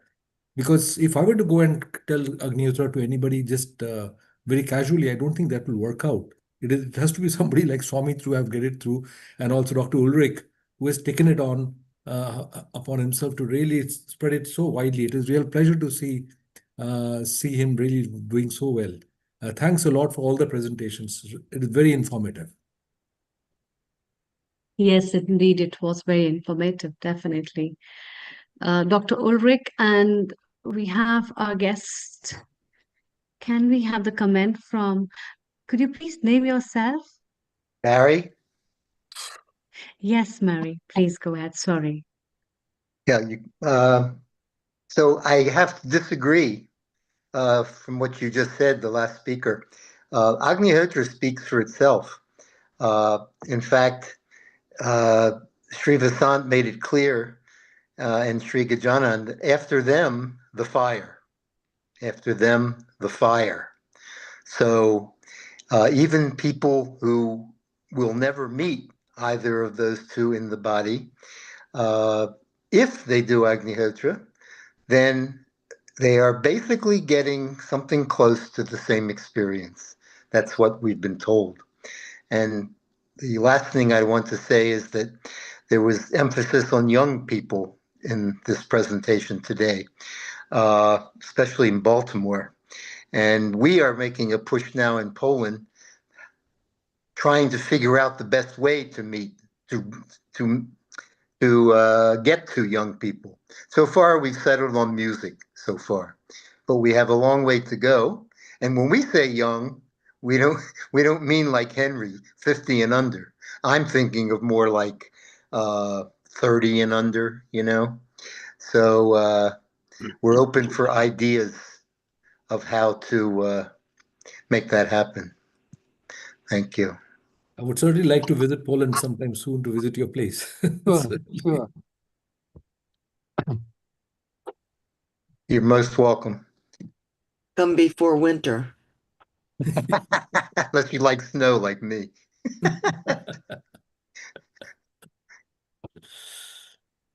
Thank you very much. And a bunch of thanks to Dr. Ulrich, specifically because he is the one, the pillar behind all of us, for giving Healing Our Earth a big hand for support. Not only that, giving opportunity to people and also to all the viewers who have been listening, following, and will be implementing all these things in their life. It was not just to talk about a fire, it was a ray of hope for many people's life, because that's the beginning and that's the sunrise. And that sunrise will bring a lot of things. So one small thing is not just a twinkle of a star. It was a complete constellation, I would believe. And that's what you have created, Dr. Ulrich. So a very big hand for you. Okay. Congratulations. Thank you. Really Thank you. appreciate these kind of glistening stars may keep shining, because the amalgamation of that is not just about for invoking spiritual fires and energies, but also talking about sustainability, healthy life, lifestyle, bringing wellness, well-being, incorporation for longevity of life. And what more than that? Beautiful 5 elements of nature has been brought close to you through that. Okay, we have a comment from Lata before we just wind up. A quick comment from you. Global Namaste to you, Lata ji. Yes.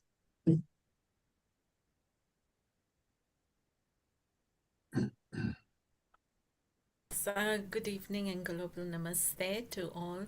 I absolutely adore this theme of Agnihotra, and I just love to say a big warm thanks to Dr. Ulrich, because it was so unique.